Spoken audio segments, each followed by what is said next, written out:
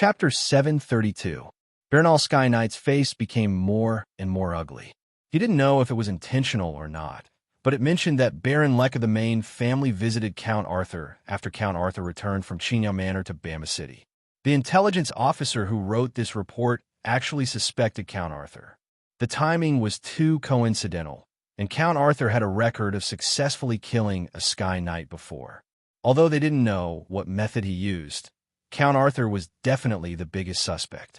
Only Bernal Sky Knight knew that before Dick went missing, it was he who talked to Dick Sky Knight about joining forces to deal with Count Arthur. Bernal Sky Knight could almost imagine how Count Arthur would react if he knew the cause and effect of this matter. Moreover, the timing of Baron Lek's visit to Count Arthur was too coincidental. Baron Lek had just finished visiting Count Arthur, and then the two Sky Knight went missing. Everything pointed to the three Sky Knights joining forces to deal with Count Arthur, which made Bernal Sky Knight unable to stay calm. He flipped through the files of Count Arthur's previous moves and found that Count Arthur had a habit of collecting corpses and cleaning up the battlefield. The disappearance of the two Sky Knight was very consistent with Count Arthur's habit. Bernal Sky Knight could no longer sit still. He looked around. He had a feeling that there would be assassinations around him at any time. Before, he thought that the Aristocratic Affairs Office was very safe. At least no one would dare to do anything in the Aristocratic Affairs Office. Even if the main family wanted to deal with him, they would need to send him to do a mission to threaten him. In fact, Bernal Sky Knight already had plans. As long as there was an order from above that required him to do a mission, he would immediately leave the Aristocratic Affairs Office and find a top aristocratic family to rely on, even if he would lose his freedom. Compared to life, freedom was nothing. However, things are different now. Dick and Lydgate were both Sky Knights. These two Sky Knights were not inferior to him in terms of combat power. The two Sky Knights were together in the enforcement team, but they were still killed in an instant. This made him no longer believe in the safety of the Aristocratic Affairs Office. Bernal Sky Knight was in the Noble Affairs Office. He didn't have to worry about the assassination of the main family, but he had to worry about the assassination of Count Arthur. No, I can't stay here any longer. I need to act immediately, Bernal said to himself. He quickly walked out of the room, wanting to find a place to hide first before thinking of a way to join a top noble family. Teleport to planet Urlu. Bernal Sky Knight came to the portal dedicated to the Noble Affairs Office and ordered the staff there. Yes, Bernal Sky Knight. The staff member replied with a smile. Planet Urlu was a purely commercial planet. The people on the planet were extremely complicated. Not only were there nobles, but many evil god believers also used the planet as a supply ground. Because there were many satellites around planet Urlu, and all of them were habitable environments, planet Urlu had more space to hide. Even the Noble Affairs Office didn't have strict control over the planet. Of course, only the people inside the Noble Affairs Office knew that the shrines had asked for it to be left alone. Knights needed to be sharpened, and a knight without an opponent couldn't grow. This was one of the reasons why the power of the evil god believers had been stable for so many years. Bernal Sky Knight wanted to go to planet Urlu, so he wanted to use the complicated environment there to hide. When Bernal Sky Knight walked into the portal, he saw the expression on the staff member's face. He couldn't help but feel a chill in his heart. It was an expression of ridicule. When Bernal Sky Knight appeared again, he didn't see planet Urlu as he had been before. Instead, he saw a fortress. Through the fluttering flag, he knew where he was. The flag with the white coat of arms clearly indicated that this was the territory of the main family. Bernal Sky Knight wanted to summon his flying mount and escape, but he felt a sense of oppression in the air. He looked up and saw a figure standing in the air with a smile. What Bernal Sky Knight couldn't believe was that the figure was made of illusory energy. It was an energy clone. Great Lord Gould, Bernal Sky Knight said with a dry voice. He couldn't even salute because he felt that if he made any movement, Lord Gould's energy clone would give him a fatal blow. There are some things that you shouldn't do, Lord Gould said in a deep voice. After saying this, Lord Gould didn't wait any longer. The energy clone rushed forward. The energy clone didn't need any equipment.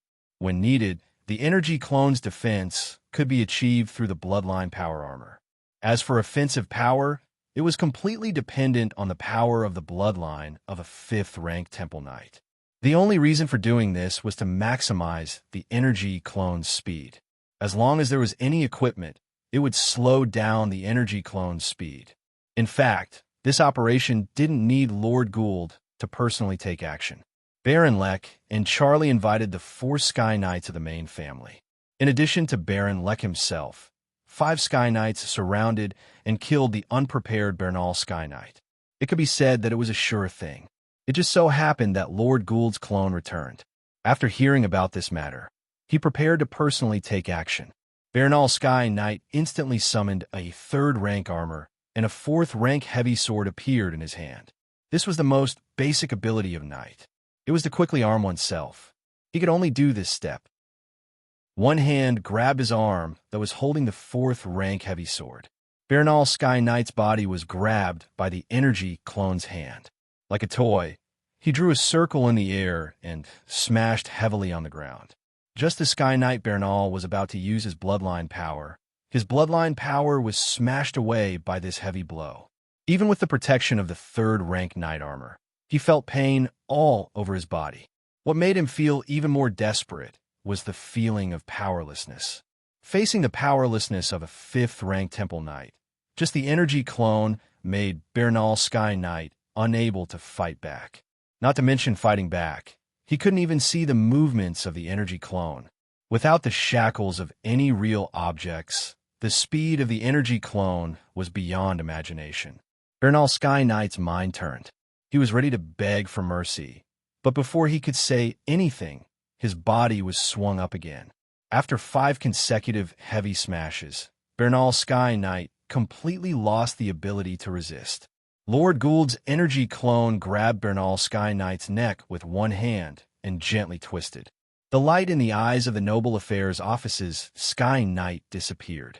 Lord Gould put Bernal Sky Knight's body into the space ring of Bernal Sky Knight and threw it to Baron Lek on the side, along with the summoning ring. "Give these 2 rings to Arthur," Lord Gould ordered. Bernal Sky Knight knew that David liked to collect spoils of war and enemy corpses. How could the main family not know about this? Lord Gould also didn't like the items of Sky Knight, so he gave them to David as a favor. He also told David that the main family had taken care of Bernal Sky Knight. To be honest, even Lord Gould was a little surprised by David's speed. There was some chaos in Bama City. Some nobles who didn't know the truth left the main city and returned to their territories on various planets. However, this chaos didn't last long. As the gossip continued to spread, some news spread in the noble circle. In particular, Bernal Sky Knight of the Noble Affairs Office was also missing. The identities of the 3 Sky Knights were combined, and some nobles thought of the mission to eliminate the shrines of the Shadow God. Subsequently, Arthur's promotion from Baron to Earl was noticed at the same time, and the corresponding speculation arose. Originally, this incident in Bama City's law enforcement team would definitely continue to have an impact in the noble circle. But because of another incident, this extremely influential case wasn't so important. On Lone Star, the first group to enter was a team of 6 level 3 battle priests, led by a level 4 Shrines of the Earth. Then the teleportation gate to Lone Main City was closed. This was also the result of the discussion between Bishop Bolin of the Earth Shrines and the main family. As soon as they entered Lone Main City, the level 4 priest found that something was wrong. The entire Lone Main City was filled with an aura that made the level 4 priest speechless. This aura made the level 4 priest feel a chill all over his body. Detect evil. The level 4 priest used his not-so-strong mind to cast a divine spell. Since they were all battle priests, the only one who could use divine spells was this level 4 priest. Shrines rarely sent priests with spiritual talent. Because these priests learned divine spells themselves, their abilities were very similar to those of warlocks who were followers of evil gods, so they simply wouldn't leave the shrines. In fact, these priests of the shrines were the same profession as warlocks of evil gods, but they believed in different gods. Battle priests were knights and also the guardians of shrines.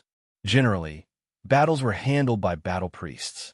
Among the battle priests, Only level 4 priests had a strong enough mind to cast divine spells, and the spells they could cast weren't of a high level. Detect Evil was a divine spell that detected the presence of an ancient god in the surrounding environment. No matter if it was an ancient god or a follower of an ancient god, as long as they appeared, they would be detected. White light flashed in the hands of the level 4 priest, floating in all directions. In the process of floating, the white light quickly turned light red, and as the light spread out, it became redder and redder. There's an evil presence. Set up a formation. The level 4 priest saw the red light flash and roared loudly. 6 level 3 battle priests approached him, wearing armor and holding weapons in their hands, ready to fight. The level 4 priest found that the spatial energy on the surface of the huge teleportation gate was quickly dimming. In just 2 breaths of time, the huge teleportation gate was closed. The level 4 priest found that there was no way back, and his heart couldn't help but sink. He hoped that the next batch of battle priests who were preparing to teleport would find out earlier that they couldn't teleport here, so that there might be someone to save them. But this hope was very slim, because the next batch of battle priests would only arrive a day later. Just as the level 4 priest was thinking about this, he heard footsteps all around him. He looked around and saw figures appear one by one. These figures were all knights, but their eyes were all white, and there wasn't a single pupil in them. When these knights entered the range of Detect Evil, a black light appeared above their heads. This was no longer an evil presence, but a true evil presence. Seeing the state of these knights, the level 4 priest thought of the information recorded in the ancient books of the Earth Shrines. The ancient gods used divine power to directly affect the world, and those who were affected would have their pupils disappear. Their completely white eyes meant that their souls were blinded. No matter what these people believed in before, their souls were now affected, and they turned to believe in the ancient gods who used divine power. Of course, this method of using divine power to affect the world didn't only consume divine power, but the effects weren't good either. It was something that was only done as a last resort. Divine power was the foundation of any god. Consuming divine power, especially divine power that affected the faith of all the people on a planet, was enough to consume more than 3 divine power crystals. And the production of 1 divine power crystal required 100 million devout believers' faith for 100 years. Lone Star was an agricultural planet with a population of no more than 30 million. The god of plague, Gladstone, used 3 divine power crystals to affect the entire Lone Star. The price was high enough, but the loss was also high enough. It was important to know that the believers who used divine power to influence were not pure devout believers. This was because the believers' minds were no longer sound, and the faith they produced was only half of that of a normal devout believer. The most important thing was that these believers lost their ability to work independently. Unless the god of plague, Gladstone, personally commanded them, these believers would starve to death after all the stored food was consumed. The god of plague, Gladstone, had paid a huge price to use 3 divine power crystals to convert all the people on Lone Star into his believers. This was also a last resort. The god of plague, Gladstone's previous world was broken, and his breath was exposed to the great world of God, which was discovered by several shrines. Under normal circumstances, the god of plague, Gladstone, would have found a hidden place and used his world to hide. But after tens of thousands of years of sleep, most of the souls in Gladstone's world had dissipated, and there weren't many souls left. In the past, he could rely on 100 level 5 souls to support himself, but the shadow attendant absorbed the 100 level 5 souls, causing the number of souls in Gladstone's world to fall to the point where he couldn't maintain the existence of his world. At first, the god of plague didn't consider this, because in any god's world, there would be hundreds of millions of souls. These souls were enough to support the existence of the world, and no god would consider the situation of insufficient souls. Chapter 733. The divine crystal was extremely precious to any god, especially a weak god like the god of plague Gladstone. If it wasn't a last resort, the god of plagues wouldn't want to consume the precious divine crystals. The world of the god of plague, Gladstone, could not be without souls. Otherwise, even if he hid the world, it would slowly collapse due to the lack of souls in the world. No god would let his world collapse. If the world of the gods collapsed, the gods would be directly exposed to the main world of the great world of God. The rules of the great world of God would suppress the gods. Although the strength of the suppressed gods was enough to crush the level 5 knight of the Night Temple, the consumption of fighting in the great world of God would be huge, and it was easier to die. There were too many things that other strong people wanted to get from gods. As long as the god of plague, Gladstone, appeared in a divine world, there would be countless level 5 holy knights coming out to fight for the treasures of the god of plague, Gladstone, even without the organization of the major temples. Of course, when the god of plague, Gladstone, was discovered by the shrines, no level 5 temple knight would take the initiative to fight. They could only wait for the recruitment of the shrines to carry out the task of killing a god. In fact, few level 5 temple knight wanted to participate in the recruitment of shrines. They would only reluctantly participate under the compulsion of the shrines. Because of this kind of task of killing a god, the battle of the gods was dominated by the level 5 temple knight, but the main harvest all belonged to the shrines. After killing a god, all the items related to the gods would be taken away by the shrines. Although the treasures left behind were good, they were really nothing for a level 5 temple knight. This was also why Lord Gould did not report to the shrines after discovering the god of plague, Gladstone. Instead, he organized his own people to kill a god. The shrines also had an important task in the great world of God, which was to prevent anyone from opening the road to godhood. In order not to become the prey of the shrines, the god of plague, Gladstone, chose to occupy Lone Star first. As long as he controlled the entire Lone Star, even if the shrines wanted to eliminate him, they would first need to understand the situation of the Lone Star. Gladstone, the god of plague, needed some time to gather more souls of his believers. It must be known that it would take at least 10 days for all the believers on Lone Star to starve to death. Only then would the original food be consumed, and it would take a few more days for them to finally starve to death. During this process, the god of plague, Gladstone, could not intervene. As long as he intervened, the rules of the world would come into play. Although the rules of the world could not be seen normally, this rule did not only affect ordinary people, but also gods. In order to obtain faith from the great world of God, one had to abide by the rules of the world. The god of plague, Gladstone, used his divine power to cheat and create believers. However, in order for the souls of these believers to return to the world of the god of plague, they had to fully abide by the rules of the world. They had to let the believers die naturally or die fighting for him. Gladstone, the god of plague, naturally would not allow the shrines to send people into Lone Star. He hoped that they would kill all the believers. The shrines of the powerful gods only needed to open the altar to remove the influence of the divine power. Therefore, the best choice for the god of plague was to let all the believers on Lone Star die naturally.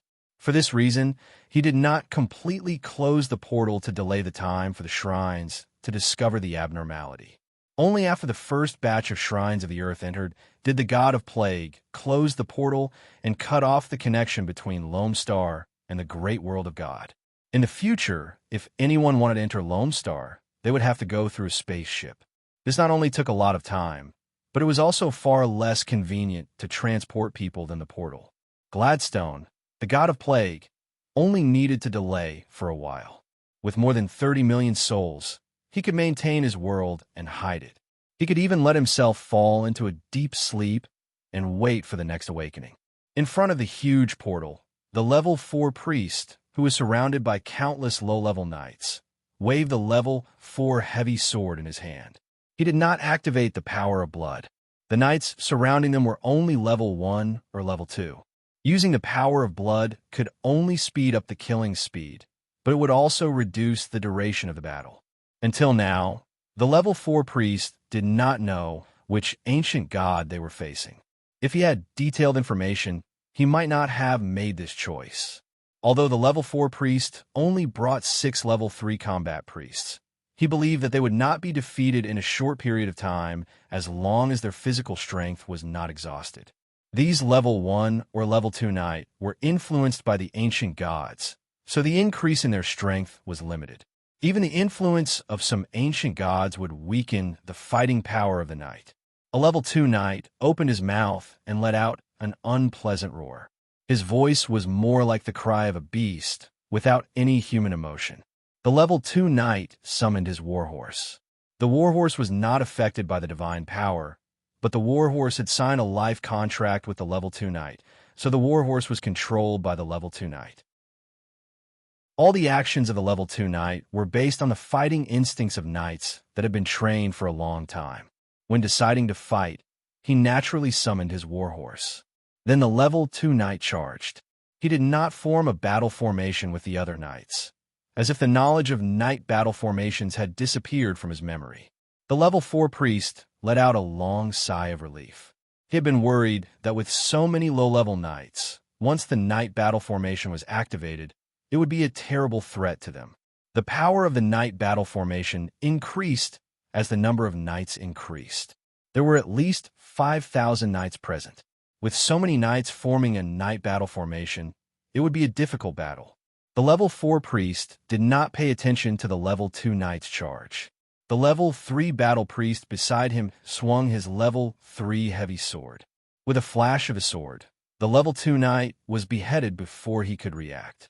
The level 2 knight was killed before the life contract of the warhorse could take effect. However, at the instant his head flew up, the blood in his body spurted out. What should have been bright red blood was now black blood. The level 2 knight was already charging, while the level 3 battle priest did not use his bloodline power because he wanted to save energy. He did not even activate the bloodline power that protected his body. This caused the level 2 knight's black blood to spurt out without any hindrance. It sprayed onto the level 3 battle priest's body. The level 3 battle priest tried his best to dodge, but he was still stained with a few drops of the black blood. At first, the level 3 battle priest did not pay attention to the black blood. He had seen many evil things, and he could easily deal with them by using his bloodline power. It must be known that the bloodline power's grade increased with the user's level. His level 3 bloodline power should be able to deal with a level 2 knight's black blood easily. However, the level 3 battle priest realized that something was wrong when the black blood touched his body. The level 3 battle priest was also wearing a level 3 knight's armor. It was a treasure personally made by a grandmaster. However, the level 3 knight's armor didn't even last for a breath before it was corroded by the black blood. The black blood seeped into the armor. This is a level 4 poison. The level 3 battle priest cried out when he felt the numbness in his body. He immediately took out an antidote from his space ring and drank it. However, this top-grade antidote did not have any effect. Instead, because he wanted to use the antidote to detoxify the poison, he lost the chance to remove the poisoned flesh. The level 4 battle priest was about to help the poison level 3 battle priest when a level 3 battle priest's corpse suddenly shrank. A violent energy surged within the corpse. Be careful. Activate the bloodline power barrier.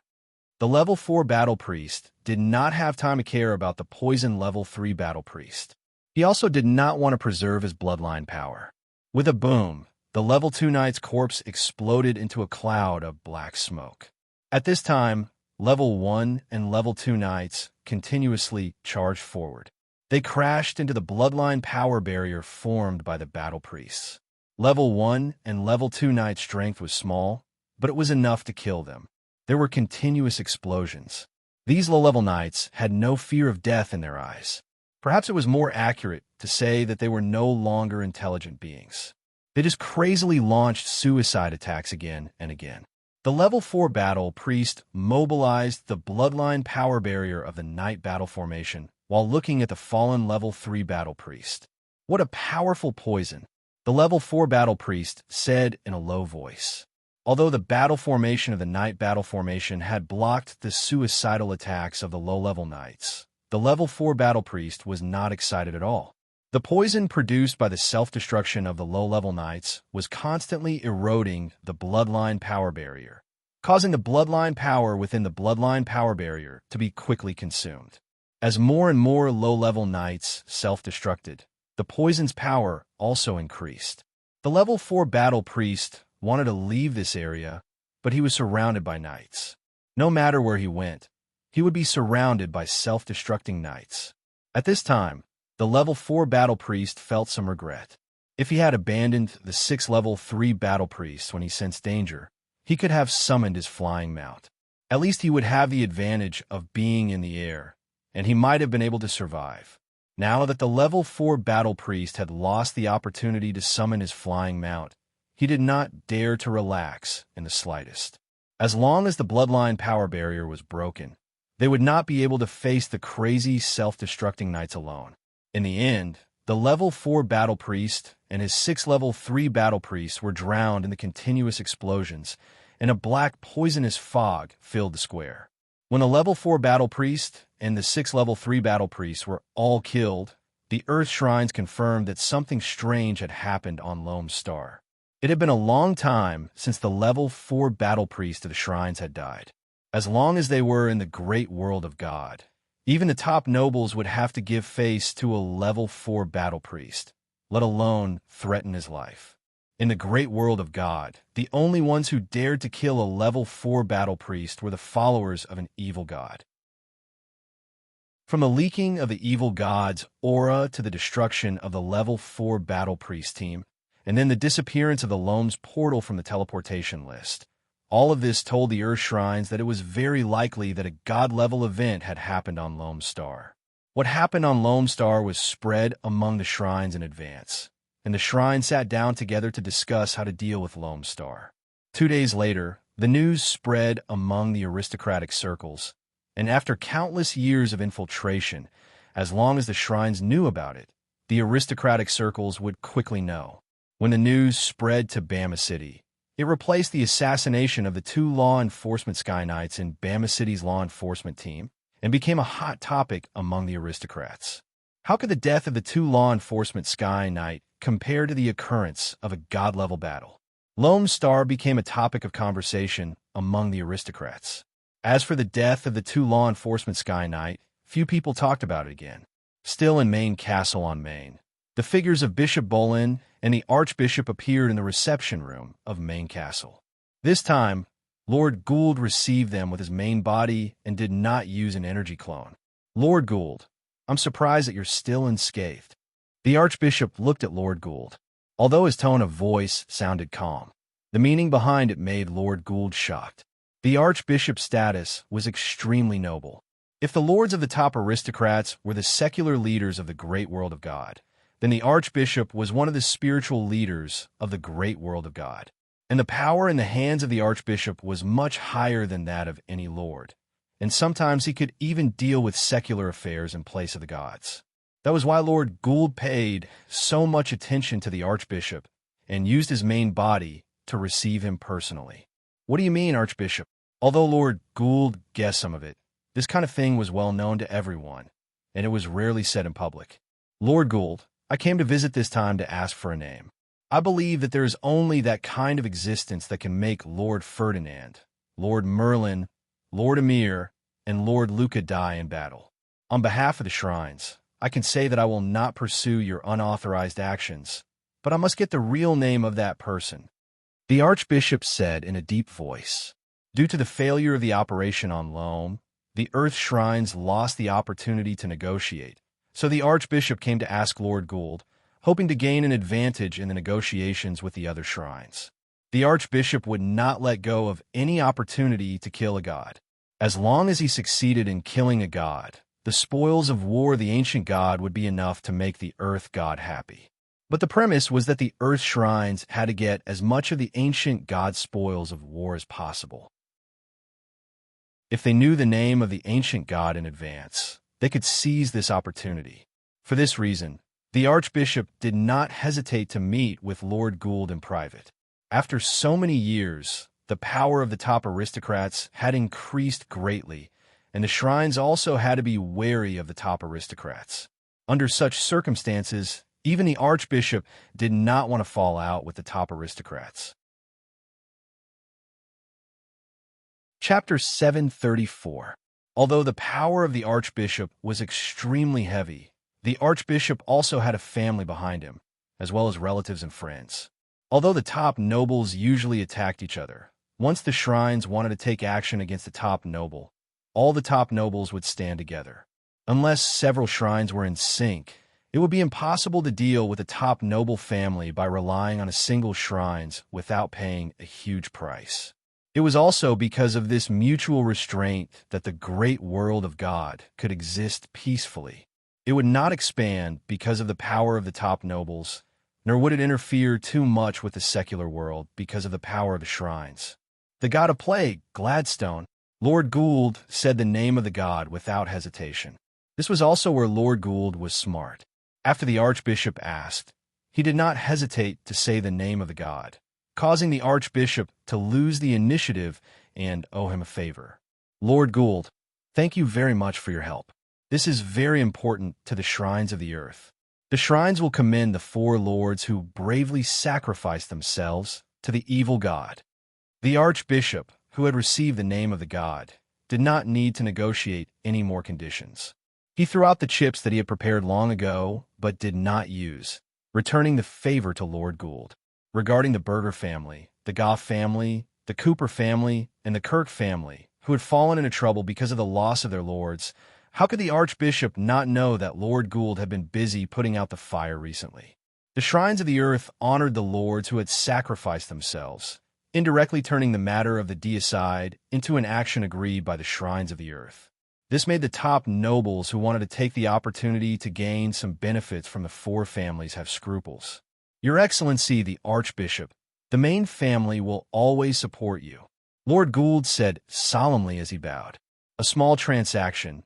Not only did it not cause any conflict, but it also made the relationship between them closer. David returned to the Chinyam Manor in the strange atmosphere of Bama City. This time, he returned to the Chinyam Manor to dismantle the medium teleportation gate. Previously, the medium-sized teleportation portal could only be regarded as relatively precious and special. But when David learned that the teleportation portal on Lone Star had gone missing, he immediately thought of his own medium-sized teleportation portal. If there were no other portals available on Lone Star, then his medium portal would be the only one that could directly connect to the safe house cave of the God of Shadows believers on Lone Star. As for whether the safe house of the Shadow God's believers on Lone Star would be known by the other believers of the Shadow God, David had no idea. But according to his guess, this possibility was very low. After all, the safe house was the safe house of Moba Planet's Shadow God shrines. As a safe house of shrines, the possibility of it being leaked to other believers was very low. Of course, David could directly use other portals. As long as he entered the medium portal symbol in the safe house, he could be teleported to the safe house. But doing so would expose the existence of the safe house over there, which was a hidden place that he had prepared for himself. If David recreated the safe house himself, not to mention how much energy he would have to spend to draw the runes, he wouldn't even be able to draw the special ancient runes. The current runes weren't as effective as the ancient runes. After returning to the Chinyam Manor, he put away the medium portal and then stayed for another day, seizing this time to train. On the day of the conscription order, David left the Chinyam Manor early in the morning. He rode the warhorse Little Blossom and brought the two Sky Knight directly to Planet Triumph through the main city's teleportation gate, instead of returning to the villa in the main city. Planet Triumph was the planet where the assembly would take place this time. Its location was very close to Lone Star, and it was for this reason that the assembly location was set here. The assembly location previously notified wasn't Planet Triumph, but a branch of the War Shrines. Walking out of the huge teleportation gate of the Triumph main city, David saw a priest wearing the ceremonial robe of the War Shrines. From his aura, he could tell that he was a level 3 priest. Welcome, Earl Arthur. The level 3 priest didn't even introduce himself. He just glanced at the noble robe on David's body and saw the noble coat of arms at the corner of the robe. Then he bowed slightly and said, There were many nobles conscripted this time, and David, a count, was the one with the lowest rank. Especially when the level 3 priest saw that there were only 2 knights behind David. His eyes flashed with dissatisfaction. The conscription order clearly stated that one must bring 6 Earth Knights, but a count only brought 2 knights, which was clearly a violation of the conscription order. "This is the knight you brought." The level 3 priest didn't believe that a count could have 2 Sky Knight accompanying him, so he asked with dissatisfaction. David nodded to the Mark Knight and the Garland Knight behind him. The 2 Sky Knight released their aura, and 2 terrifying auras immediately spread out. Many ordinary people who were still nearby were so scared that they sat on the ground. Even the face of the level 3 priest on the opposite side changed. More than half of the aura of the 2 Sky Knights were coming towards him.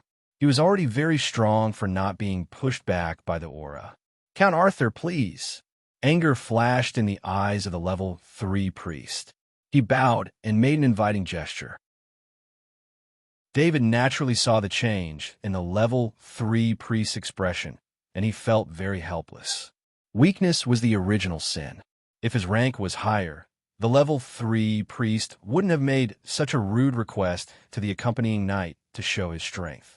The priest of his shrines had an extremely high status. Although they didn't participate in worldly affairs, their status was still there. Even a count like David had to be careful when he saw a level 3 priest. David sat in a carriage. There were a few carriages like this near the portal, and it was obvious that they were all there to welcome the conscription of nobles. Of course, the real nobles had their own extravagance, so they didn't need the carriages here. The carriage sent David to a luxurious hotel. As soon as David approached the hotel, he felt the aura of many level 4 Sky Knight. When he walked into the lobby of the hotel, a priest of the war shrines came to greet him. "Earl Arthur, this hotel has been booked by our shrines. This is your room card. You can rest for a while, or you can relax in a bar on the first floor." The priest of the war shrines didn't have the same temper as the previous priest, and he introduced him with a smile. "Thank you," David said politely as he took the room card. David didn't go to the room assigned to him. Instead, he brought the 2 Sky Knight to the bar. He had been in the great world of God for a while, and he had attended some banquets. He had seen some of the nobles' lives, but he had never been to a noble's bar. This was a good opportunity to get to know more nobles. When David walked into the bar, he saw that the bar's environment used a variety of lighting patterns, making the bar's light chaotic and full of artistic beauty. Most of the things in the bar were transparent crystals, from the crystal decorations at the top of the bar to the crystal wine glasses hanging upside down above the wine cabinets to the crystal wine glasses placed on the wine cabinets. These crystals scattered the light under the chaotic lighting, making the people who entered the bar feel as if they were detached from the mortal world. "God, it's Earl Arthur!" Following the Earl's soft exclamation, the original chatter in the bar instantly disappeared. All the nobles looked in the direction of David. Their gazes were filled with surprise, curiosity, and awe. "Earl Arthur, we meet again." In the silence, Earl Henderson of the Carney family stood up and took the initiative to greet him. In fact, Earl Henderson didn't want to stand up at all. One had to know that the Carney family had paid a heavy price to ease their relationship with David. However, Earl Henderson didn't dare to not take the initiative to greet him. If he angered David again, the consequences would be unimaginable. "Hello, Earl Henderson." David smiled and saluted. After both sides exchanged greetings, David accepted Earl Henderson's invitation and sat opposite him. David looked at Angelo Sky Knight, who was sitting beside him, and nodded with a smile. "Greetings, Earl Arthur." Angelo Sky Knight quickly stood up and saluted respectfully. This Angelo Sky Knight had escaped from David's hands. The previous grievances had been resolved by the main family, and David wouldn't pursue it, so David also saluted back. Before David and Earl Henderson could start chatting, the nobles at a table not far away had already stood up and left the bar. This was like a wind vane. One by one, the nobles stood up and left the bar one after another. Among them were earls, marquises, and even a duke. "Earl Arthur, you've scared everyone away," Earl Henderson said with a bitter smile. The Carney family was a subsidiary of the main family. Recently, the Main family had news of friendship with Earl Arthur. This kind of friendship wasn't the kind of ordinary communication before. It was to tell all the subsidiary families that Earl Arthur and the Main family had become friends. At the right time, the subsidiary families needed to take care of one or two. Therefore, even if David's notoriety spread far and wide, Earl Henderson could only stay. Am I that scary? David helplessly shook his head and said. Earl Henderson and Angelo Sky Knight despised him in their hearts. Not to mention the Bama family's annihilation, the recent assassination of 2 law enforcement Sky Knights in the Bama main city's law enforcement team. Everyone guessed that it was Earl Arthur who did it. Even if there was no evidence, all the nobles still thought so. With the disappearance of Bernard Sky Knight from the Aristocratic Affairs Office, some news would inevitably spread. There were no secrets in the aristocratic circle. For example, Bernard Sky Knight used his position to recommend Earl Arthur to the Shrines of War, causing the dissatisfaction of the Main family. The nobles who knew about this immediately connected this matter with the disappearance of the other 2 law enforcement Sky Knight. It wasn't difficult to find out the connection. For the aristocratic families that didn't have a level 5 Temple Knight, Earl Arthur, who could assassinate 2 law enforcement Sky Knight in a short time, was definitely an existence that couldn't be provoked. Earl Arthur was seen as a dangerous person by many nobles. Naturally, his appearance in the bar would make the nobles speechless and make them leave. Earl Henderson, how many nobles will come this time? And how much fighting power will they have? David curiously asked. With Earl Henderson, who was familiar with him, David naturally asked his question. The number of nobles recruited each time will not exceed 100. To be precise, it should be at most 99 nobles. This is the agreement between the nobles and the shrines. They can't recruit nobles without limit. As for fighting power, 1/3 of the nobles will bring Sky Knights, about 40 Sky Knights. As for Earth Knights, there will be more, about 400. Earl Henderson replied with a smile. David couldn't help but click his tongue.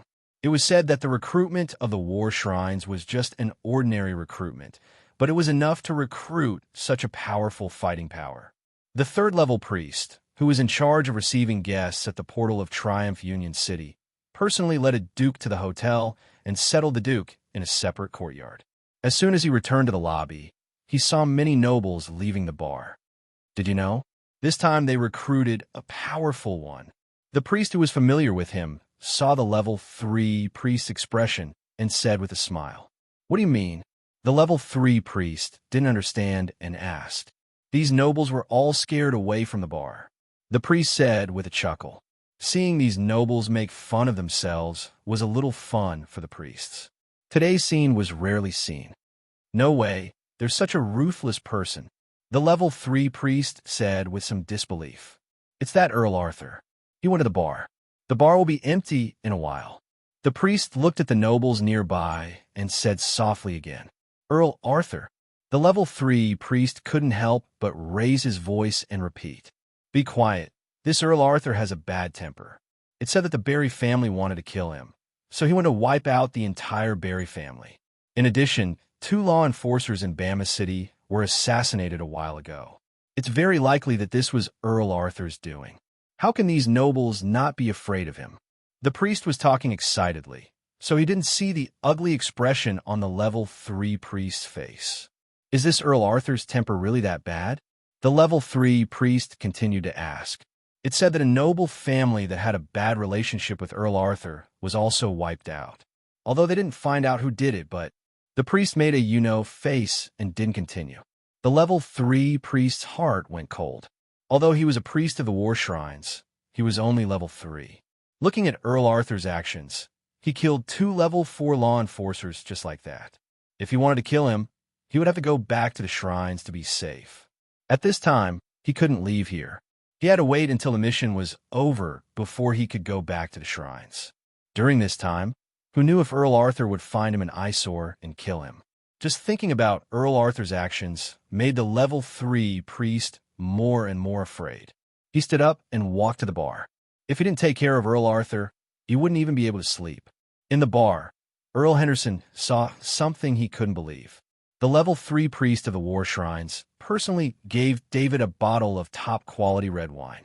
His words were so respectful that Earl Henderson almost thought that David was a bishop of the war shrines. Chapter 735. In the afternoon, all the nobles had arrived. This time, the total number of nobles had reached an unprecedented 99. It could be seen how much importance the shrines attached to this matter. Of course, there were different levels of importance. If they had known earlier that they were going to deal with an awakened ancient god, the war shrines would definitely not have only recruited the nobles who were Sky Knights at most. They would have recruited the top nobles. After David discovered that he was not popular and almost no nobles were willing to communicate with him, he did not want to take the initiative to communicate with them. Instead, he returned to the room arranged for him. The room was a suite, a master room, 6 guest rooms, and the corresponding facilities. This kind of room was the worst in this hotel that was specially used to receive nobles. Usually, guests with the title of Earl like David would stay in a separate courtyard. However, this time, the title of Earl was the lowest among the 99 nobles. In the evening, the shrines informed all the nobles to go to the conference hall with the Sky Knight. The war shrines would issue missions there. When David walked into the conference hall with the 2 Sky Knight, there were already more than 50 people in the hall. Everyone was greeting each other. This was a rare opportunity to gather together and socialize. When they saw David walk in, the nobles who were mentally prepared did not stop talking. They just lowered their voices. David did not take the initiative to sit in the front. He found an inconspicuous seat in the back row and sat down. As more and more nobles entered the conference hall, the noise in the conference hall returned to normal. Bishop McKinley has arrived. With the announcement of the shrines, the voices in the conference hall instantly disappeared. Bishop McKinley, who was wearing a golden robe, walked in with a staff inlaid with a huge gem in his hand. On behalf of the war shrines, I welcome you all. Bishop McKinley bowed. No nobles were sitting at this time. They all stood up to return the bow. Bishop McKinley's status was more honorable than any of the nobles here. The war shrines were special, so no nobles dared to show any disrespect to the shrines. From the name of the god of war, one could tell what this god was in charge of. In the great world of God, the war shrines were the most active and contributed the most in most large-scale operations to wipe out evil gods. Of course, the recruitment this time was not only for the war shrines, but for the shrines of the war shrines. Gentlemen, I think you've all heard about the evil god incident on Lone Star. What I need to say is that the development of the situation is beyond the shrine's expectations. You nobles will be the first batch of nobles to be recruited. The top nobles are gathering their forces, and they will be the next batch of nobles to be recruited. Bishop McKinley said in a deep voice. Bishop McKinley's words immediately caused a commotion in the originally quiet conference hall. Everyone understood the meaning behind Bishop McKinley's words. In other words, the situation on Lone Star was worse than the rumors outside. A large number of level 5 Knight Templars were needed. This was a war that had not happened in the great world of God for many years. Compared to the forces that the top nobles could send, the strength of the nobles here was extremely low. This also meant that this mission, even the most ordinary one, would be extremely dangerous. It would not be an exaggeration to say that there was a slim chance of survival. Gentlemen, you are all nobles of the great world of God. Please maintain your self-restraint and etiquette. Bishop McKinley said in a deep voice as he knocked the ground with the scepter in his hand. The nobles stopped their discussion, but the atmosphere in the conference hall was no longer as peaceful as before. Although it was the shrine's right to recruit nobles, the shrines could not send the nobles to their deaths. A mission that would definitely lead to death would also be questioned by the nobles. Therefore, the nobles' eyes were focused on Bishop McKinley, waiting for his next words. This time, the mission issued by the shrines will also be changed from a war mission to a reconnaissance mission. As soon as Bishop McKinley said this, the expressions of the nobles below relaxed. No one knew the situation on Lone Star. If all 99 nobles would be sent to Lone Star, it was estimated that not many of them would survive. If the Shrines of War really issued such a mission, the nobles here would apply for the help of the Supreme Council, and the Supreme Council would re-coordinate with the Shrines. Bishop McKinley was also very helpless. The Shrines could force the war mission, but in this way, any Shrines and executors who pushed for the mission would be hostile to the nobles. No matter what they did in the future, they would have enemies everywhere. Besides, there were only 43 Sky Knights among the 99 nobles recruited this time. It was simply impossible to deal with the god of Plague Gladstone with such a combat power. Even if the god of Plague Gladstone could not directly attack, no one knew the situation on Lone Star. Without the premise of intelligence, no one dared to send all the nobles' troops. According to Bishop McKinley's knowledge, the next batch of orders would be sent by several major shrines. These bishops were existences that could invite the gods. The first mission is to enter Lone Star and leave the shrine's reconnaissance array on the surface of Lone Star. The mission reward will be a great merit. Bishop McKinley said in a low voice as he glanced around at the nobles and Sky Knight present. As it was a reconnaissance mission, naturally, not everyone was required to go. This mission only required someone to take the initiative to apply for it. Of course, if no one took the initiative to apply, the shrines would assign this mission, and no one could refuse. The great merit mentioned by Bishop McKinley made all the nobles' eyes light up. Great merit would only appear in very few missions. Starting from the title of Earl, if one wanted to promote one's title or territory, the amount of merit needed was unimaginable. Many noble families spent a lot of energy on various meritorious missions, but only so that their titles would not fall during the inheritance. It was extremely difficult to promote one's title. Great merit was a very special kind of merit. As long as there were 2 great merits, the title of Earl could be promoted by 1 level. This time, the nobles present were a little surprised that the shrines could give such a reward. However, although they were tempted, there were very few nobles who really wanted to accept the mission.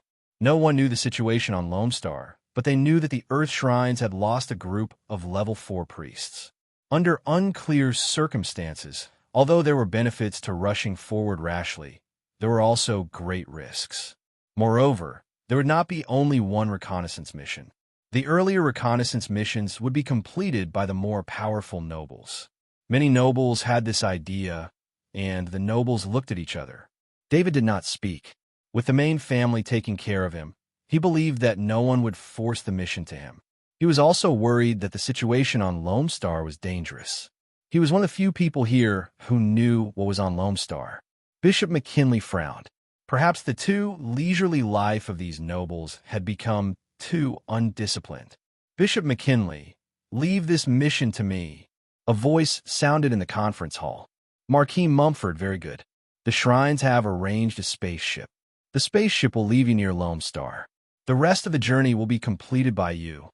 Bishop McKinley said to Marquis Mumford with a smile. He was very satisfied with Marquis Mumford's initiative to accept the mission, so he patiently explained the details of the operation. I won't go. This kind of small mission can be done by my family's 2 Sky Knights. Marquis Mumford nodded to the 2 Sky Knights beside him, and then said to Bishop McKinley, That's good. The 2 Sky Knights can be faster. Bishop McKinley did not care, and still said with a smile. Marquis Mumford's family had developed rapidly in recent decades, especially after the top noble family, the Beaton family, had produced 3 Sky Knights in succession. This time they had brought 2 Sky Knights. As for why Marquis Mumford did not participate in the mission, it was very understandable. He only had the strength of an Earth Knight. If he went, he would be a burden to the 2 Sky Knights. The 2 Sky Knights did not speak. They were very strong, but their status was the lowest in the whole conference hall. The Sky Knights here were at least Earls. Being able to let the Sky Knights listen in was already a kind of care for the Sky Knights. They stood up and bowed to Marquis Mumford, and then to Bishop McKinley. There were 2 Sky Knights led by a heavenly priest. From here to Lone Star, the fastest spaceship would take 30 hours. Therefore, after this task was assigned, the rest of the nobles had to continue waiting in the hotel. First, They had to wait for the information brought back by the two Sky Knights. Second, the shrines could also increase the mission at any time. The two Sky Knights were taken by the shrines, who extracted a trace of blood power and left it in the life card. The life card was taken out by the shrines, so they could know in time whether the mission taker was dead or not. The shrine spaceship flew out of Triumph Star 10 minutes later. Although Lone Star was close to Triumph Star, it was only relative to the whole great world of God. A 30-hour space flight was a long and boring journey for the people of the great world of God who had long been used to using portals. The two Sky Knights' journey was boring, and the nobles who stayed in the Triumph Star Hotel were also bored. They used party after party to pass the time. Every time David used the shadow attendant to check the situation around, he would find that the whole hotel was almost constantly having party after party. Among the 99 nobles, except for David, who was a special one, they all grew up attending parties. They made friends at parties, fell in love at parties, and anything would become a party. They were a group of party creatures. One could imagine what kind of scene it would be when more than 90 nobles gathered together. Wine, singing, and dancing. This was not a place to participate in the recruitment of shrines at all. Instead, it was a super party. Usually, it was almost impossible to invite 99 nobles with the rank of Earl or above to a party. No nobles invited David, so David was also happy and relaxed. Although the environment here made it difficult for him to practice too openly, it was still good to continue to complete his new tactics. At 12 o'clock the next night, all the nobles were gathered in the conference hall. Fortunately, these nobles rarely slept at 12 o'clock at night. Only a few of them drank a little too much, so the priests used magic to help them sober up. Only then could they participate in the meeting. "Sorry to disturb you, gentlemen," Bishop McKinley said in a slightly sarcastic tone. In just over 30 hours, the performance of these nobles was intolerable to Bishop McKinley. These nobles did not realize what kind of enemy they were facing. However, the real reason for this matter was the shrines. The shrines knew that their enemy was the god of plague, Gladstone, but the shrines did not intend to inform these nobles who had been recruited. If the nobles here knew that they were facing a true god, then the shrines would have to face questions from the Supreme Council. Although the shrines were not afraid of anything, trouble was inevitable. Therefore, Bishop McKinley could only let these nobles have fun happily and could not say anything more. "Bishop McKinley, why did you summon us so quickly? It takes nearly 3 days to go to and from Lone Star, right?" a duke asked curiously. The duke's eyes were still a little misty. It was obvious that he had not rested for a long time.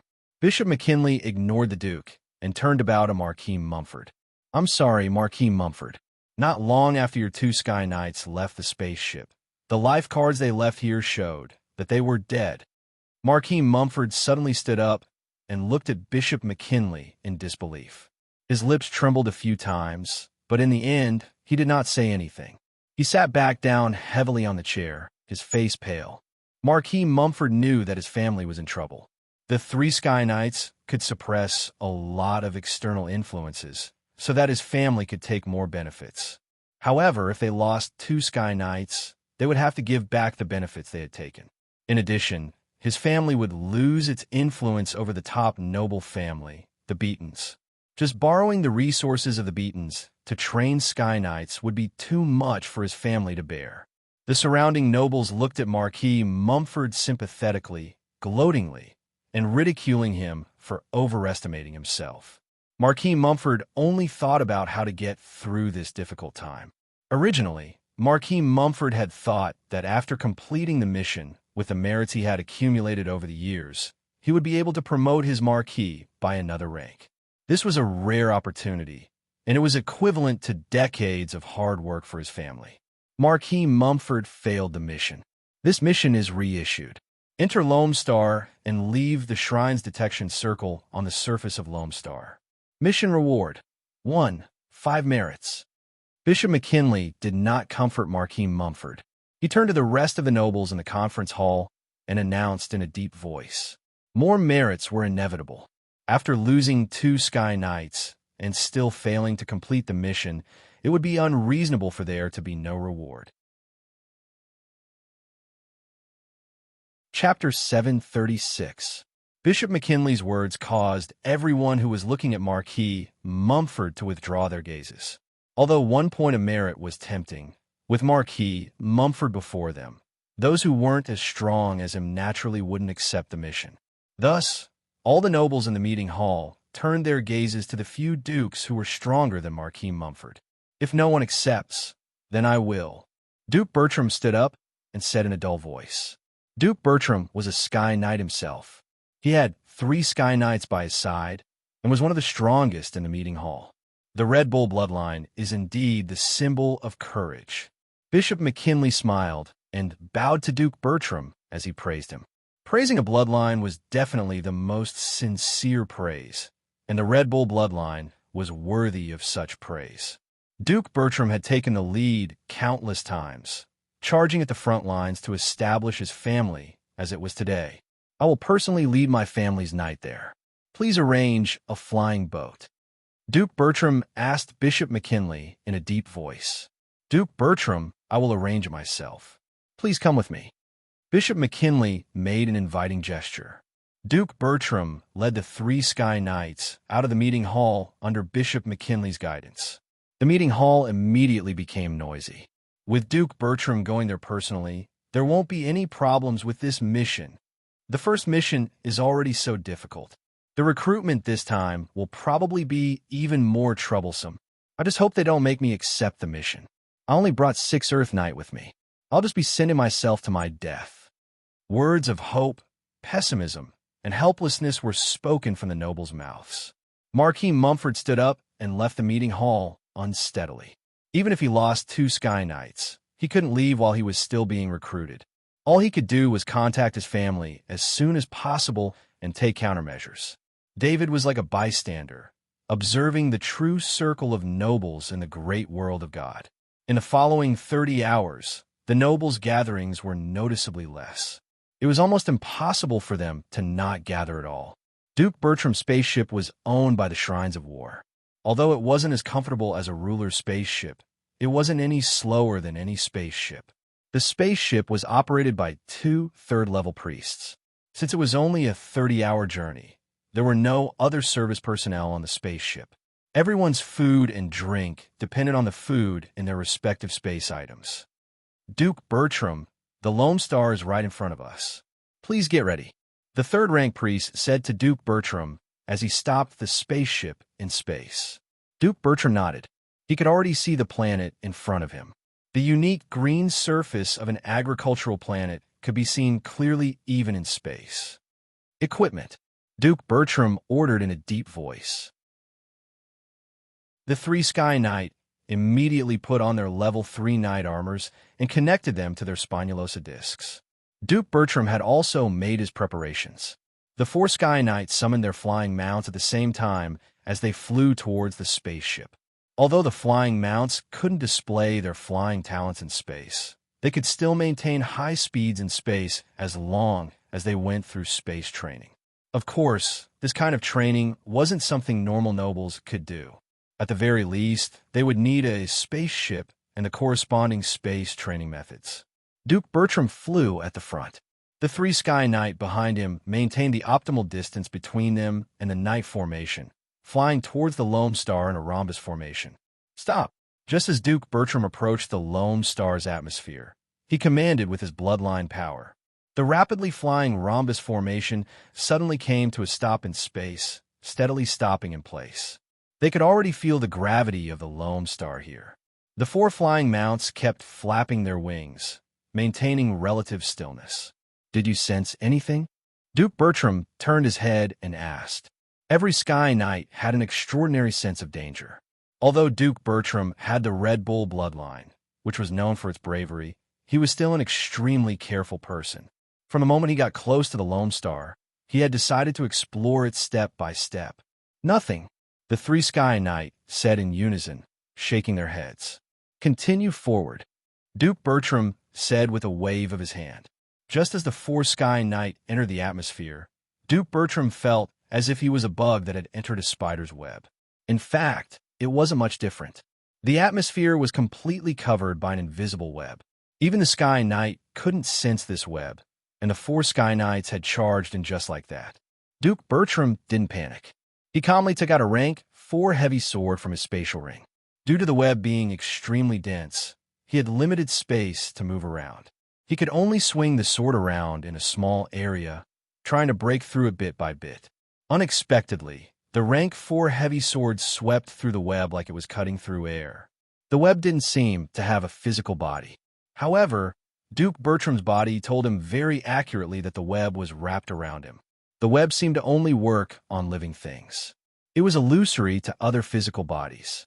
Duke Bertram mobilized the bloodline power in his body, which was also the power that Sky Knight trusted the most. His bloodline power surged into the rank 4 heavy sword, and an almost solid white color appeared on it. He once again waved the grade 4 heavy sword, and he felt a trace of resistance wherever the heavy sword passed. This made him happy, as it was effective. His happiness only lasted for a second. The severed net reconnected at the moment it was severed. The net seemed to be made of water. When the body of water was cut open with a sword, the body of water would automatically reconnect, no matter how sharp the sword was. This was because Duke Bertram's level was a little low. A rank 4 Sky Knight would find it very difficult to understand divine spells of this level. The god of plagues, Gladstone, had created a protective web that covered the Lone Star, just to slow down the shrine's entry into the Lone Star.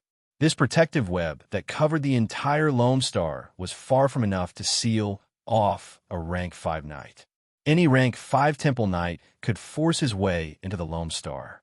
However, without many 5th-level Temple Knights acting together, the god of plague Gladstone believed that no 5th-level Temple Knight would dare to venture into Lone Star alone. Gathering a large number of 5th-level Temple Knights would take a lot of time, which gave the god of plague Gladstone a buffer. Duke Bertram, I'll open up a path for you, the Sky Knight in the back said in a deep voice, his bloodline powers surging. Without waiting for Duke Bertram's reply, the Sky Knight opened up the space in his heart.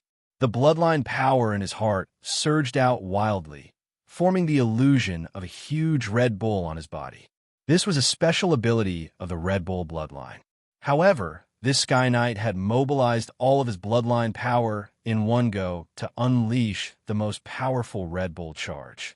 In the air, the skin inside the armor of this Sky Knight of the 3rd rank cracked inch by inch. Not only his skin, but his muscles and bones were also destroyed because he had forcefully mobilized the power of his bloodline beyond what his body could bear. However, before his body collapsed, he activated the special ability of his blood meridian power, charge of the Red Bull. His body turned into a Mad Bull with a red tail and rushed in the opposite direction of Lone Star. After the Sky Knight used the Red Bull charge, a gap was opened in the web. Duke Bertram and the other 2 Sky Knights didn't have the time to grieve over their companion's sacrifice. They could only continuously increase their speed to catch up with the Sky Knight in front of them before the web closed. 10 meters. After just 10 meters, the path that the Sky Knight had paid a huge price to open was sealed again. The weak Sky Knight discovered that his bloodline power was unable to protect his body. When the web came into contact with his skin, strands of black mist rose from his body. Duke Bertram, this web is poisonous. Be careful, the Sky Knight said with difficulty as he mobilized the last of his bloodline power. The poison quickly spread throughout his body. Duke Bertram clenched his teeth and suppressed the pain in his heart. The web around him was poisonous, and his skin couldn't approach it. If the Sky Knight used all of his bloodline power, he would definitely lose the protection of his bloodline power. That would lead to certain death. Duke Bertram, follow me. The Sky Knight on the left didn't hesitate at all as he mobilized his bloodline power. Just like the previous Sky Knight, he madly mobilized the bloodline power in his sea of consciousness. He didn't care if his body could withstand it, all for the sake of an instant explosion. Another Mad Bull with a red tail appeared. The Crimson Bull's special bloodline ability, Crimson Bull's Charge, was able to display a terrifying effect under the power of his bloodline. Duke Bertram followed behind the Sky Knight with a red tail. This time, They were still 10 meters apart. "Duke Bertram, it's my turn. The family needs you," the Sky Knight on the right said as he mobilized his bloodline power. Duke Bertram's eyes were scarlet red. His vision was completely red. He couldn't tell if it was the veins in his eyes or the blood of his clansmen that had dyed it red. There were only 12 meters left. The Sky Knight's Red Bull charge was still 10 meters away. Just as he was about to slow down, the Sky Knight punched himself in the heart. The Sky Knight destroyed his sea of consciousness along with his heart with this punch. The remaining bloodline power in his sea of consciousness allowed his Red Bull charge to charge another 3 meters forward. Duke Bertram felt the web in front of him disappear. He left the range of the web and urged his flying steed to take the corpse of the last Sky Knight with him. Not only was the Sky Knight's heart ruptured, but his body was also poisoned. His life had ended long ago. However, this was the only corpse that Duke Bertram could bring back. The other 2 corpses were wrapped up in a web not far away. What made it even harder for Duke Bertram to accept was that the 2 corpses were slowly being lowered to the ground of Lone Star with the web. Duke Bertram no longer looked at the corpses of his 2 companions. He urged his flying steed to fly towards the spaceship of the Shrines of War. The door to the spaceship opened, and Duke Bertram walked in. The 2 rank 3 priests looked at the blood-covered Duke Bertram and didn't know what to say. They were very far away and couldn't see what had happened. However, they could tell from Duke Bertram's appearance that something big must have happened. "Return immediately," Duke Bertram ordered in a deep voice. "Duke Bertram, has the mission been completed?" a rank 3 priest asked. It wasn't that they were making things difficult for him. They just needed to report the results to Bishop McKinley as soon as possible. "I said return immediately." Duke Bertram's voice was filled with killing intent, causing the temperature in the cabin to drop a few degrees. The 2 rank 3 priests shivered at the same time. Feeling the killing intent that seemed to seep out from Duke Bertram, the 2 priests looked at each other. I didn't say anything else. They piloted the spaceship and flew towards Planet Triumph. On Triumph, Bishop McKinley looked at the 4 life cards in front of him. 3 of them had already been extinguished. Only Duke Bertram's life card was still normal. Bishop McKinley had a trace of hope in his heart. Duke Bertram could complete the mission. However, he also knew that Duke Bertram's loss this time would make it very difficult to issue any more missions. Anyone with a bit of rationality would know that even Duke Bertram, the strongest of the 99 nobles, had suffered such a fate. How could the other nobles complete the mission? What kind of price would they have to pay to complete the mission? However, Bishop McKinley had no other choice. The shrines were working together this time, and the nobles they had recruited were only the Vanguard. The Vanguard's purpose was to obtain information about the situation on planet Lumbu. It would be best if they could establish a temporary teleportation gate on planet Lumbu. Bishop McKinley had to comfort all the nobles he recruited, and at the same time, he had to recruit them to complete the missions the shrines had given him. This task seemed too difficult at the moment. Bishop McKinley stared at Duke Bertram's life card, worried that Duke Bertram would suddenly die. At the same time, he looked at another runic array. This was the control array for the long-range detection array. As long as the long-range detection array was set up, he would be able to receive the signal and investigate. However, time passed bit by bit. 10 hours, 20 hours, 30 hours. Bishop McKinley didn't rest at all. Just as Bishop McKinley couldn't take it anymore and handed over a priest to take over. Just as he was about to rest, a priest quickly ran in. "Bishop McKinley, quickly go and take a look. Duke Bertram has returned on the spaceship." The priest didn't even have the basic etiquette and hurriedly reported. Usually, Bishop McKinley would severely reprimand him for this kind of rude behavior. But today, he was shocked. "What? Duke Bertram has returned?" His voice was filled with disbelief and anger. He had waited here for so long, but this was the result. Chapter 737. When Bishop McKinley quickly walked into the hotel's lobby, he saw Duke Bertram covered in blood.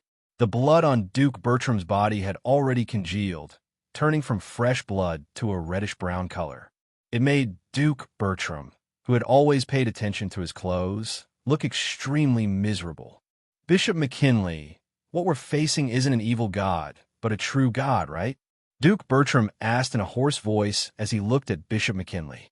After hearing that Duke Bertram had returned, many of the nobles who had been recruited came to the lobby. Their expressions all changed when they heard Duke Bertram's words.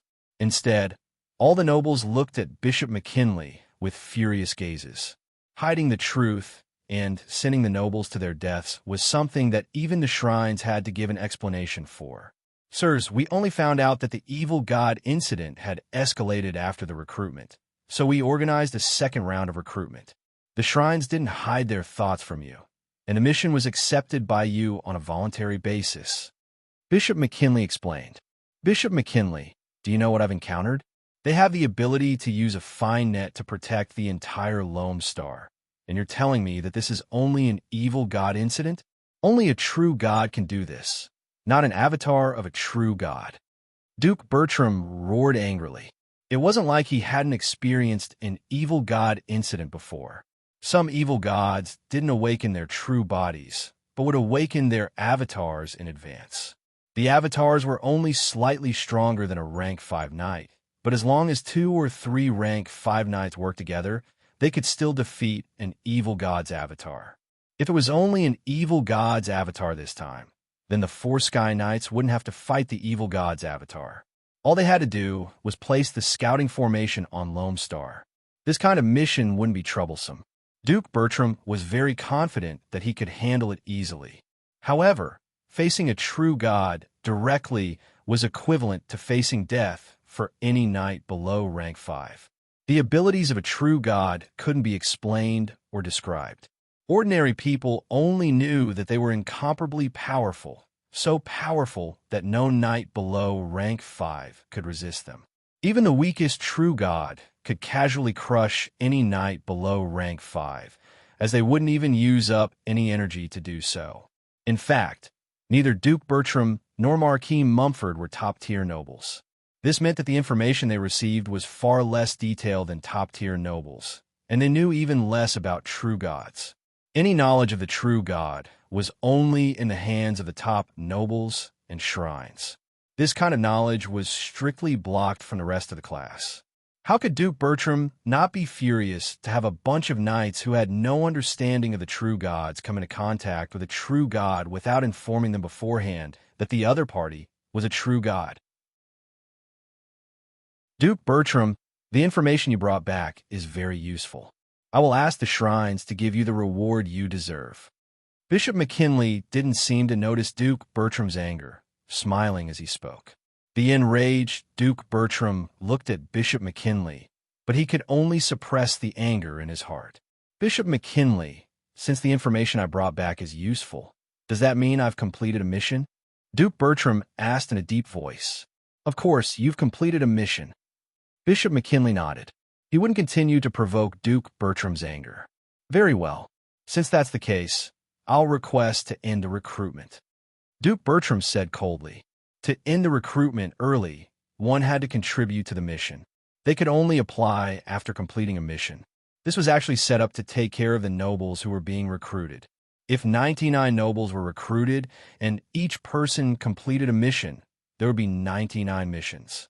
Normally, a recruitment would only be able to complete 10 missions at most. There are also group missions. An individual completing a mission would be enough to end the recruitment. Bishop McKinley looked at Duke Bertram. Their gazes met, and both of them were dissatisfied. Bishop McKinley was naturally responsible for hosting the recruitment this time. This was an opportunity for him, as well as a test. If he didn't achieve his goal this time, then Bishop McKinley would never have any hope of becoming an archbishop. He might even lose his position as bishop after this. A large-scale recruitment like this was an important event for the shrines. Its significance was far too important. Bishop McKinley would be rewarded if he succeeded, but he would also be punished if he failed. All right, I agree to end a recruitment. Duke Bertram. Bishop McKinley's gaze swept across the nobles who were being recruited. He knew that he only had one choice now, and that was to agree to Duke Bertram's request.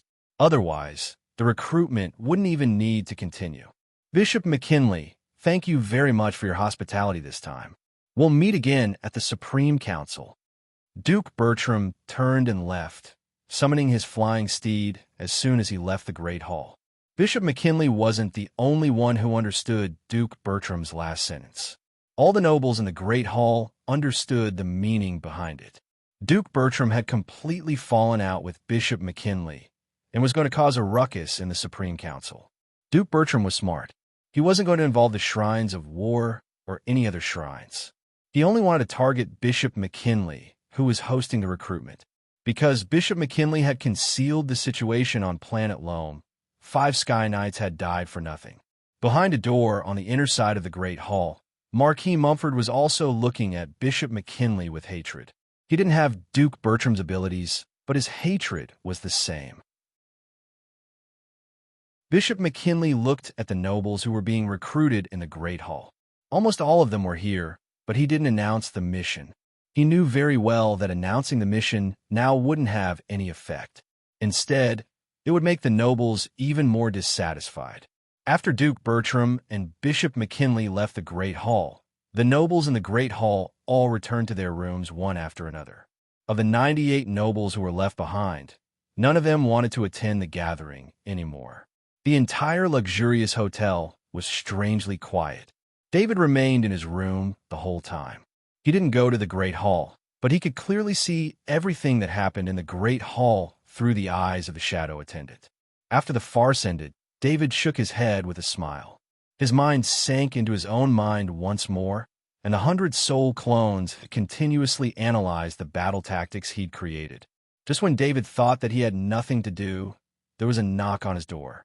Startled out of his thoughts, David instinctively had the shadow attendant fly out the door. He saw Bishop McKinley standing at the door. What's he doing here? David stood up and walked towards the door. The 2 Sky Knight followed closely behind him. Count Arthur, sorry to disturb you. Bishop McKinley didn't bring the other priests with him. He came alone and bowed with a smile when he saw David open the door. David wouldn't talk to Bishop McKinley at the door.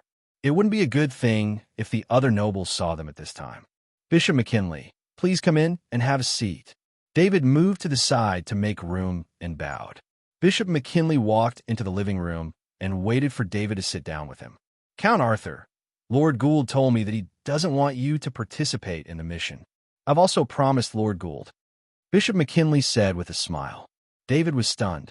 This kind of thing could be done in private. Why would he tell him in person? It's all thanks to Lord Gould and Bishop McKinley's care. David bowed with a grateful expression. Count Arthur, I heard that you're proficient in all kinds of infiltration. Is that true?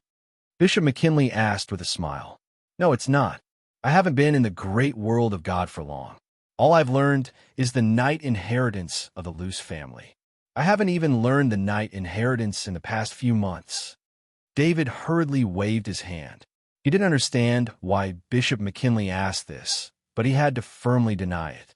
After all, the 2 Sky Knight law enforcers who were assassinated in the Bama main city's law enforcers were assassinated by infiltration. If he admitted that he had the ability to infiltrate, wouldn't he be admitting that the 2 Sky Knight law enforcers were assassinated by him?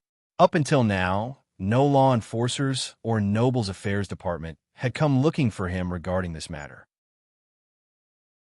In fact, he had greatly offended the law enforcers this time.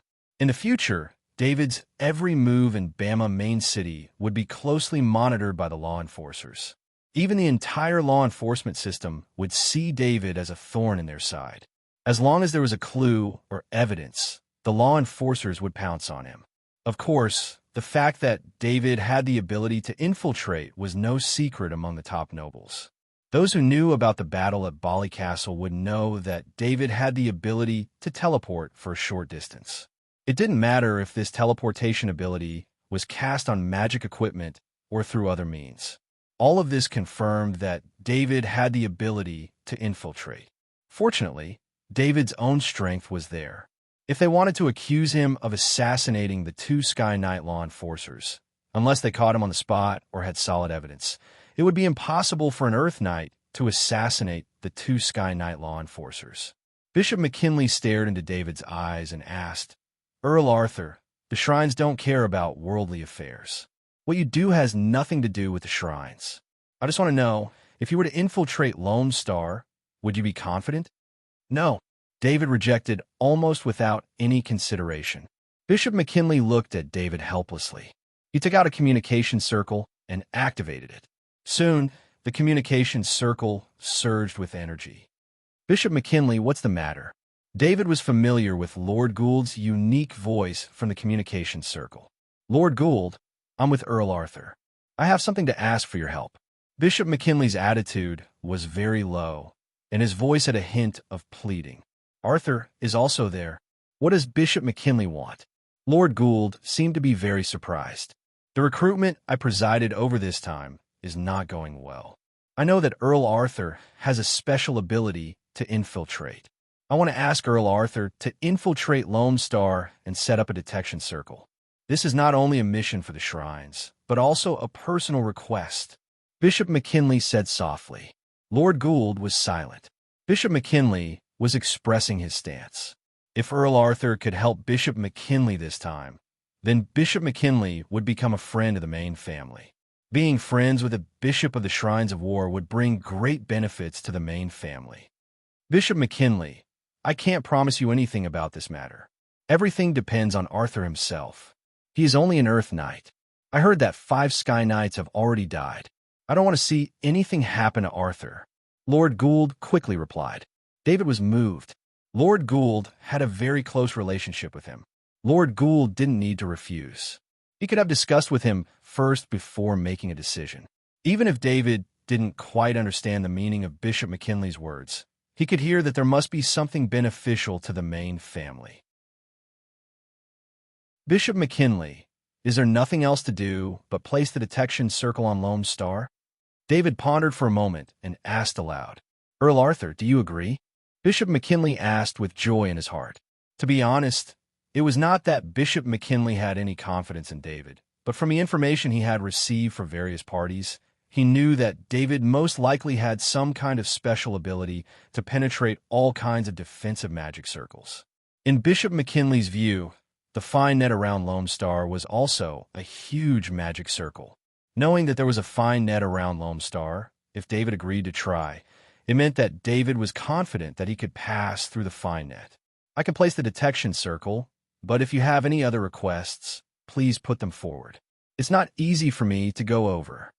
David decided to be a good person to the end and let Bishop McKinley owe him a bigger favor. Arthur, don't force yourself. Lord Gould hurriedly advised when he heard David's words. Lord Gould, please rest assured that I won't joke about my life. David said confidently. Remember, you have to stay alive. Lord Gould said in a low voice. He did not continue to persuade him. If he did, he would probably offend Bishop McKinley. Earl Arthur, there's another task, which is to set up a teleportation portal. This requires you to bring along a divine priest who is proficient in alchemy. Are you confident?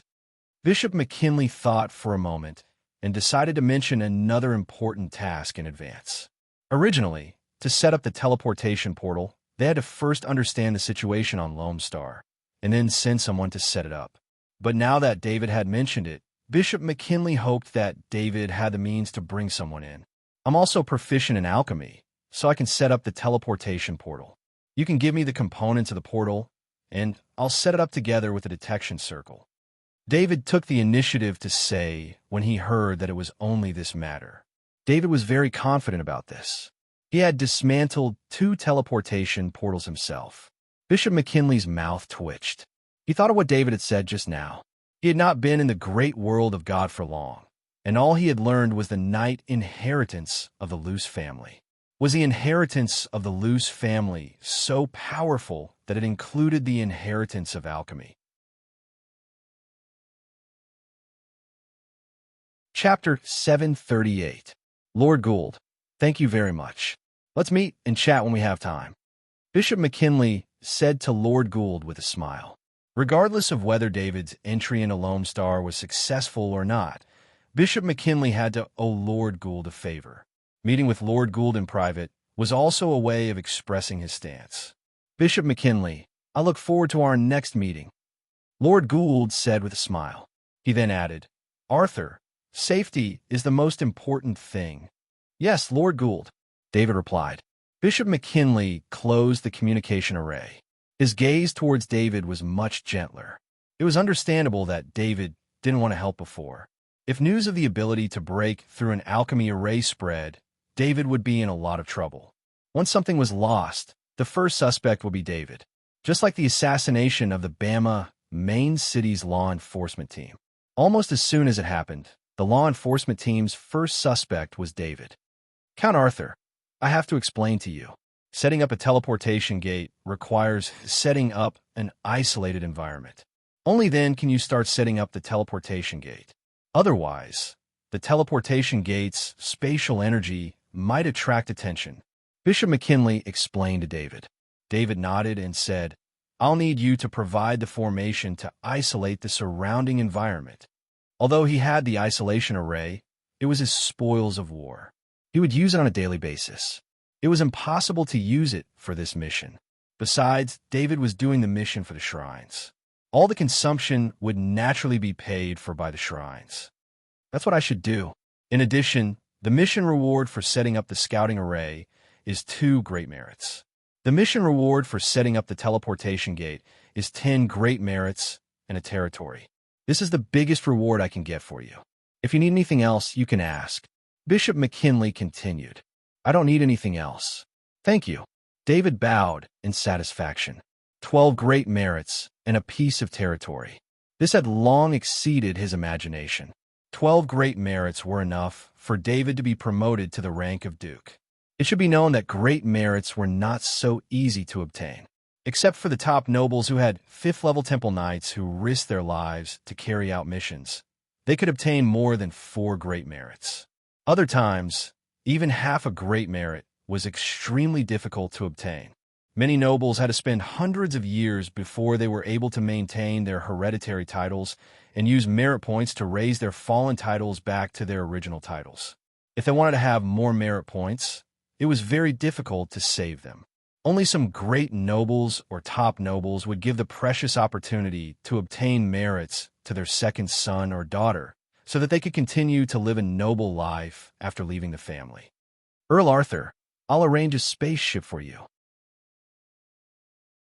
Bishop McKinley said with a smile when he saw that David didn't need anything else. Bishop McKinley, there's no need for a spaceship. I have my own spaceship. David certainly wouldn't let the shrines of war send him off. He didn't even want to take a ride. This space ring has components for detection and teleportation circles. I've placed 2 sets of isolation circles in it. In addition, there are a few life-saving magic amulets. I hope they will be useful to you. Bishop McKinley said as he took out a space ring and transferred a few items into it with his mind. David took the space ring and scanned it with his mind. He found 5 magic amulets, 3 of which were automatic energy shields and 2 of which were escape amulets. They were all rare life-saving amulets. Life-saving amulets were rare. Most of them were in the hands of the top nobles. This was because most of the alchemists who could make life-saving amulets were from the top nobles. The materials needed to make life-saving amulets were also sealed by the top nobles. After thanking Bishop McKinley for his generosity, David left the hotel with the 2 Sky Knight. David's departure naturally attracted the attention of many conscripted nobles. Outside the hotel, he took out the super luxurious spaceship that originally belonged to Lord Gould from his space pendant. My God, that's a Lord-class spaceship, a knowledgeable noble exclaimed. Some nobles already regretted their coldness towards David. It must be known that to own a spaceship like this, it meant that one had a very deep relationship with a lord. The relationship was so deep that the lord was willing to give out his own ride. If they could use David as a connection and hug the thigh of a lord, then it would be an extremely good thing for the noble themselves and their family. Count Henderson of the Kearney family, a subsidiary family of the Maine family, was shocked. He knew better than anyone else who David's spaceship originally belonged to. This was Lord Gould's ride. Even young Master Charlie could only borrow it, and it couldn't be used for a long time. However, Lord Gould gave his ride to David. It was no wonder that Lord Gould ordered all the subsidiary families to take care of David. This relationship was so close that even the direct descendants of the family couldn't compare to it. David didn't know the thoughts of the conscripted nobles. After he boarded the spaceship, the two Sky Knight went to operate the spaceship. This was the minimum operating configuration. The spaceship rose into the air and flew into the distance. No wonder he refused to use the shrine's spaceship. Bishop McKinley, who was standing behind the hotel window, couldn't help but shake his head and sigh. Bishop McKinley had previously suspected that David had taken something and hid until the end of the incident. At that time, he would say that he was trapped. After all, David didn't want to use the spaceship of the Shrines of War. It was no wonder that Bishop McKinley would think this way. However, after seeing the Lord-level spaceship, Bishop McKinley dispelled this idea. If he had such a luxurious spaceship, he wouldn't have stayed in it for 30 hours. The spaceship flew for thousands of kilometers, but David didn't leave Planet Triumph. Instead, he landed in a deserted area of Planet Triumph. After putting away the spaceship, he found a big mountain and activated Underground Sneak. After putting the two Sky Knight back into his summoning ring, he went underground and entered the mountain. David stopped in the center of the mountain.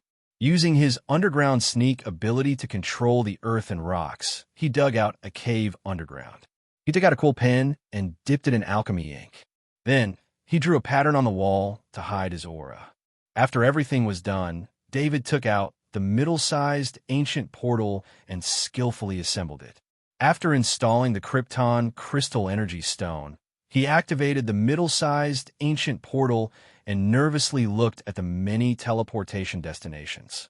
David had been worried that the cave of the God of Shadows' safe house would be discovered. If it was discovered, the middle-sized ancient portal there would be closed. After all, this time, it was a god who had occupied Lambu's star. He couldn't guarantee that the safe house wouldn't be discovered by the god. Of course, David had other options. Although they were somewhat dangerous, they could guarantee that he could enter Lambu's star. That was, he could follow the normal operation and drive the spaceship to the vicinity of Lambu's star. Then, he would activate the body of lightning, merge into a flash of lightning, and directly enter Lambu's star from space.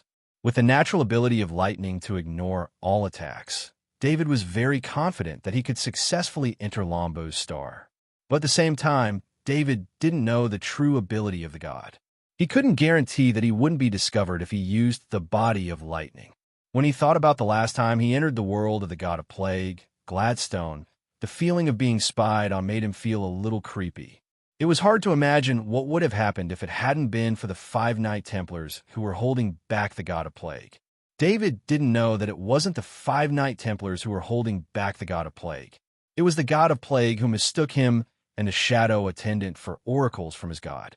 The oracles who were favored by the god could summon the god to possess them when in danger. The god of plague would never want such a thing to happen. As long as David and the shadow attendant didn't do anything too excessive, the god of plague would tolerate it. While David was thinking, he scanned the ancient mid-sized portal with his spirit sense. It was still set as a special alert. He didn't hesitate and connected to the safe house of the God of Shadows believers under Lambu's star. Then, he stepped into the medium-sized portal. The space energy fluctuated, and the things in front of him changed quickly. When he saw the familiar enclosed space, David couldn't help but breathe a sigh of relief. Everything here was the same as when he left. Even the dust on the ground had no other footprints, which meant that no one had come here since he used this ancient medium-sized portal. David's mind entered the shadow attendant's body, and then the shadow attendant passed through the mountain and came out of the mountain to see the situation outside. The surrounding scenery didn't change, but David found a strange energy fluctuation through the shadow attendant's senses. The level of this energy was very high. If it weren't for the shadow attendant's strong mind, it wouldn't have been able to detect this energy. This energy had some kind of hypnotic effect. Of course, no matter how strong the hypnosis was, it was impossible to hypnotize the shadow attendant and David, who had more than 10 points of mind. After all, hypnosis was only a low-level ability. When performed by the gods, it could only increase the hypnosis by 2 or 3 levels. It was impossible to make the hypnosis effect exceed level 4. David even felt that this hypnosis ability was only at level 3 at most. As long as it was at level 4, it would be ineffective. It also didn't have much effect on level 3 existences with strong minds. Suddenly, David's heart skipped a beat. Although this hypnotic energy was ineffective on him, what about other people? From the safe area, hundreds of kilometers were in the mountains, and there wasn't even a shadow in sight. The fact that the hypnotic energy could spread here meant that the entire planet was affected by the hypnotic energy. David didn't know if there were any level 4 experts on Lone Star, but he was sure that the rest of the humans had been affected by the hypnotic energy. Thinking of this, he was even more horrified by the power of the gods. This was a power that could hypnotize an entire planet, and this was done by a weak god. How powerful would a god be at his peak? David's satisfaction with his own strength was completely shattered at this moment. Recently, he had 15 Sky Knights. Not only had he reached the level of an Earth Knight, but his real combat power had also killed 2 Sky Knights in seconds. Although David didn't say anything arrogant, he was somewhat complacent. Even when he came to Lone Star this time, he wasn't very worried or afraid. Instead, it was Lord Gould who was worried about him. This might be because Lord Gould was more aware of the horror of the god of plague, Gladstone, and David was just blinded by his own ability. "I'm still very weak," David said to himself in his heart. He didn't look too much and activated the body of lightning and underground sneak again. He used the safest way to move away from the ground. David needed to be far away from the safe house. He couldn't expose the safe house, and it was best not to be affected by the battle. For this reason, he was prepared to move further away. His speed was very fast, especially when he was in the lightning body state. The effect of underground stealth on his speed was almost non-existent. Due to the fact that his body had transformed into lightning, there wasn't much resistance when he moved underground. After a few thousand kilometers and an ocean, he came to a plain. Along the way, he saw a medium-sized city. David passed under the city. When the shadow attendant passed through the city, he saw the situation in the city. The city was like a dead city. Only the central square of the city was full of people. Regardless of whether they were male or female, old or young, they were all sitting on the ground. These people's eyes were full of fanaticism as they looked at a stone statue in the center of the square. It was a bit of a stretch to call a statue. It seemed that because of the time, the statue was only roughly in the shape of a human. But everyone here regarded the stone statue as their spiritual support. They were constantly muttering scriptures that David couldn't hear clearly. Among these people, the old man's situation was the worst. His face was haggard, and his complexion was very poor. He could collapse at any time. Although the young man was better, his face was also pale. Because of the long prayer, his lips were chapped. If David didn't sense the strange hypnotic energy with his powerful mind, he would have thought that these people were really devout believers. David let out a long sigh. The people here were very pitiful, but there was nothing he could do. He could only set up the inspection circle and the portal as soon as possible. He hoped that the shrines would come quickly to save the people here. Just as the shadow attendant was observing the stone statue, David's heart skipped a beat. He had a feeling that something was happening to the stone statue. He quickly ordered the shadow attendant to go underground. After that, he also retracted all of his presence and mind and locked it in his body. At this moment, David turned into a normal bolt of lightning, a weak bolt of lightning 10 meters underground. Chapter 739. The vigilance in his heart made David react in time, especially when he saw the scene on Lone Star.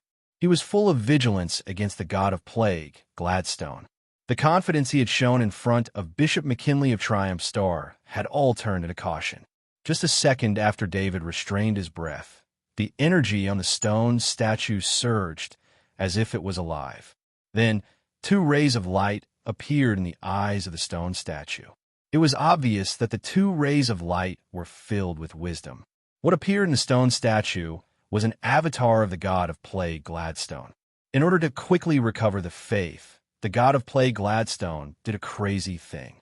He spread his divinity throughout the entire Lone Star, and through spiritual control, he ordered his followers to build statues of God, in which his divinity resided.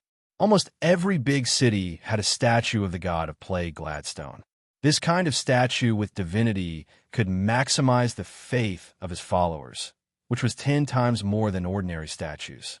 At the same time, it could deepen the devotion of his followers. David had just observed the statue through the eyes of the shadow attendant, and immediately triggered the divinity of the god of plague, Gladstone, hidden in the statue. Then it was discovered by the god of plague, Gladstone, who was in the world of the god of plague, Gladstone. So, the god of plague, Gladstone's avatar descended on the statue and explored the surrounding situation. Because it was just an avatar, the god of plague, Gladstone's detection power was not enough to penetrate 10 meters underground to find the peculiarity of the electric light. After finding nothing, the god of plague, Gladstone, withdrew his avatar, and the statue returned to its original state. David continued to seal his state for 2 hours, then tried to release the shadow attendant to check the situation on the ground.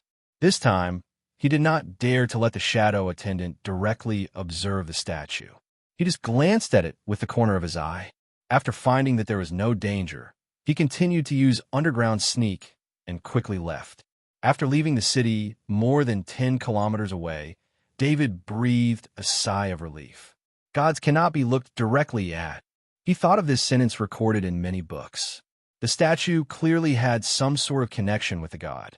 When the shadow attendant looked at the statue, it had the same effect as if he was looking directly at the god. David had originally wanted to take a closer look at the statue, but he had sensed that the battle angel crystal in his soul space was acting strangely, just like when he had obtained the ancient god statue. Of course, on that day, the special energy within the ancient god statue was more attractive to the battle angel crystal. The battle angel crystal didn't have the same sense of urgency towards the stone statue as it did towards the ancient god statue.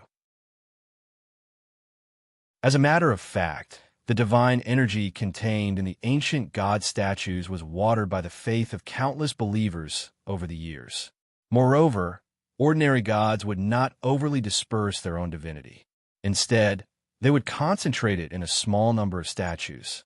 Gladstone, the god of plague, had no other choice but to do so in order to gain the most benefits. The divinity within the stone statue was extremely weak, and it wasn't as attractive to the battle angel crystal as it was to the ancient god statue. David thought that this was only a medium-sized city. What would happen if it was a large city? Maybe he couldn't touch these statues now. But once the war began, the god of plague, Gladstone, would have no time to care about other things. Then, he could take the statues for himself.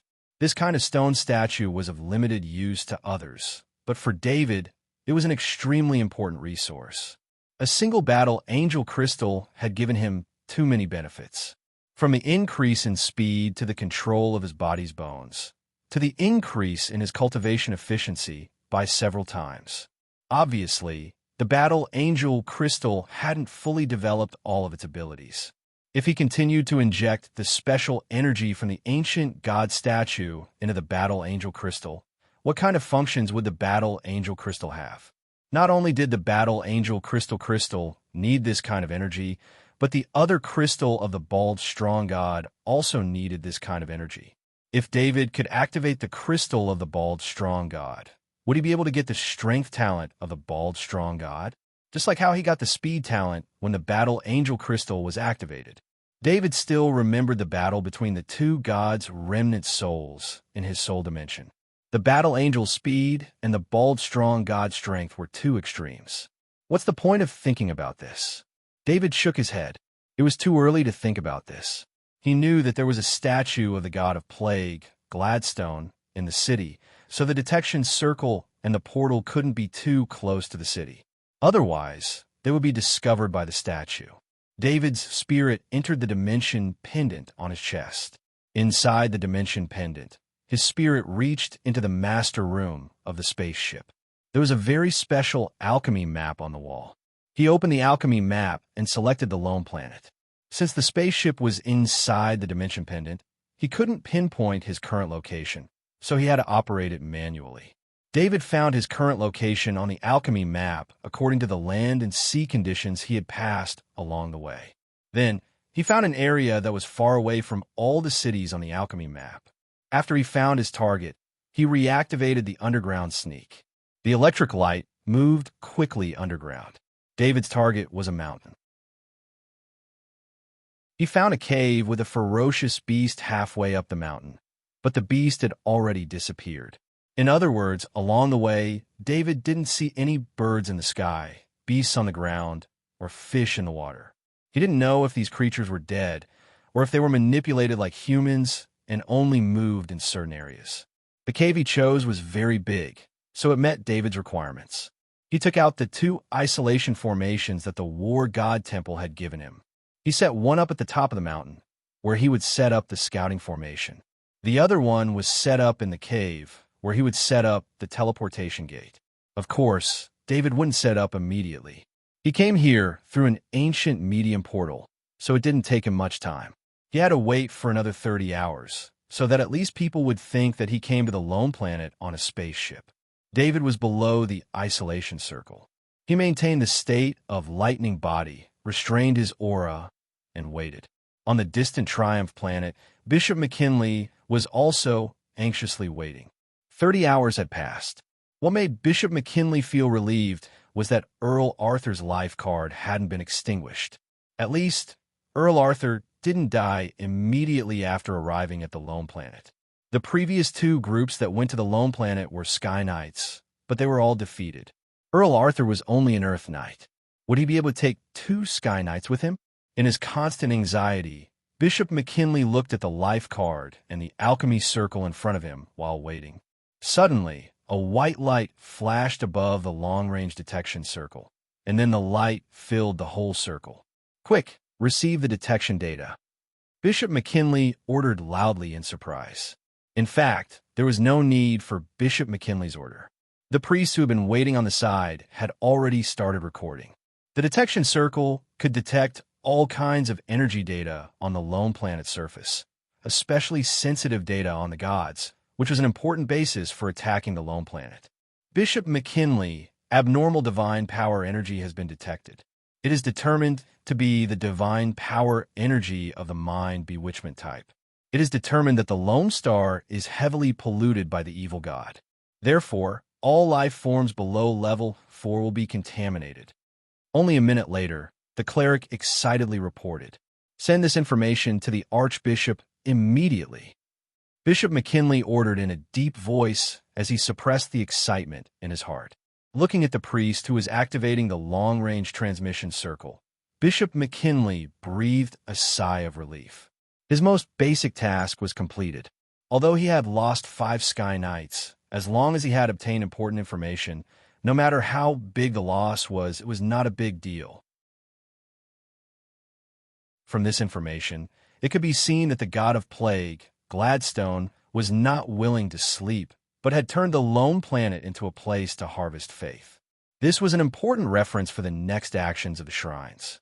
It put an end to rashly entering the planet, and the shrines could fight a war of gods.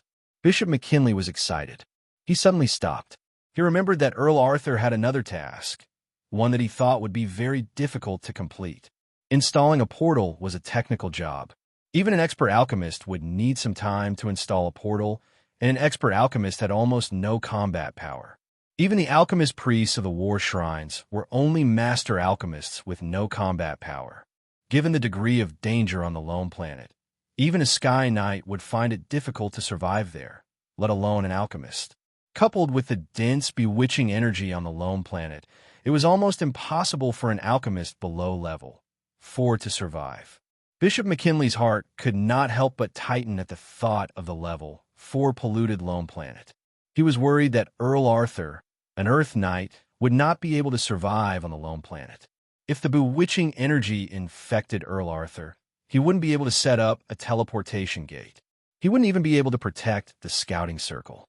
Without Earl Arthur, Where would Bishop McKinley find another person who could sneak in a lone star and install a teleportation portal?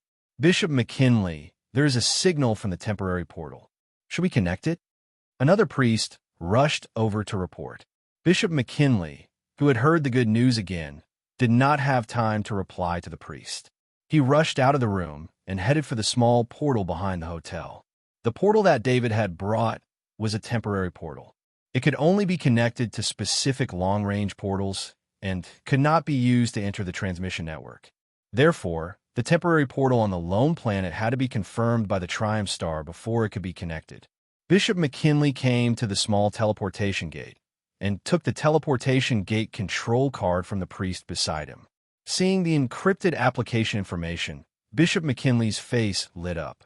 He clicked on the control card with his finger, and the spirit attached to his finger activated the portal. A water blue light flashed in the inner circle of the portal. The whole process was very slow.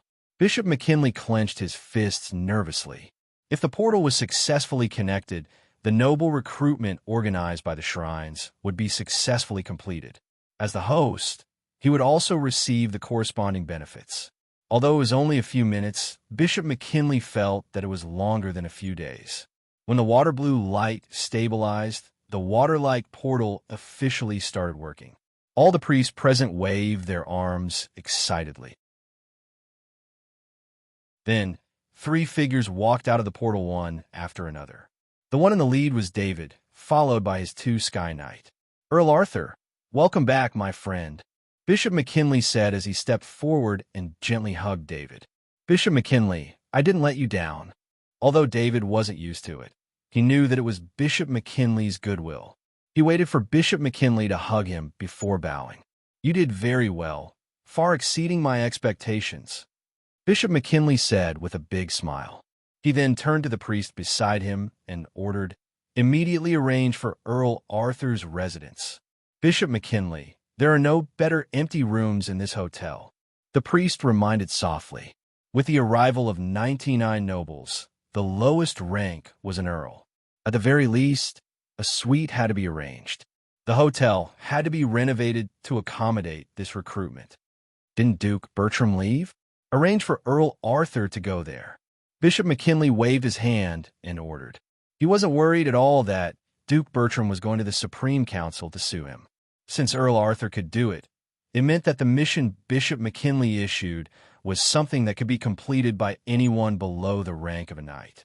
Duke Bertram didn't have the ability to complete it and lost 3 Sky Knight. This only meant that Duke Bertram didn't have the ability. Since he didn't have the ability, he shouldn't have taken the initiative to accept missions from the shrines. If something went wrong, the shrines would have to take responsibility. How could there be such a good thing? Bishop McKinley was full of confidence. All of this was because of Count Arthur. Naturally, he had to thank Count Arthur properly. David didn't reject Bishop McKinley's good intentions. Although doing so would offend Duke Bertram to a certain extent, as long as he completed the mission, he would have offended Duke Bertram. David wasn't worried at all about a noble family without a rank of a knight.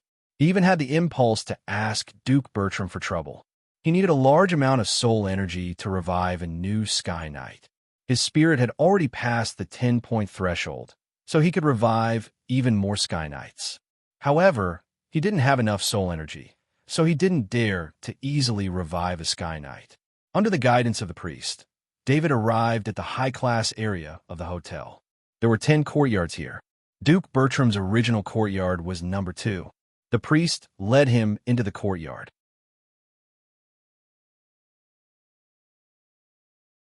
Chapter 740. Is Count Arthur back? Some nobles immediately asked when they saw David. It should be known that it would take at least 30 hours to travel from planet Triumph to planet Lumbu using a spaceship. David had only left planet Triumph for 30 hours, so how could he appear here? Even if the mission failed, it would take time to return. Soon, the nobles who were recruited heard that Count Arthur did not complete the mission, and this was supported by many of them. The priest who passed on the message once again gathered all the nobles and Sky Knight in the conference hall. David also arrived with 2 Sky Knights. Contrary to the expectations of all the nobles, Bishop McKinley did not enter the conference hall last. Instead, he waited for all the nobles in the conference hall in advance. "Gentlemen, I have good news for you. The expected mission of this recruitment has been completed. Count Arthur went to planet Lumbu, despite the danger, and completed the 2 missions of setting up a scouting circle and a teleportation gate." Bishop McKinley announced with a smile. Boom! Countless exclamations and shouts of disbelief burst out from the entire conference hall. The nobles and Sky Knight in the conference hall all looked at David, their eyes full of envy and admiration. Their admiration was naturally because of the high difficulty of this mission. As an Earth Knight, David actually dared to go and complete the mission in person. Their envy was because of the reward. Although Bishop McKinley did not say what the reward was, one could imagine how great the reward would be if 4 Sky Knights went and 3 Sky Knights were unable to complete the mission even after sacrificing their lives. Quiet, gentlemen. Bishop McKinley had no choice but to maintain order.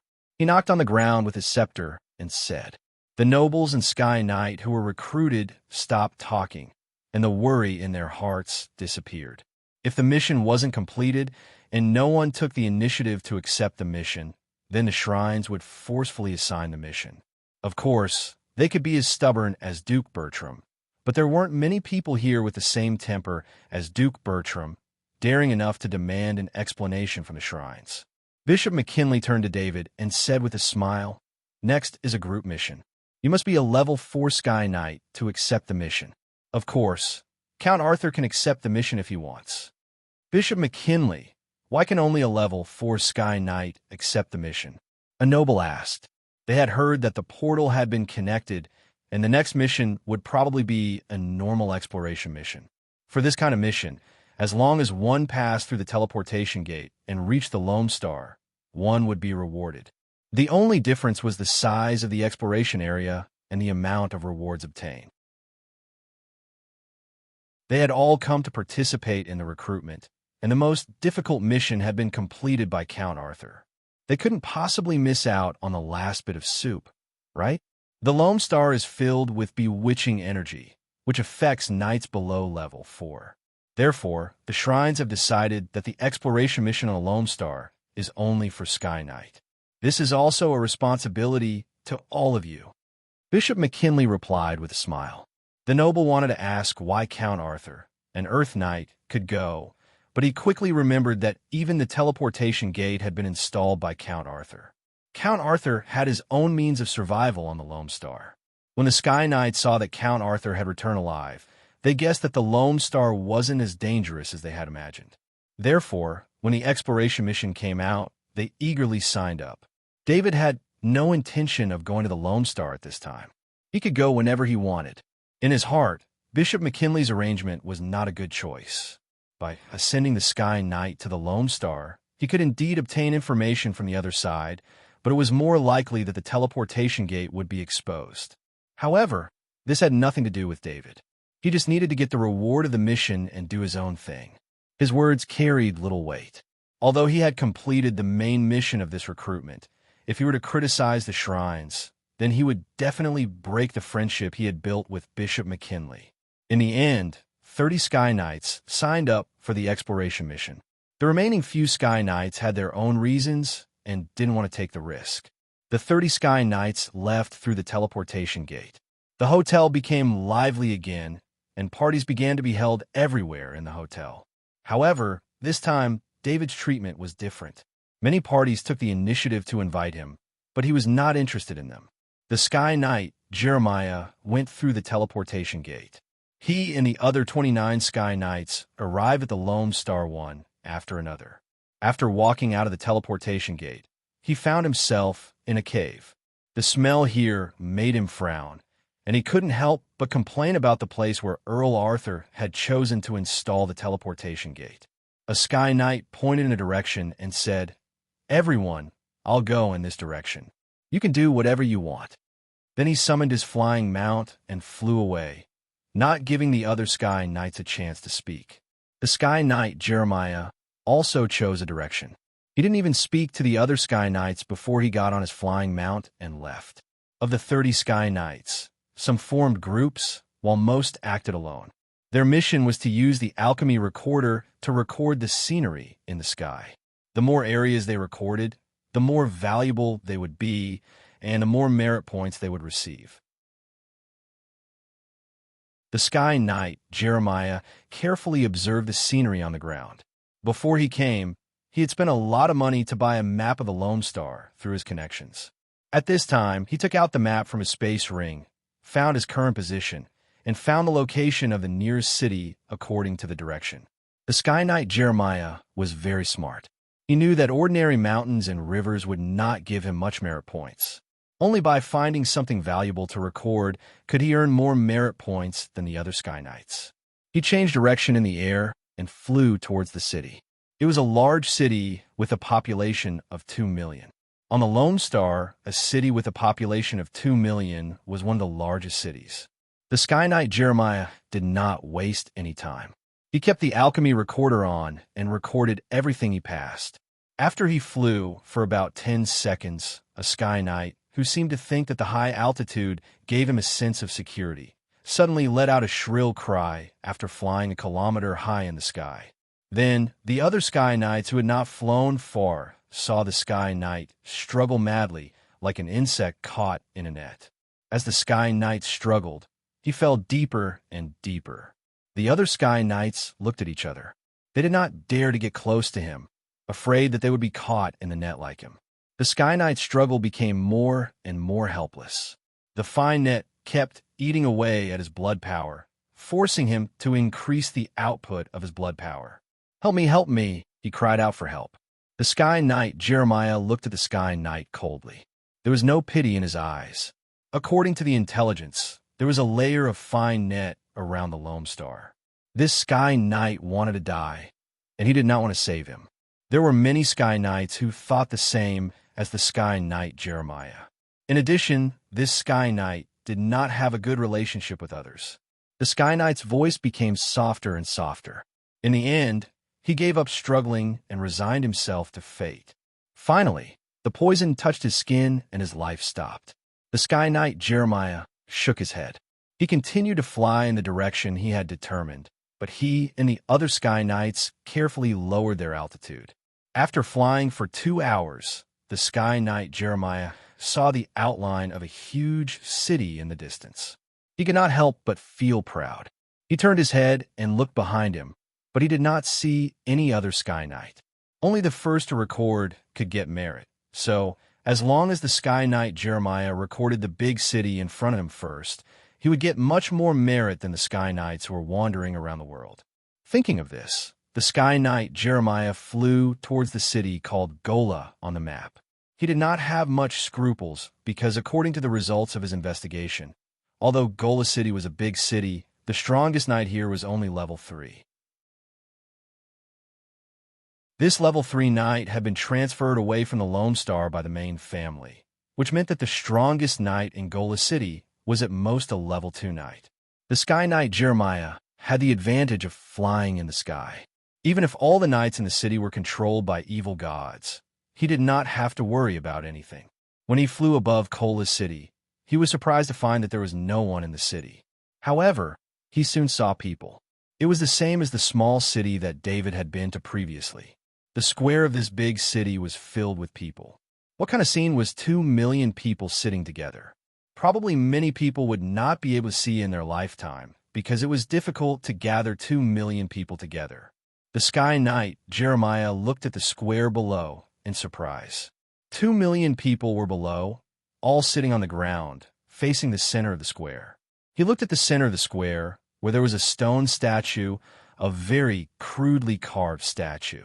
Just as the Sky Knight Jeremiah was observing the statue also felt his gaze, and then the plague god Gladstone in his own world was alarmed. The plague god Gladstone's avatar came to the statue in the square of Gola City. If the Sky Knight Jeremiah had David's sharp senses and David's strong spirit, he would be able to perceive the changes in the statue at this moment.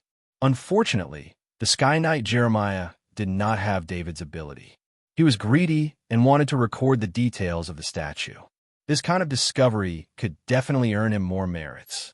Of course, the most important thing was that the Sky Knight Jeremiah did not find any powerful people in the city, not even a level 3 knight. As for the 2 million people here, he did not care at all. For the Sky Knight Jeremiah, these 2 million people could be killed with some time, and he would not be hurt at all. Therefore, the Sky Knight Jeremiah landed his flying mount and approached the statue below, wanting to record more clearly.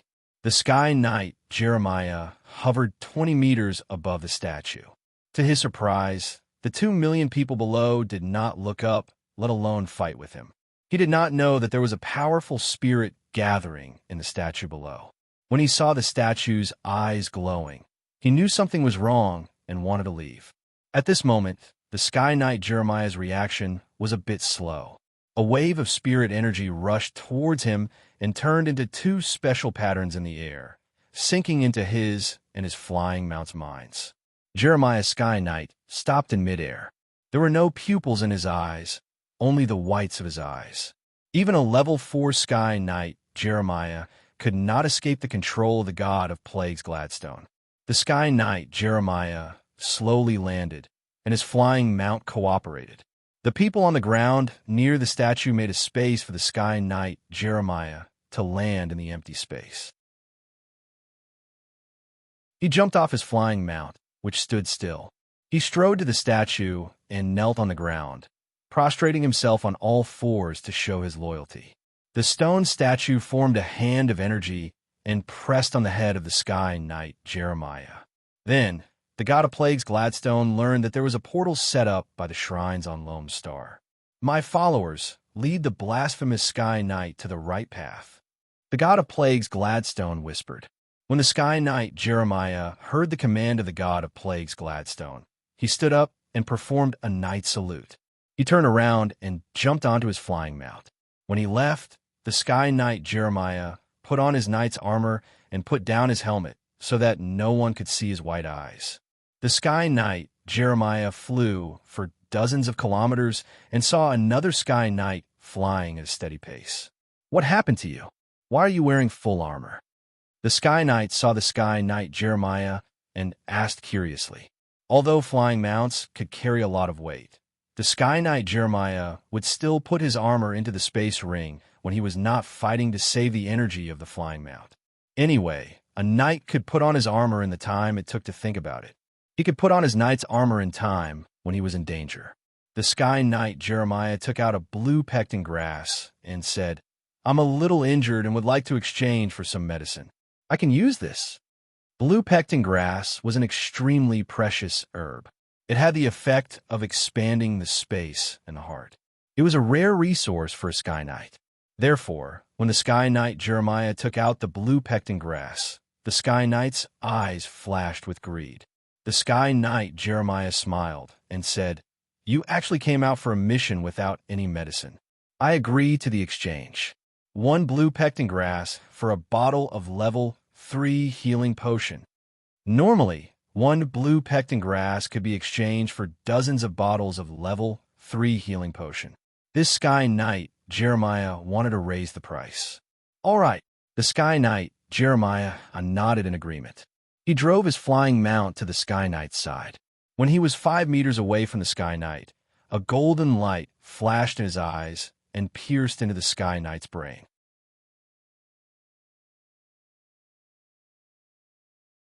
Chapter 741. In front of the Jeremiah Sky Knight, the Sky Knight's eyes began to glaze over. His pupils slowly shrank until they disappeared, and his eyes turned completely white. He nodded to the Sky Knight Jeremiah, and the 2 Sky Knights turned and flew in 2 different directions, looking for the other Sky Knights. On Lone Star, the number of white-eyed Sky Knights multiplied. In the end, not a single Sky Knight escaped, and they all became puppets of the god of plague Gladstone. 30 Sky Knights flew to the portal hidden in the cave, and they stuck close to their flying mounts. Riding a flying mount into the cave was not a comfortable thing for a Sky Knight. Not only would it not increase their combat power, but it would also restrict the Sky Knight's movements and weaken their combat power. When the 30 Sky Knights passed through the portal, The god of plague Gladstone gave these sky knights a final order. After leaving Lone Star, the god of plague Gladstone could no longer control the 30 sky knights. The final order he gave was to kill until the end of their lives. On Triumph Star, 2 level 3 priests were guarding the portal, waiting for the Sky Knight to return after completing the mission. A Sky Knight is back, a level 3 priest reminded. At this time, the portal fluctuated with spatial energy, and with a flash of light, a Sky Knight on a flying mount appeared. What happened? The level 3 priest saw the Sky Knight on a flying mount and thought that something urgent had happened, so he hurriedly asked. Unexpectedly, a purple sword flashed, and the level 3 priest's head flew up. The level 3 priest's head flew up, and there was still a frozen expression of shock on his face. Enemy, the other level 3 priest had just called out when he was killed by another Sky Knight who passed through the portal. Then, one by one, the Sky Knight passed through the portal and rushed in all directions. The portal was located in the square behind the hotel. Several priests at the square discovered the Sky Knight and the dead priest. However, only one of the high priests managed to crush a magic talisman. The rest of the high priests were killed by the Sky Knight before they could even resist. Bishop McKinley was still in a temporary office in the hotel. When the first Sky Knight passed through the portal, he sensed the arrival of evil. Gather all the recruits and prepare for battle, Bishop McKinley shouted. Not only did he inform the priests, but he also used a divine spell to transmit his voice to the entire hotel. Even the weakest of the conscripted nobles had the fighting strength of an Earth Knight. After hearing Bishop McKinley's voice, all the conscripted nobles hurriedly ran out of their rooms, while those who were still in the meeting rushed towards the conference hall without even changing into their formal attire. David was also alerted by Bishop McKinley's voice. This did not mean that his perception was not as good as Bishop McKinley's. It was just that Bishop McKinley's divine spell had the ability to sense the ancient gods. Anything with the ancient gods' aura would be sensed by Bishop McKinley. Not to mention, the Sky Knight's body was filled with the scent of the god of plague, Gladstone. It was hard for Bishop McKinley not to notice it. In 10 seconds, when all the conscripted nobles and their knight had arrived at the conference hall, Bishop McKinley had changed into a robe full of patterns. Gentlemen, form a battle formation and prepare. Before Bishop McKinley could finish his sentence, the roof of the conference hall was lifted off. David was one step faster than the others. He saw the 30 Sky Knights' actions in the sky, but he could not run away. Running away at this time would make him a coward, which was unacceptable in the great world of God. When the Sky Knights lifted the roof, David chose to dash to Bishop McKinley's side with his 2 Sky Knights. The people in the conference hall were stunned for a moment when the roof was suddenly lifted off. Then chaos ensued. 30 puppets made by Gladstone, the god of plague, attacked the people in the conference hall. 3 Sky Knight puppets focused on Bishop McKinley, who was the most conspicuous here. At the same time, the aura of the god of war on Bishop McKinley made the 3 Sky Knights attack him at the same time. In addition to the Sky Knight puppets that wanted to attack David and the 2 Sky Knights, there were 7 Sky Knight puppets focused on them. David was wearing a level 4 Knight's armor. This level 4 Knight's armor was covered by a layer of concealment, so no one had discovered the uniqueness of his Knight's armor. In his hand was a level 4 Ape sword, which was modified by a Grandmaster Blacksmith. It was the best level 4 Ape sword among all level 4 Ape swords. David stepped in front of Bishop McKinley. Although he did not know Bishop McKinley's strength, he was sure that Bishop McKinley was not a knight, or rather, Bishop McKinley was not a pure knight. This was because Bishop McKinley's knight level was at most an Earth Knight. However, an Earth Knight could not become a bishop unless he had other abilities. In addition, David was sure that Bishop McKinley was not a pure knight because of the robe he was wearing. This was the equipment of a cleric. Therefore, David immediately stood in front of Bishop McKinley. On one hand, he was protecting Bishop McKinley's safety. On the other hand, he was also letting Bishop McKinley display the power of his divine spells. Bishop McKinley's eyes flashed with gratitude. He was indeed very strong, and had the strength of a peak level 4 warlock. However, in the shrines, he was called a peak level 4 priest. This title was only used within shrines. To outsiders, he was called a priest, bishop, and so on. There was no classification of strength. Of course, among the top nobles, the profession of priest was not a secret. Although it was called priest, it was actually another form of warlock. It was just that warlocks were not accepted by the great world of God. Priests were the spiritual talents of the shrines who ruled the world. They were important members of the shrines. However, Bishop McKinley had the weakness of all spiritual talents. His own defense was very weak. Even though he had used up a lot of resources to increase his strength to the level of an Earth Knight, he still did not have the strength of an Earth Knight. Bishop McKinley entered the Knight's battle formation. David reminded in a deep voice. Knight Mark and Knight Garland stood to the left and right of David. They had already formed the Knight's battle formation with David as the core. Although the battle formation with only 3 knights was very weak, because 2 of them were Sky Knights, the battle formation could still display great power. David had the Grandmaster level knowledge of the Knight's battle formation. So with him, as the core of the Knight's battle formation, the Small Knight's battle formation increased the power of this Small Knight's battle formation. Hearing David's reminder, Bishop McKinley immediately stepped forward and blended into the Knight's battle formation. As long as one had learned the Knight's knowledge, they had to master the Knight's battle formation. At this time, the 7 Sky Knight puppets were in front of them. David led the Knight's battle formation to the left, and first attracted the attack of the 3 Sky Knight puppets on the left. With the help of the Knight's battle formation, the Mark and Garland Knight barely blocked the attack of the 3 Sky Knight puppets.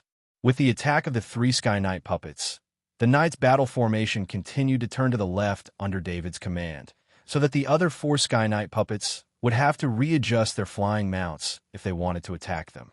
This gave David more time. The shadow attendant had already entered the conference hall and found that it was the basement of the hotel. He connected his mind to the souls of the Mark Knight and Garland Knight. The 2 Sky Knights' feet exerted force, and the ground of the whole area sank, bringing the 4 people into the basement. Although Bishop McKinley was very surprised, he still followed the Knight's battle formation, trusting David's command completely. David could come back alive from Lone Star. He could face knights stronger than himself many times and successfully escape and even kill them. This showed David's ability to escape. Besides, Bishop McKinley had no other choice. He was a peak level 4 priest, and he couldn't escape in front of 30 Sky Knight puppets. He could only trust David. Everything happened so fast that Bishop McKinley didn't even have time to cast divine spells before he entered the basement. If the 7 Sky Knight puppets still had their original intelligence, they definitely wouldn't have rushed over like scattered sand. Instead, they would have formed a Knight's battle formation. That way, David and the others would have a much harder time dealing with them. The 7 Sky Knight puppets were obviously hesitant. Their mission was to kill all life here, but there was a problem. They and their flying mounts had become puppets, and they were riding their flying mounts to fight according to their battle instincts. This made it so that when David led people into the basement, they could choose to either put away their flying mounts or tear down this floor and then attack David. It was impossible to put away their flying mounts. The Sky Knight puppets and the flying mounts were all puppets and had accepted the battle mission. However, it would take time to tear down this floor. Although it was easy for a level 4 Sky Knight puppet to kill a level 3 Earth Knight, the Earth Knights here immediately formed a Knight's battle formation to protect themselves after the chaos. It was impossible to kill all the Earth Knights in a short time. In addition, there were still 7 Sky Knights who didn't participate in the mission, and they were also doing their best to block the attacks of the Sky Knight puppets. In this situation, the 7 Sky Knight puppets rode their flying mounts into the hole and entered the basement. The order from the god of plague, Gladstone, suppressed their fighting instincts and made them only want to kill all life. This order had a higher priority than their fighting instincts. As soon as David entered the basement, he switched the Knight's battle formation to the charging Knight's battle formation. Bishop McKinley, use your most powerful attack. David didn't know Bishop McKinley well, so he didn't forget to order him at this time. He was also prepared to use his full strength. He was faster than a Sky Knight and had the help of 2 Sky Knights. Even without Bishop McKinley's help, he was confident that he could stop the 7 Sky Knight puppets once. David had already seen the Sky Knight puppet's weakness. When the shadow attendant saw the 7 Sky Knight puppets on the floor above, he guessed that the Sky Knight puppets couldn't live without flying mounts. While the 7 Sky Knight puppets were hesitating, David chose to use the Charging Knight's battle formation in order to take the initiative from passivity. It was easy for him to escape. It could be said that he was confident that he could escape easily even if there were 30 Sky Knight puppets here chasing after him. However, this was where David was recruited. If he abandoned Bishop McKinley and escaped, he would lose the reward for his previous efforts. He had spent so much effort to make Bishop McKinley owe him a favor, and it would be a waste. Therefore, David decided to fight with the 7 Sky Knight puppets when his life was not in danger. Just as David's Charging Knight's battle formation was set up and the momentum was rising, the 7 Sky Knight puppets rode into the basement on their flying mounts. The basement was about 4 meters high, which was not bad. However, this height was a constraint for the Sky Knight puppets on their flying mounts. David had just activated the Charging Knight when Bishop McKinley waved his hand and a dazzling light surged towards the 7 Sky Knight puppets. Bishop McKinley used blinding, which was also an extremely low-level divine spell. It used divine spells to create a ray of light that was many times brighter than the limit of one's eyes. This divine spell had no destructive power, only a supportive ability. Of course, the biggest advantage of blinding was that it was fast. Whether it was the casting speed or the attacking speed, it was extremely fast. Bishop McKinley was well aware that if he wanted his divine spell to be powerful, he would need time to prepare. Once he prepared a powerful divine spell, he would have to leave the Knight's battle formation. This would not only reduce the power of the Knight's battle formation, but also put him in danger. Blinding had no effect on David and the 2 Sky Knight puppets who were in the same direction. It was just the right time for the Charging Knight to begin. David was also very satisfied. Bishop McKinley was able to use the most appropriate method to help the Knight's battle formation. This would be of great help to the battle. The eyes of the 7 Sky Knight puppets turned black at the same time due to the strong light. If they were not on their flying mounts, they would have retreated into the Knight's battle formation and waited for their eyes to recover. However, the reaction of the flying mounts was different from the reaction of the 7 Sky Knight puppets. The 7 flying mounts instinctively wanted to dodge. Some went up, some went down, and some went in the middle. In the end, except for 2 flying mounts that went left and right and didn't collide with each other, the rest of the flying mounts either hit the ground, the ceiling of the basement, or each other. How could David let go of this opportunity? The Knight's battle formation charged. The Mark Knight and Garan Knight on his left and right were the 2 reaping blades. David was only responsible for attacking, and the 2 Sky Knight on his left and right were responsible for the defense.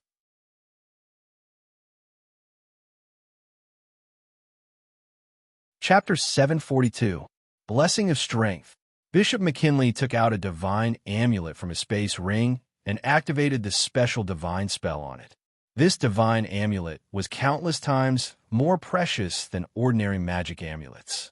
It could instantly cast a divine spell that would take a long time to cast. It was very troublesome to make a divine amulet. The first batch of divine amulets didn't have much power. They also needed to be placed near the statues of shrines for a long time and be nourished by the energy of the statues for a long time. Only then could the sealed divine spell be cast. This was a small group enhancement divine spell. Bishop McKinley cast Blessing of Strength on David and the 2 Sky Knight. David, who was about to attack, felt a warmth on his body. Then, power seemed to be generated from nothingness, doubling his strength in an instant. Most importantly, this warmth was also protecting his body, preventing him from suffering the backlash of using too much power. David's body was wrapped in some kind of mysterious energy, which made him feel that he could use his power at will. This feeling was too good. Without any hesitation, he used the talent ability Titan Strength on himself. His strength increased again. If it was before, this kind of explosive increase in strength would definitely cause some damage to his body. But this time, with the protection of Blessing of Strength, he was able to use his full strength in advance. The Knight formation rushed into the midst of the 7 Sky Knight puppets. Among the 7 Sky Knight puppets, only 2 of them made a move to resist. The 2 Sky Knight puppets were blocked by the Mark Knight and the Garan Knight. David slashed out with the level 4 heavy sword in his hand. When he slashed out, the movements of the Sky Knight puppets in front of him became extremely slow. This gave him time to observe the weak points of the Sky Knight puppets and use the Grandmaster level Knight Inheritance Sword Art to attack. The level 4 heavy sword slashed into the level 3 Knight's helmet and breastplate. Even under the tremendous force, the level 4 heavy sword was still as agile as a fish. It easily avoided the armor at the joint so that all the force could be used on the Sky Knight's body inside the armor. The sword split open the head of the Sky Knight puppet and destroyed most of its brain. This time, David didn't waste too much strength. After destroying most of the brain, he immediately withdrew the level 4 heavy sword and stabbed again. The grade 4 heavy sword pierced through the gap in the helmet of another Sky Knight puppet. Following the white eye sockets, the tip of the heavy sword penetrated deep into the brain. His innate ability, Power Shock, had shaken the brain into paste. David was also a knight. He naturally knew that when a knight was riding on a mount, it was impossible to kill it without attacking its weak points. The life-sharing contract would take effect and transfer most of the damage to the mount's body. Although the Sky Knight puppets' flying mounts affected their movement, it also increased their HP. After the 2 Sky Knight puppets were killed, the rest of the Sky Knight puppets recovered from the blindness spell. They didn't feel anything about death. The death of their 2 companions didn't affect them. The remaining 5 Sky Knight puppets attacked David and the others. However, due to the space in the basement and the fact that the 5 Sky Knight puppets didn't cooperate with each other, the attack didn't pose much of a threat. David opened his mouth under the helmet and activated the high-frequency sound wave. His target wasn't the Sky Knight puppets, but the Sky Knight puppets' flying mounts. From a battle just now, it could be seen that the cooperation between the Sky Knight puppets and the flying mounts was definitely a problem in such a narrow space. The high-frequency sound wave exploded in the ears of the 5 flying mounts. The 5 Sky Knight puppets, and even Bishop McKinley behind David, didn't hear anything. However, the 5 flying mounts didn't listen to his command and went into chaos again. Bishop McKinley, who was preparing a divine spell, couldn't help but pause. He was almost hit by the divine spell's backlash. The attacks of the 5 Sky Knight puppets all missed due to the sudden chaos of the flying mounts. They also lost their defensive postures. The effect of the Blessing of Strength hadn't disappeared yet. David attacked again. The level 4 heavy sword cut opened the defense of the Sky Knight puppet in front of him like a scalpel, piercing through the Sky Knight puppet's brain and messing it up. David didn't have time to stab a second time. This time, the Sky Knight puppet's recovery speed was much faster than the blindness spell. They immediately organized a counterattack. However, David's side didn't get any more results. On the other hand, the Mark Knight and the Garan Knight successfully killed 2 Sky Knight puppets. According to David's judgment, the swordsmanship of the Mark Knight and the Garan Knight was at least at the master level. This was the result of many top-level swordsmanship skills. The 15 Sky Knight puppets shared their instinctive swordsmanship with each other. The swordsmanship that could become their instincts was the essence of the swordsmanship they learned. When the 2 Sky Knight puppets attacked, they used the Knight Battle Formation's bonus attack. Although this bonus attack was a lot less when the 2 Sky Knights attacked at the same time, their enemy's Sky Knight puppets didn't even have blood power armor. This wasn't because the Sky Knight puppets didn't use blood power armor, but because they couldn't use blood power to attack at all. At most, they could only maintain their attack power at the average level of a Sky Knight due to the existence of the Heartsea space. These Sky Knight puppets were made too recently.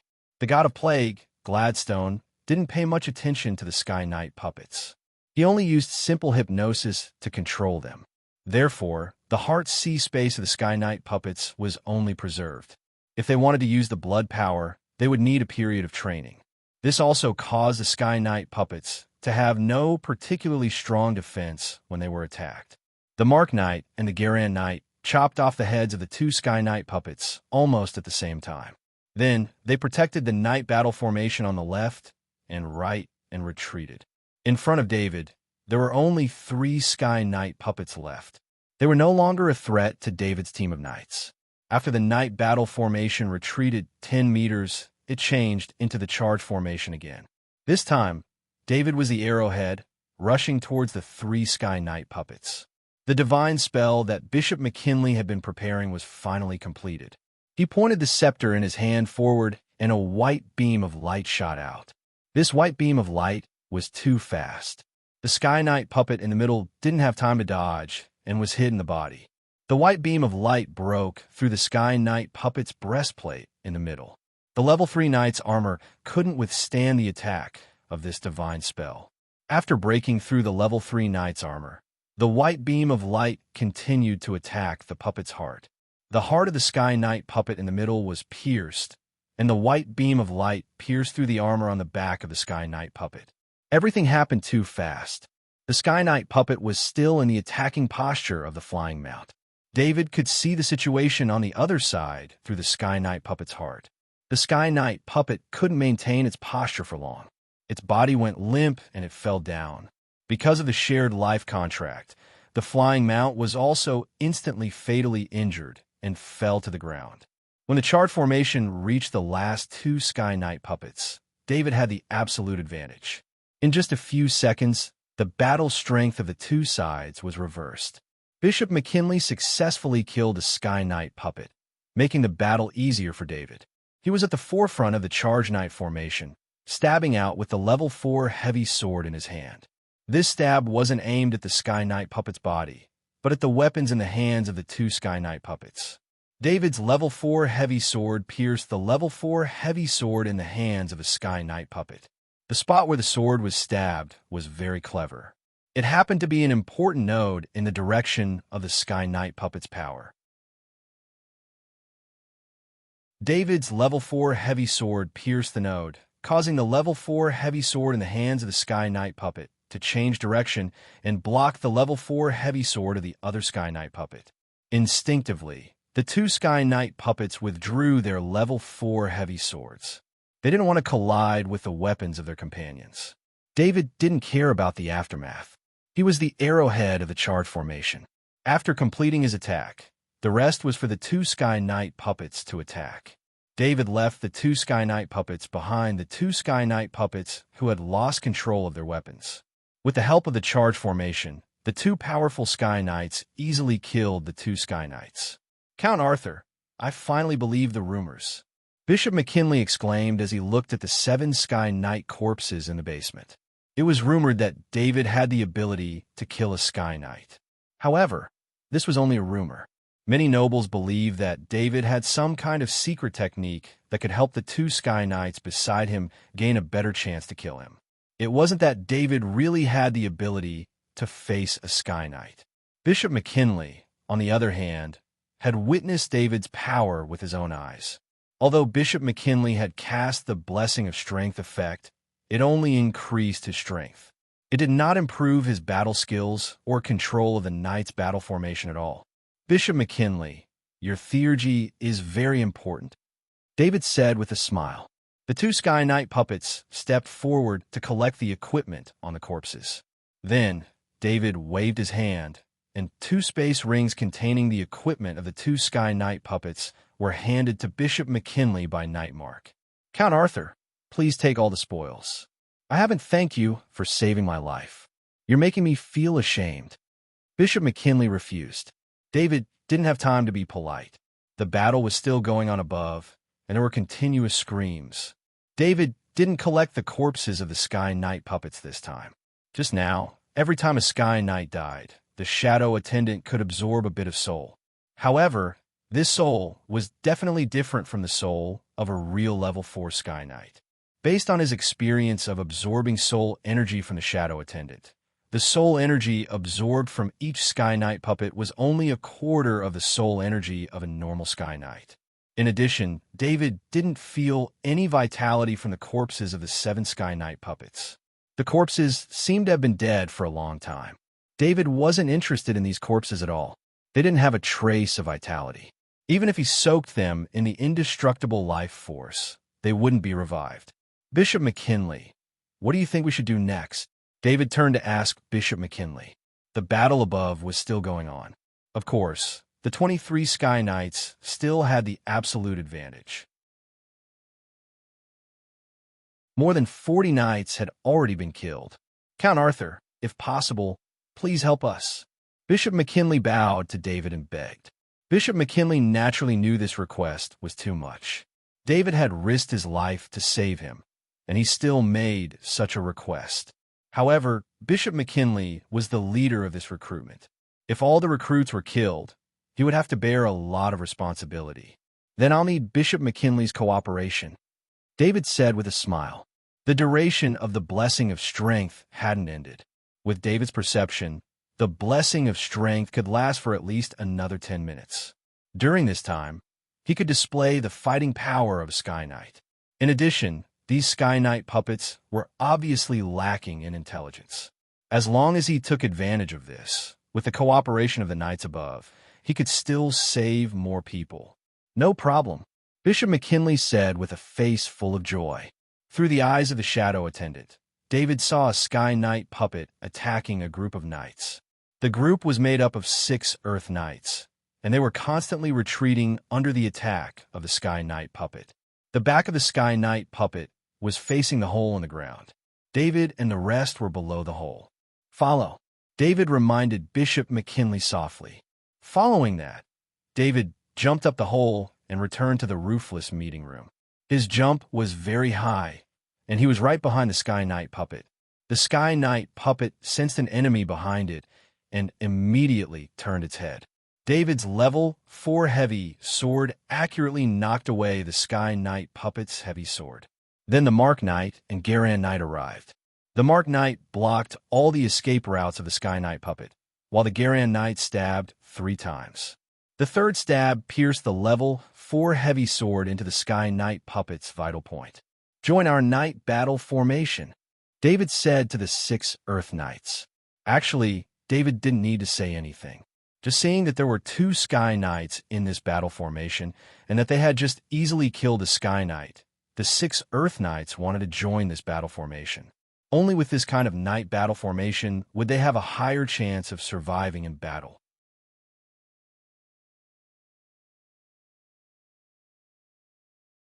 Chapter 743. The addition of the 6 Earth Knights to the Knight battle formation greatly increased the power of the Knight battle formation. The Earth Knights who were conscripted along with the nobles who were conscripted were all the most powerful Earth Knights. Otherwise, it would be impossible for the 6 Earth Knights to form a battle formation to withstand the multiple attacks of the Earth Knight puppets. David felt that the Knight battle formation could utilize the power of the bloodline greatly increased, which allowed the Knight Mark and Garan Knight Garan to increase their attack power. Under the leadership of David, the Knight battle formation rushed towards another group of 6 Earth Knights who were still persevering. He didn't make too many choices. Instead, he followed the principle of saving as many as he could, and at the same time, he wanted to increase the power of the Knight battle formation as soon as possible. Due to the lack of surprise this time, there was no possibility of a surprise attack. When David's Knight battle formation rushed towards the Sky Knight puppet, the Sky Knight puppet immediately retreated. With the speed bonus of flying mounts, the Knight battle formation commanded by David couldn't chase after it. The 6 Earth Knights didn't wait for David's invitation and directly entered the Knight battle formation. Count Arthur, do your best to save them. I'll create an opportunity for you. Bishop McKinley had been chanting ever since he jumped out of the cave. He spoke softly now. On the scepter in Bishop McKinley's hand, a white light burned like a torch. The energy contained in it made David feel apprehensive. David nodded. He didn't know what kind of theurgy Bishop McKinley was going to cast, but he knew that it should be extremely powerful. However, Bishop McKinley's divine spell also absorbed the 3 Sky Knight puppets that had broken away from the battle and were preparing to continue fighting. They looked at Bishop McKinley, and then the 3 figures turned into 3 phantoms in the air at an extremely fast speed and rushed towards the battle formation. Evil removal. Bishop McKinley roared, and the huge crystal on his scepter shattered in an instant.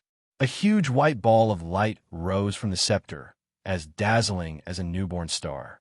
As the Bishop of the War Shrines, Bishop McKinley's talent was unparalleled. He was only 1 step away from becoming a 5th-level priest. If he wanted to reach this step as soon as possible, he would need a blessing from God. It was not easy to receive the divine grace that could promote Bishop McKinley to a 5th-level priest. God's bestowment came with an equal condition. He needed to make a corresponding contribution. Becoming a level 5 priest was also the qualification to compete for the position of archbishop. Therefore, the importance of this recruitment to him was enough to affect his life. If Bishop McKinley was 1 step slower, he would be left behind. The competition within the war shrines was extremely fierce. For this reason, Bishop McKinley did not hesitate to use his scepter to activate the evil removal spell, which required a long time to activate in a short time. When the 3 Sky Knight puppets were 4 meters away from David, the evil removal spell rose into the sky. The 3 Sky Knight puppets bore the brunt of the spell and were covered by the light. The 3 Sky Knight puppets were all stunned. Black smoke rose from their bodies to resist the light of the evil removal spell. David would not let go of this opportunity. He brandished the 4th-level heavy sword in his hand, and together with the other 2 Sky Knights beside him, they each killed the 3 Sky Knight puppets. The evil removal spell did not stop there. After the white ball of light rose into the sky, it covered the whole area. The remaining 19 Sky Knight puppets were all affected. Unfortunately, only one of the recruited Sky Knight puppets managed to injure one of the Sky Knight puppets in time. The others quickly retreated and distanced themselves from the Sky Knight puppets. They chose to retreat towards David. When they saw Bishop McKinley make his move, it was as though they had found a pillar of support on the battlefield. The knight formation quickly expanded. David did not want to attack anymore. He switched the knight formation to a defensive one. The injured Sky Knight puppets showed a terrifying recovery ability. Although they were seriously injured, they recovered quickly in the rolling black smoke. Only their flying mounts were a little dispirited. The light of the evil removal spell slowly weakened. The 19 Sky Knight puppets also broke free from the light of the divine spell. All the knights who were still alive on the battlefield entered David's knight formation. The formation of nearly 300 Earth Knights occupied the center of the huge conference hall. The 19 Sky Knight puppets swooped down from the sky in turn. They used the momentum to launch a powerful attack, trying to break the defense of the knight formation. At this time, David was not in a hurry. After discovering that the soul energy of the Sky Knight puppets was very little, he lost interest in taking the risk to kill them. Besides, he did not want to expose too much. The effect of the blessing of strength was also weakening. He had already saved everyone he could. The rest was to defend against the attacks of the Sky Knight puppets and wait for reinforcements to arrive. The attacks of the 19 Sky Knight puppets weren't very effective. Even their powerful attacks could only shake the bloodline power shield a bit and had no other effect. Gentlemen, hold on a little longer. Listen to Earl Arthur's command. Reinforcements will be here soon. Bishop McKinley encouraged. After all, this was the territory of the Shrines of War. Naturally, they would report to the Shrines of War as soon as such a big thing happened. It was just that this was too sudden. It had been many years since something like this had happened. The Shrines of War were also a little slow in adapting, so reinforcements had not arrived for a long time. The 19 Sky Knight puppets seemed to not know how to adapt. They turned into 19 iron hammers, and the knight formation that David was in was like an anvil. They were constantly being hit by the 19 iron hammers. The Sky Knight's flying mounts showed the terrifying power of flying mounts in battle. Due to the presence of the 19 Sky Knight puppets, The Sky Knights here did not dare to fly. They could only hide in the night formation. Without David's special ability, and without Bishop McKinley's divine spell, the passive night formation on the ground could not form a powerful counterattack. After Bishop McKinley had just cast Evil Removal, it would take a long time for him to cast another divine spell. Furthermore, in a situation where no one was in danger, he needed to reserve his divine spell for emergencies. The divine spell, Evil Removal, was very powerful. If it was an organized and planned counterattack, it was very likely that it would cause great damage to the Sky Knight puppets. It was just that the Sky Knight puppets suddenly attacked. The Night Knight puppets did not realize this and wasted the opportunity created by Bishop McKinley. Of course, Bishop McKinley was not disappointed. Although the divine spell, Evil Removal, did not achieve the effect he wanted, it had rescued all the knights and placed them under the protection of the night formation. Bishop McKinley could see that David's control of the night formation had reached the pinnacle of the night formation. There might be such talents in the top noble families, but in the other noble families, it was extremely difficult to cultivate a grandmaster-level night formation talent. It was rarely seen in history. This time, in such a chaotic situation, a knight like David who had mastered the grandmaster-level night battle formation had appeared. It could only be said that they were lucky. The 19 Sky Knight puppets were still carrying out futile attacks. They would not stop until they exhausted the last bit of their strength. But they could not wait until then. Two illusory figures appeared in the midst of the 19 Sky Knight puppets. David could see that one of them was Lord Gould and the other was a female 5th-level Temple Knight. They had both arrived using energy doppelgangers. The 19 Sky Knight puppets, who had been showing off in the sky for a long time, now seemed to have met their natural enemy.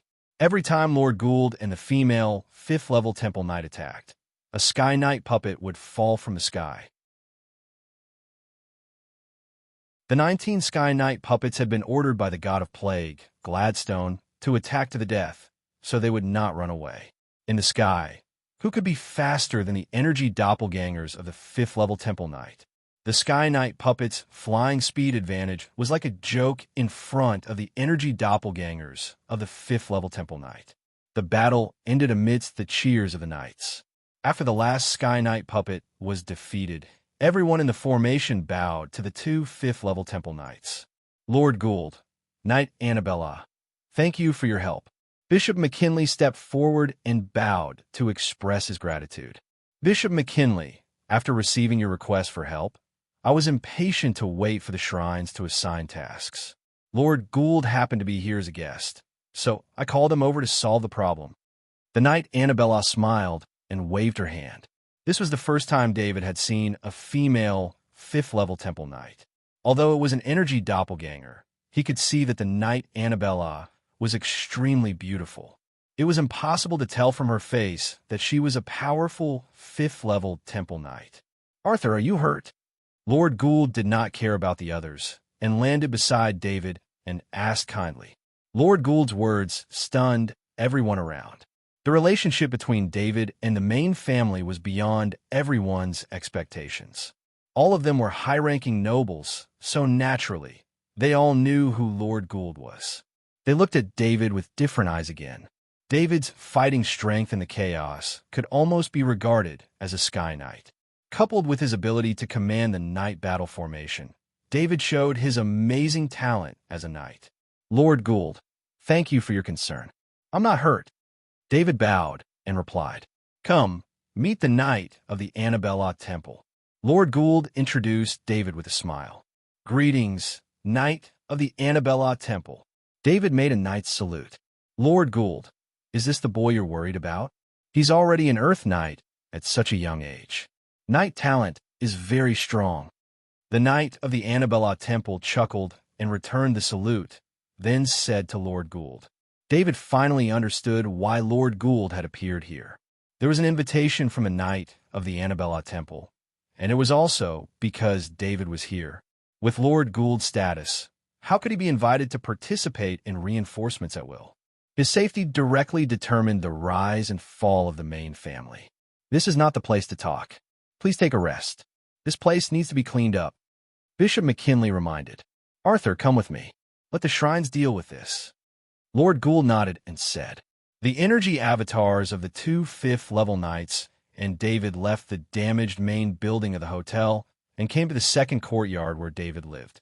The two temple knights of the fifth rank didn't ask about the losses in this battle. To temple knights of the fifth rank, any loss below the fifth rank was something they could bear.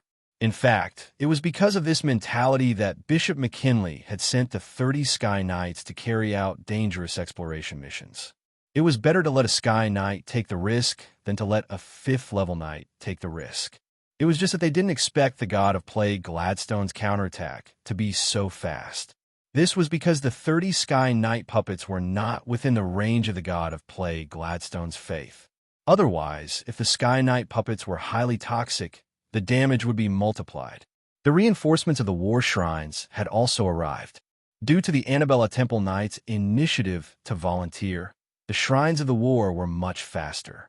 This time, in addition to a fifth-level knight, there were also 100 priests. The priests took the recruited nobles and knights away from the scene and began to clean up the battlefield. Bishop McKinley, the number of deaths of the recruited knight is 122, including 18 nobles. A priest reported to Bishop McKinley. Although he had been mentally prepared, Bishop McKinley was still shocked when he heard the death toll. Fortunately, there were only 18 nobles. The reason why so few nobles died was because almost every noble had their own knight to protect them. Many nobles had their own knight to protect them when they were in danger. Of course, the death toll was only on the side of the recruited knight. The war shrines had also lost more than 20 priests. In addition to the loss of 30 Sky Knights, the loss was very heavy, but it was still within an acceptable range. They were facing an ancient god, so the loss was expected, but they didn't expect it to come so early. Report: the portal has been damaged. The portal on the Lone Star can't be connected. It's estimated that it's also damaged. The detection array can't be connected either. Another priest reported. This news was even more unbearable for Bishop McKinley than the deaths of hundreds of people. The use of the Scouting Spirit design was limited. The Scouting Spirit design on Lone Star was over, and the Scouting Spirit design mission was also over. However, the teleportation portal was very important. The 30 Sky Knight puppets had come through the portal. Bishop McKinley knew that the portal had been exposed, but he still hoped that it hadn't been destroyed.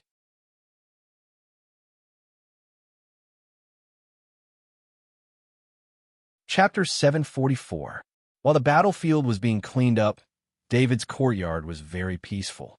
David was using the alchemy furnace to cook the heartwarming lotus seed soup for the two fifth-level knights. It was the only thing he could bring out. The energy avatars of the two fifth-level knights were sitting on chairs, watching David's smooth cooking. They didn't need to taste the results. Just watching the process was a kind of enjoyment. After a while, David put 2 servings of the heartwarming lotus seed soup in front of the two fifth-level knights. The 2 temple knights of the 5th rank each took out a small long-distance transportation array and placed the heartwarming lotus seed soup inside. The soup disappeared without a trace. David was already used to the 5th-level knight's way of tasting. The energy avatars couldn't eat. Arthur, although the heartwarming lotus seed soup this time doesn't have the same clear water as last time, why do I feel that the taste has become better? Lord Gould asked with a smile. David knew that the clear water he was talking about was the clear water with the undying life force.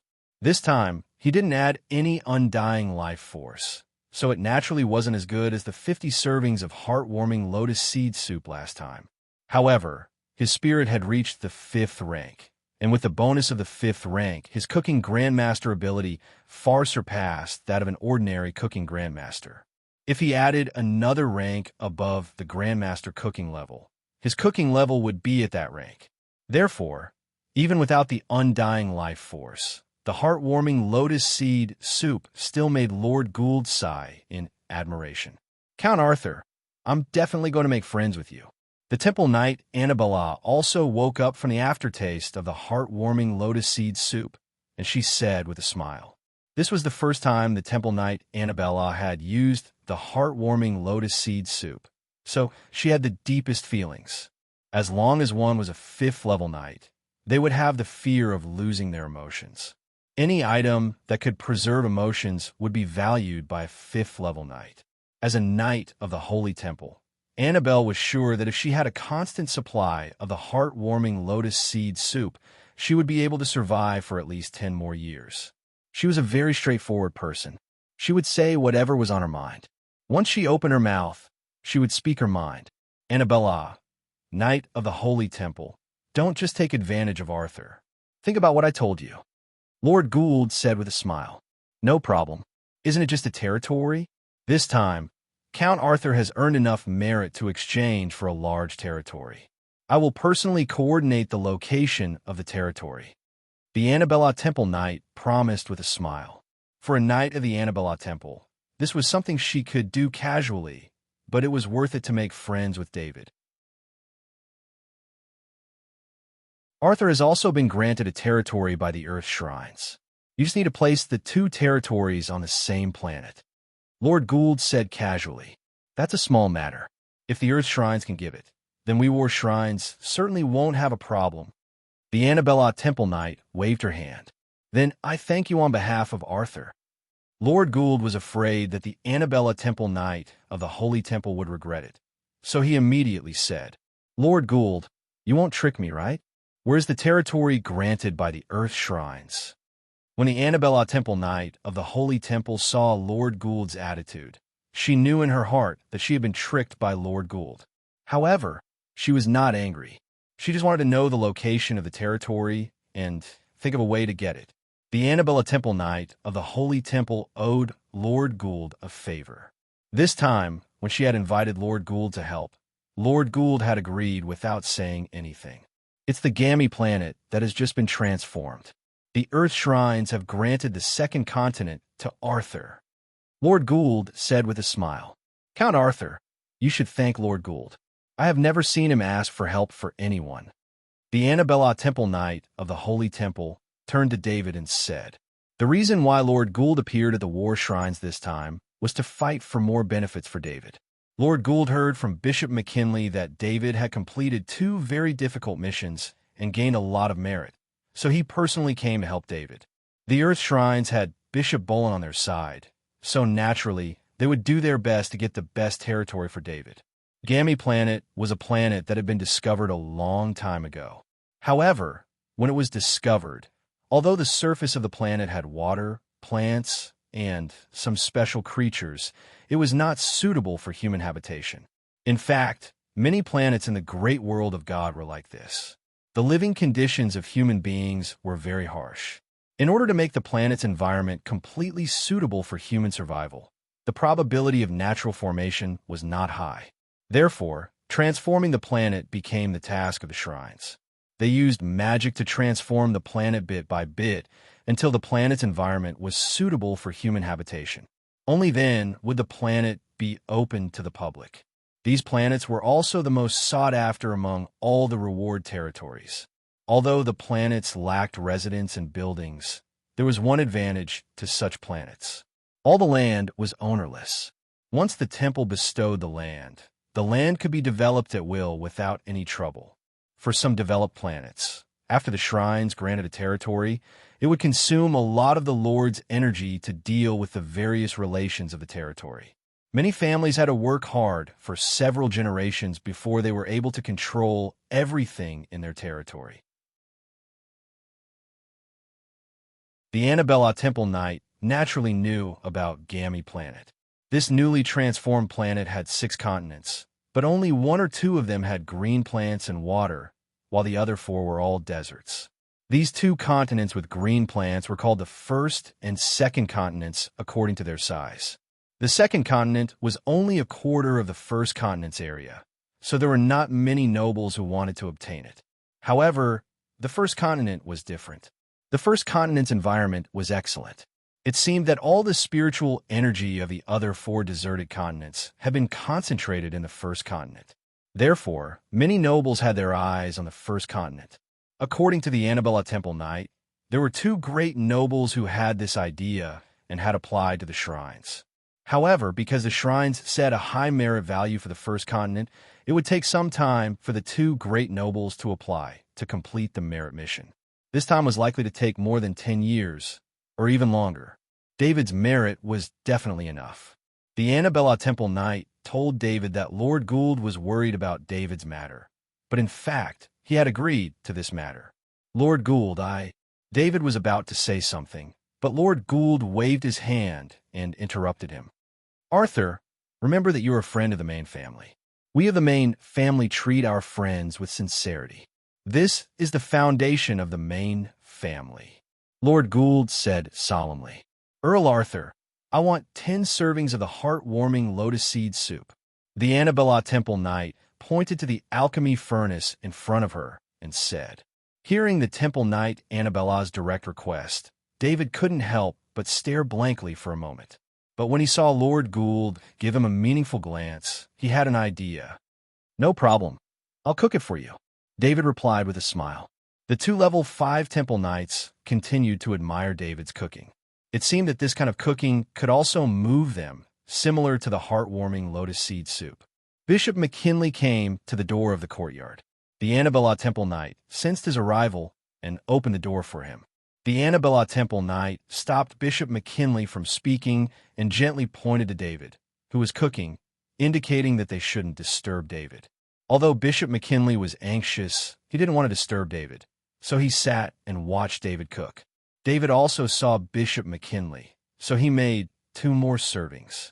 1 for Gould, 1 for Bishop McKinley, and 10 for Annabella Temple Knight. Earl Arthur, I won't be polite. The Annabella Temple Knight couldn't wait to send 10 servings of heartwarming lotus seed soup into the teleportation circle. Bishop McKinley didn't quite understand what the Annabella Temple Knight meant, but he knew that David's heartwarming lotus seed soup was extraordinary. He didn't immediately tell David his request. After all, the 2 level 5 Temple Knights were here, so he couldn't say it in front of them. Bishop McKinley drank a mouthful of the heartwarming lotus seed soup, and his eyes lit up. He finished the heartwarming lotus seed soup in a few mouthfuls. Bishop McKinley, you haven't reached level 5 yet. It's such a waste to let you eat this heartwarming lotus seed soup. The Annabella Temple Knight looked at the empty bowl in front of Bishop McKinley and said with pity. Bishop McKinley didn't understand what the Annabella Temple Knight meant. He wasn't level 5 yet. If he really became a level 5 priest, he would encounter the same situation. As long as he was a level 5 creature, he would more or less have the problem of emotional loss. The Annabella Temple Knight smiled at David. Earl Arthur, I've used up your great merit for you. The first continent of Gammy Star will be given to you. Just now, the Annabella Temple Knight had used her true body to ask the Archbishop of the War Shrines to exchange for David's merit for the first continent of Gammy Star. If someone else had made this request, the Archbishop would have thought twice, but the Annabella Temple Knight's status was very special. The Archbishop wouldn't reject the Annabella Temple Knight's request unless he made a mistake in principle. Although there were many people eyeing the first continent of Gammy Star, it was the Annabella Temple Knight who had made the request. No one else had a chance. Arthur, hurry up and thank the Annabella Temple Knight. The first continent of Gammy Star is an excellent territory.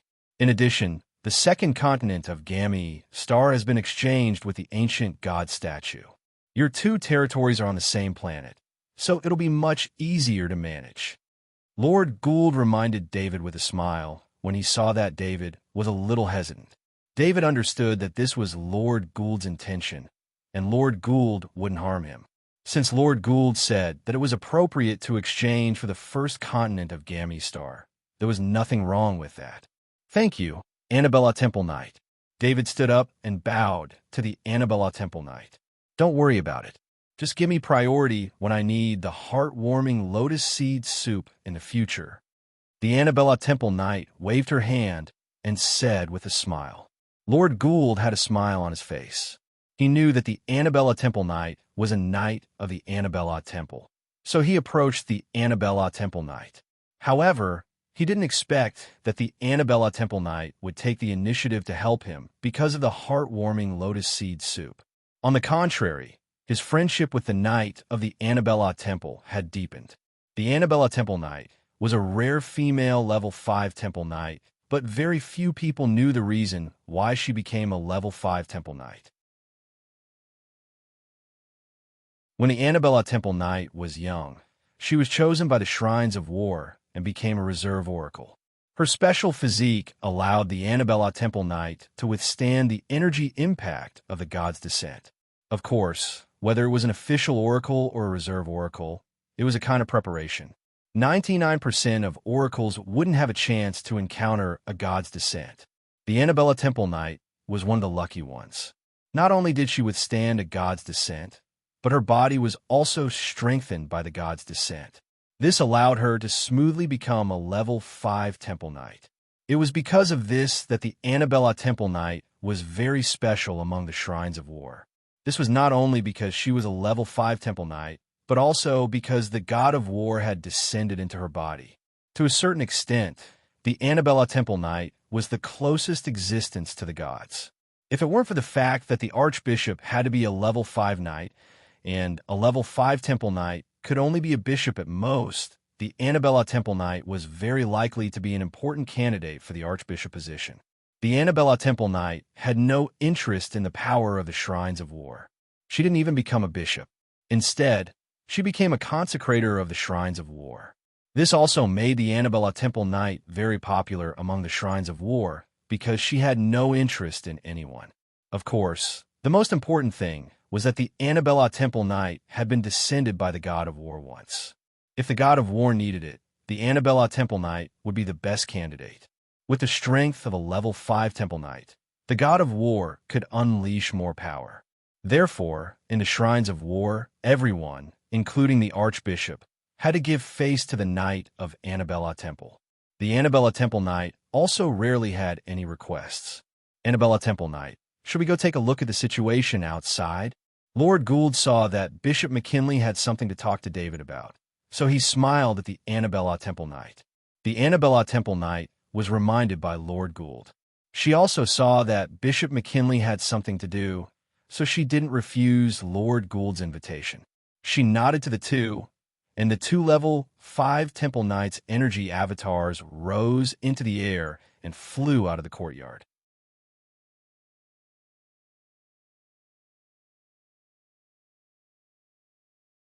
Chapter 745. Earl Arthur. The portal to Loam's star has been destroyed. Bishop McKinley said helplessly. That's a pity, David replied casually, still thinking about the first and second continents of Gammy's star. Bishop McKinley thought that David did not want to talk about the portal, so he could not help but feel anxious. Although he was the leader of this recruitment, he could not order the 5th level knight who came to rescue them. How could the surviving recruits be able to do the mission at this time? Most importantly, the destruction of the portal was due to Bishop McKinley's command error, so it was impossible for the shrines to pay any more merit points for the installation of the portal. The recruitment mission was not a mission to earn merit points. It would only increase the mission reward according to the difficulty of the mission. This reward was also in the hands of Bishop McKinley. It was just that the mission of installing the portal had been completed, and the reward had been paid, so there was no reward for the task of reinstalling the portal. As for the divine gold coins and other rewards, the nobles who were able to come here did not lack them. Even if they did, they would not use the opportunity to earn merit points to obtain the divine gold coins.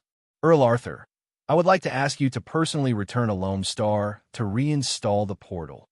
Bishop McKinley said directly, gritting his teeth. He had already thought of a huge price to pay. Bishop McKinley thought about what David would ask for. When the time came, it would depend on whether he could afford it. As long as he could pay David's request, he would not be stingy. At this time, David understood what Bishop McKinley meant. It turned out that it was for this matter. He and Bishop McKinley were friends. He could see that Bishop McKinley did not ask for a mission, but for a personal invitation. It should be to make up for some of Bishop McKinley's mistakes.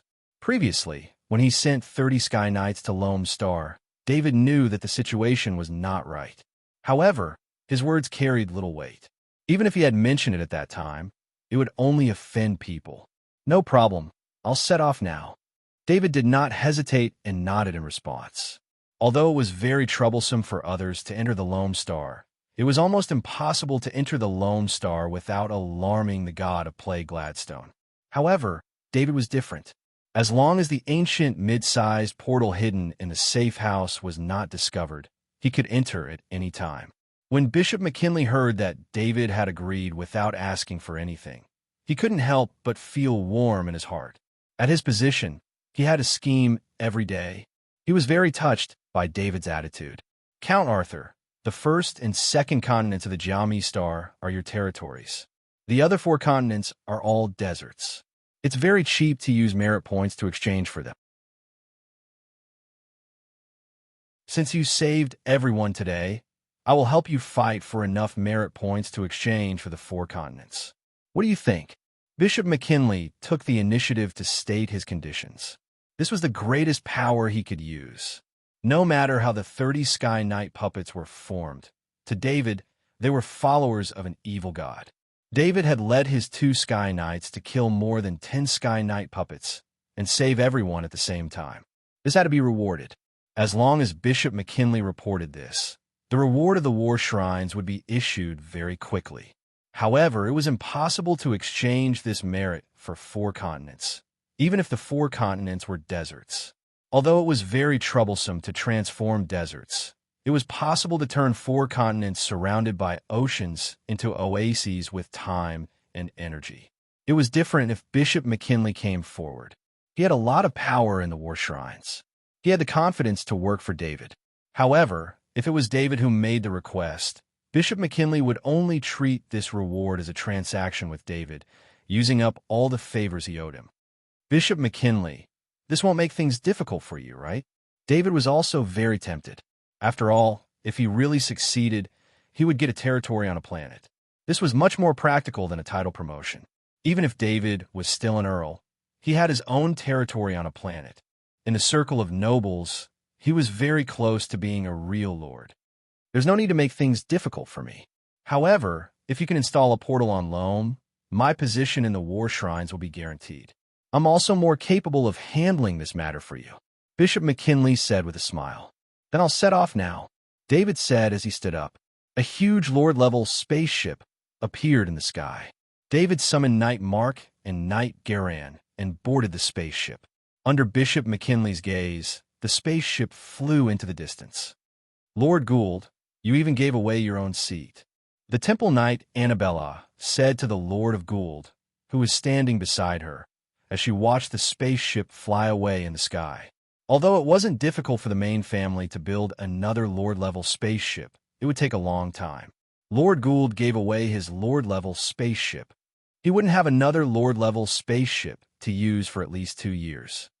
What Arthur did is worth the price, Lord Gould said with a smile on his face. At this time, Lord Gould suspected that the mysterious person who saved him on loan was Earl Arthur. Even Bishop Bolin of the Earth Shrines clearly said that his curse couldn't be broken unless a god intervened. Earl Arthur had the inextinguishable life force that could cure Lord Gould's curse. Lord Gould didn't think that he would be so lucky to meet someone who had a god's treasure and was so kind to Lord Gould. At that time, Lord Gould was in a state of near death. His space ring, armor, and weapons were all extremely precious treasures. At that time, who would pay such a huge price to save Lord Gould instead of taking away Lord Gould's belongings? They didn't even have to kill Lord Gould himself. They just had to ignore him. Previously, Lord Gould only had his suspicions. However, he heard that David had successfully infiltrated Lone Star and installed the scouting circle and the teleportation gate. The first 2 batches of knights were far stronger than the guards, but they had not succeeded.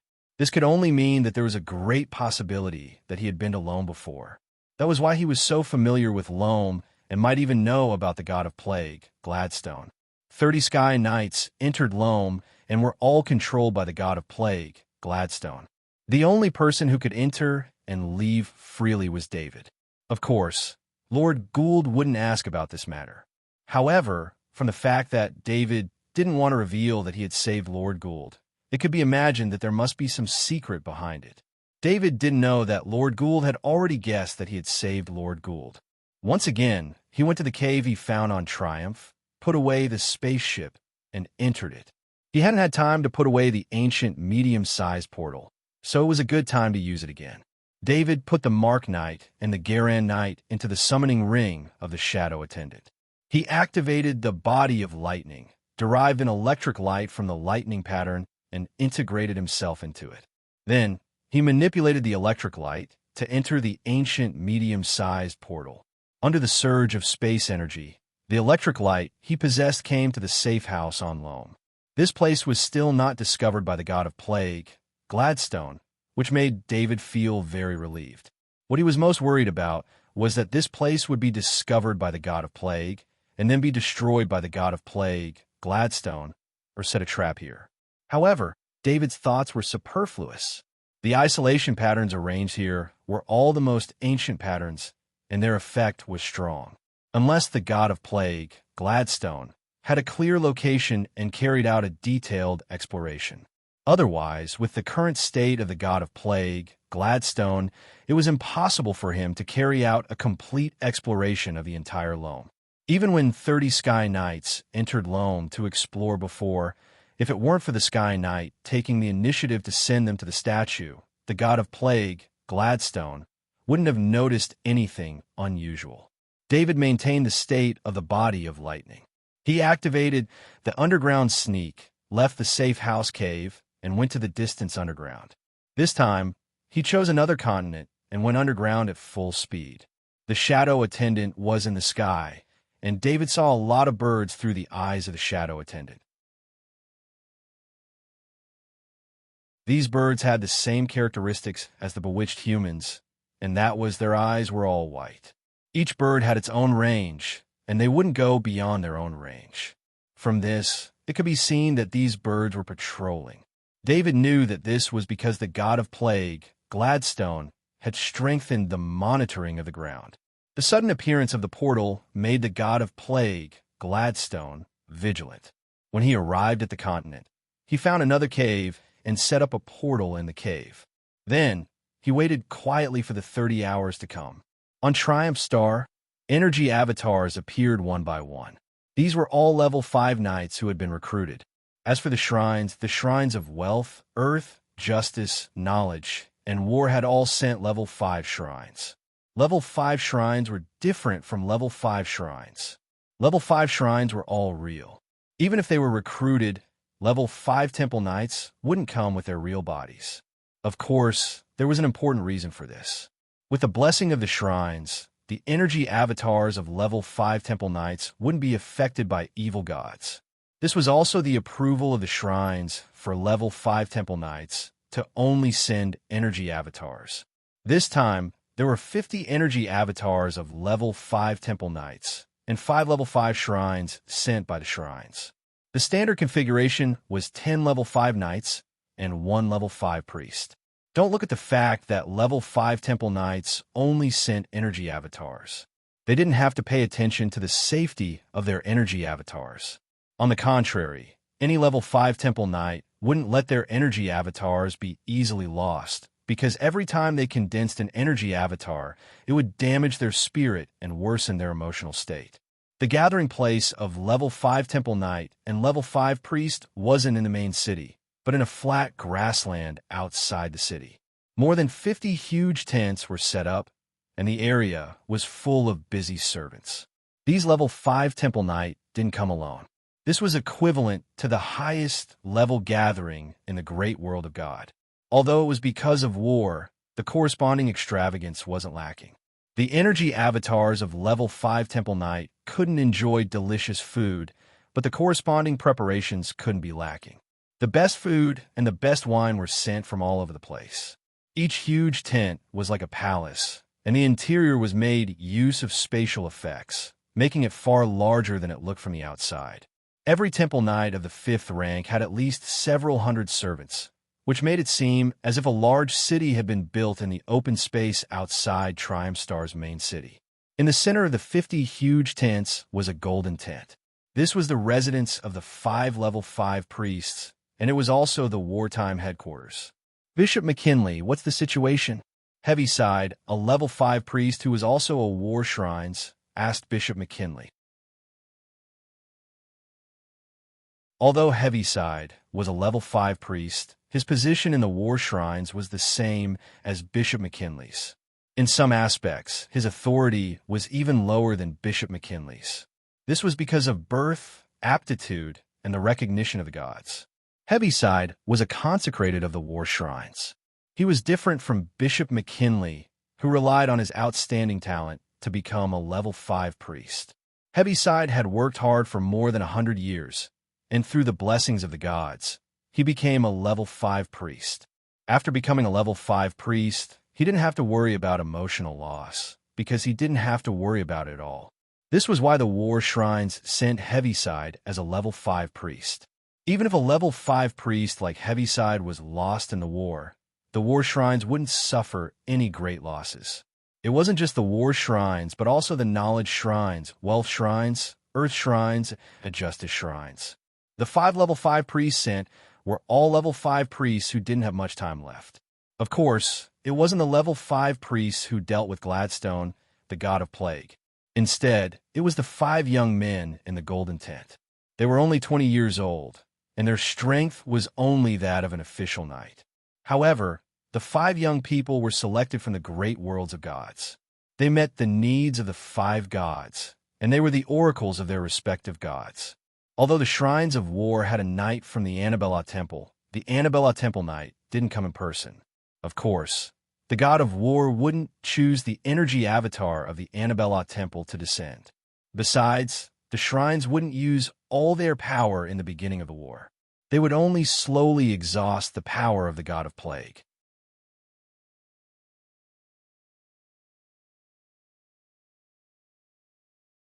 Chapter 746. The shrines had rich experience in battles between gods. It was not a good idea to go all out against the god of plague Gladstone. The best way was to slowly weaken the god of plague Gladstone through battle after battle. When the god of plague Gladstone was weakened to a certain extent, the shrines would understand the true situation of the god of plague Gladstone. Only then would the shrines attack with all their might. The shrines would not casually summon the gods. Whether it was asking the gods to perform miracles or to descend, it would disturb the gods. The shrine's role was to represent the gods in all matters. Even if they lost a lot of combat power, as long as they could solve the problem, the shrines would not ask the gods for help. Please wait a moment. The teleportation gate is being repaired. Bishop McKinley replied to the level 5 priest of Heaviside. Didn't you say that the teleportation gate was destroyed? Can the war shrines do it? If not, the knowledge shrines will help you. Level 5 priest Emerson of the knowledge shrines said calmly. The war shrines and the knowledge shrines, or rather, the major shrines, had some conflicts in private. However, there were more conflicts between the war shrines and the knowledge shrines. Level 5 priest Emerson obviously did not believe Bishop McKinley's words. Priest Emerson, don't you even have time to wait a moment? Or do the shrines of the knowledge spend all their time researching knowledge and have forgotten etiquette and patience? Bishop McKinley replied calmly, I hope you can still say that later. Level 5 priest Emerson said in a low voice, holding back his anger. Bishop McKinley snorted. In fact, he was not confident. Although he had asked Earl Arthur for help, he did not know if Earl Arthur would be reliable this time. Level 5 priest Emerson knew the situation on Lone Star very well. He leaned back in his chair, waiting to see what would happen. The other 3 shrines, 5th level shrines, didn't say anything either. They watched the commotion between the shrines of knowledge and the shrines of war. No matter which of them lost face, they were happy to see it. Bishop McKinley scanned the short-range communication badge on his waist with his mind power. This was an alchemy item used by shrines for short-range information transmission. It could transmit a large amount of information over a short distance using one's mind power. It was different from a communication array. A communication array could transmit information across space, but it was subject to many restrictions. Both parties had to be connected in order to transmit a small amount of information. Although the transmission range of the short-range communication token was short, it could transmit a large amount of information at any time and store it in the target's short-range communication token, waiting for the target to check it at any time. Of course, although the short-range communication card looked ordinary, it was actually made using the unique technology of the shrines. Only the shrines could use it.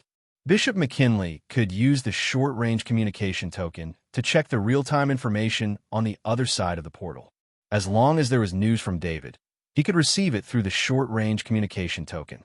It had been 30 hours since David went to Lone Star. Bishop McKinley was a little nervous. If David didn't install the portal properly, not only would he be blamed by the shrines, but even the shrines of war would be affected. Priest Emerson, if the portal is repaired, will you be the first to go and see it? Bishop McKinley's eyes flashed with joy, but he quickly hid it. He turned to Emerson and asked provocatively, "What do you think? If the portal can be repaired in a short period of time, I'll be the first to go and see it." Priest Emerson said with a smile. In fact, he had already negotiated with the Level 5 Temple Knights who were on good terms with the Temple of Knowledge. He had asked them to help him install the portal, especially since there was a master alchemist among the Level 5 Temple Knights. As long as he entered the Lone Star, it would be easy to install the portal.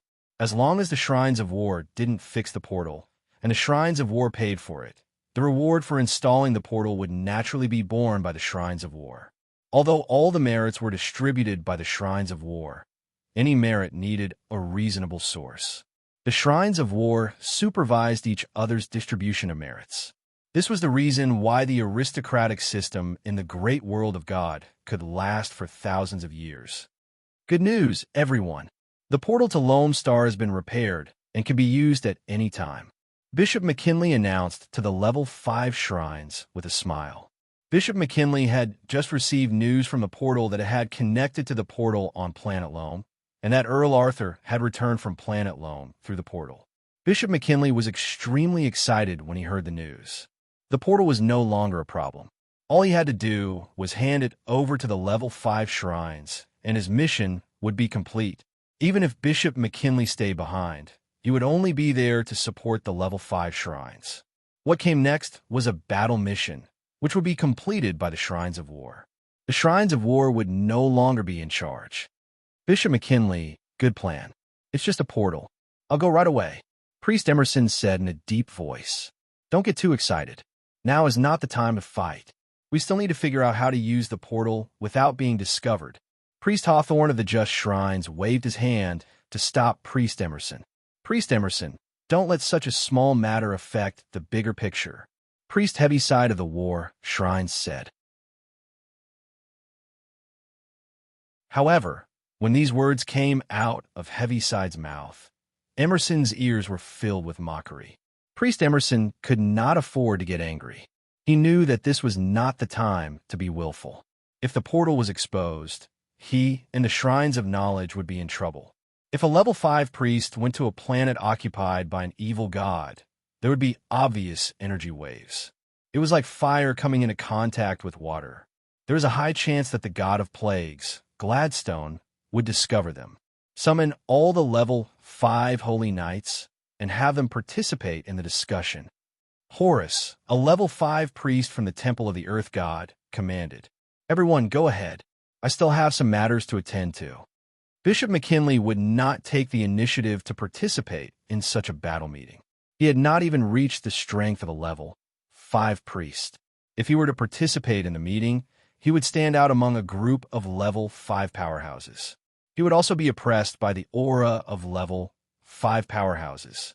Bishop McKinley, you've done a great job. Even under difficult circumstances, you still managed to complete all the tasks given to you by the temple.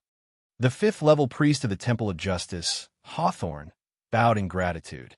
It did not matter who completed the task.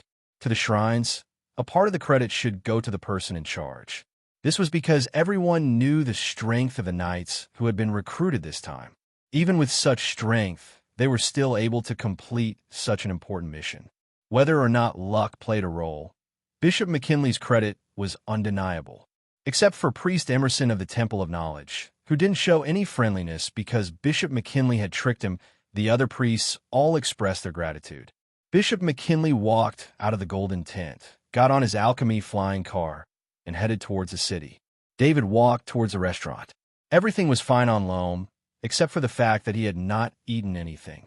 He had been maintaining his lightning body state all this time. As for whether the god of plagues Gladstone would discover the knight who had teleported from Kaplan, it was none of his business. His task was only to set up the portal. Although the hotel had been attacked and many parts of it were damaged, the restaurant was not damaged. It could still be used. David walked into the restaurant and found that there were quite a few people in the restaurant. He calculated the time and found that it was lunchtime. No wonder there were so many people. Earl Arthur, at the sight of David entering the dining hall, all the people in the dining hall stopped what they were doing as they stood up and bowed towards David. "Hello, everyone." David was also shocked and hurriedly bowed in return. Everyone's enthusiasm really surprised David. He remembered that when he first arrived, these people avoided him like he was a snake or a scorpion. Under everyone's gaze, David found an empty table and sat down. The staff of the shrines came over to ask about him and quickly serve him lunch. During his meal, nobles kept coming over to hand him heraldic cards. These heraldic cards were like identification cards. Not only did they have the image of the noble's coat of arms, but they also had the noble's name and contact magic circle imprint. If necessary, they could use the contact magic circle imprint to contact the other party directly. Usually, people would not give out heraldic cards as identification cards. Once they were given out, it meant that they had become friends. A priest walked into the restaurant and announced loudly, "Nobles conscripted, Bishop McKinley invites you to gather in Conference Hall number 2.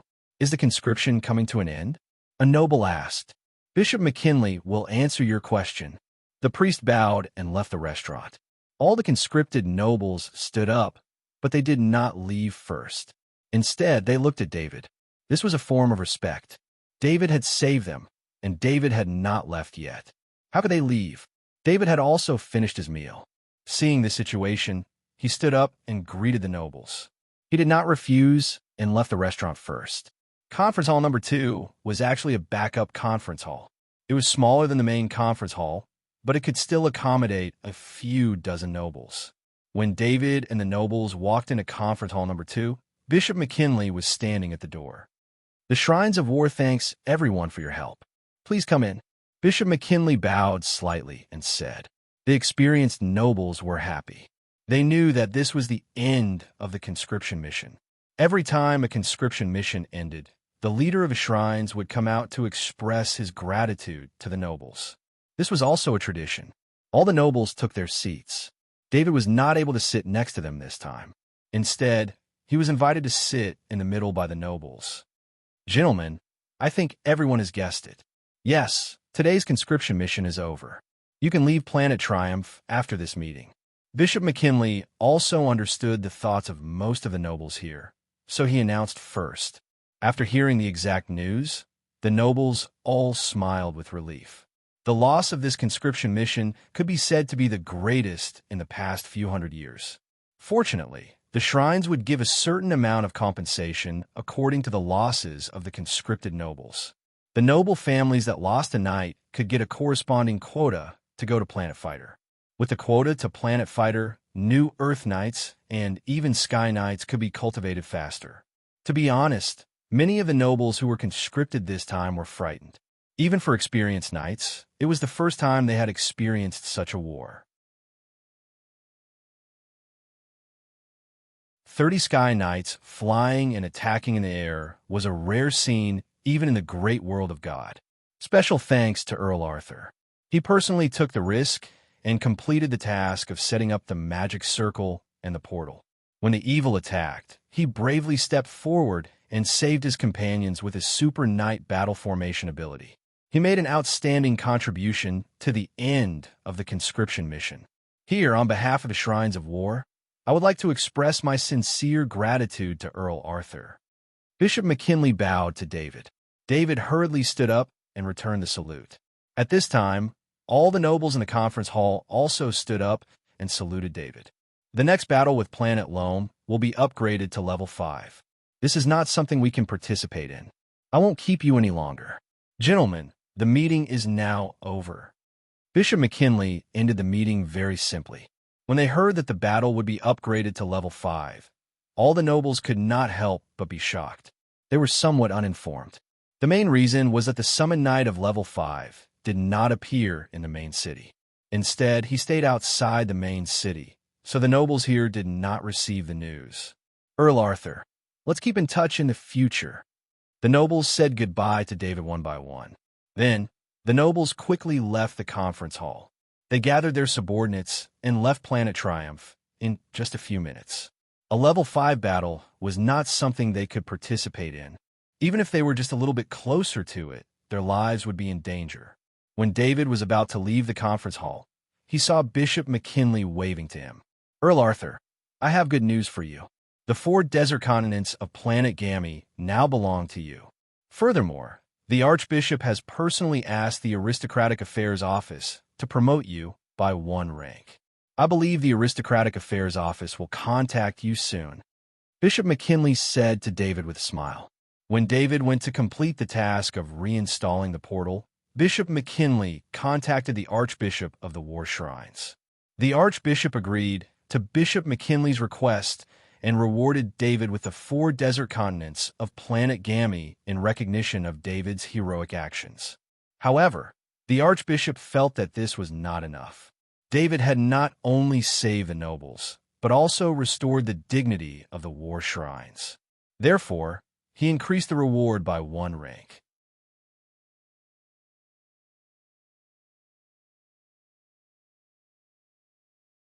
Chapter 747. David didn't leave Planet Kai Lien immediately. Instead, he went to retrieve the ancient mid-sized teleportation gate in the cave. He had only seen this ancient mid-sized portal in the shrines of the Shadow God and the Safe House Cave on Triumph Star. He had never seen it anywhere else. After leaving Triumph Star City, David saw the camp of more than 50 huge tents and the terrifying aura coming from the camp. More than 50 rank 5 powerhouses gathered together. Even if they were just energy doppelgangers, their aura was enough to make people with strong spiritual perception feel a strong impact. Not to mention that David's spirit had reached rank 5, so he was even more sensitive to rank 5 powerhouses. David did not pass by the camp. He went around the camp from a distance. This was an instinct. He did not want to meet so many rank 5 powerhouses and leave his safety in the hands of others. Although a rank 5 knight would not attack him for no reason, he did not like the feeling of powerlessness when facing so many rank 5 powerhouses. After riding his warhorse for dozens of kilometers, David used his spirit to lift himself up. After reaching the 5th level of mental strength, although his combat strength had not reached the true 5th level, he could fly in the sky without the help of the Sky Knight. This flight was more like the flight of an energy doppelganger. A rank 5 knight's energy doppelganger relied on his spirit to lift his body, and then used the powerful bloodline power in his body to propel him to fly. Because the energy doppelganger was completely composed of energy and almost had no mass, it was very easy for the spirit to lift the energy doppelganger. This was also the reason why the energy doppelganger's flying speed was so terrifying. Although David was flying in his original body, he had reached LV5 spirit. Therefore, his body weight was nothing for a LV5 spirit. He didn't even need to use any bloodline strength. Instead, he could reach the speed of a heavenly knight by driving his body with his spirit alone. Coupled with the speed bonus of the Battle Angel Crystal, David could surpass the flying speed of a Sky Knight at full speed. David arrived at the cave in the mountain. He dismantled the ancient mid-sized teleportation gate and stored it in his spatial pendant.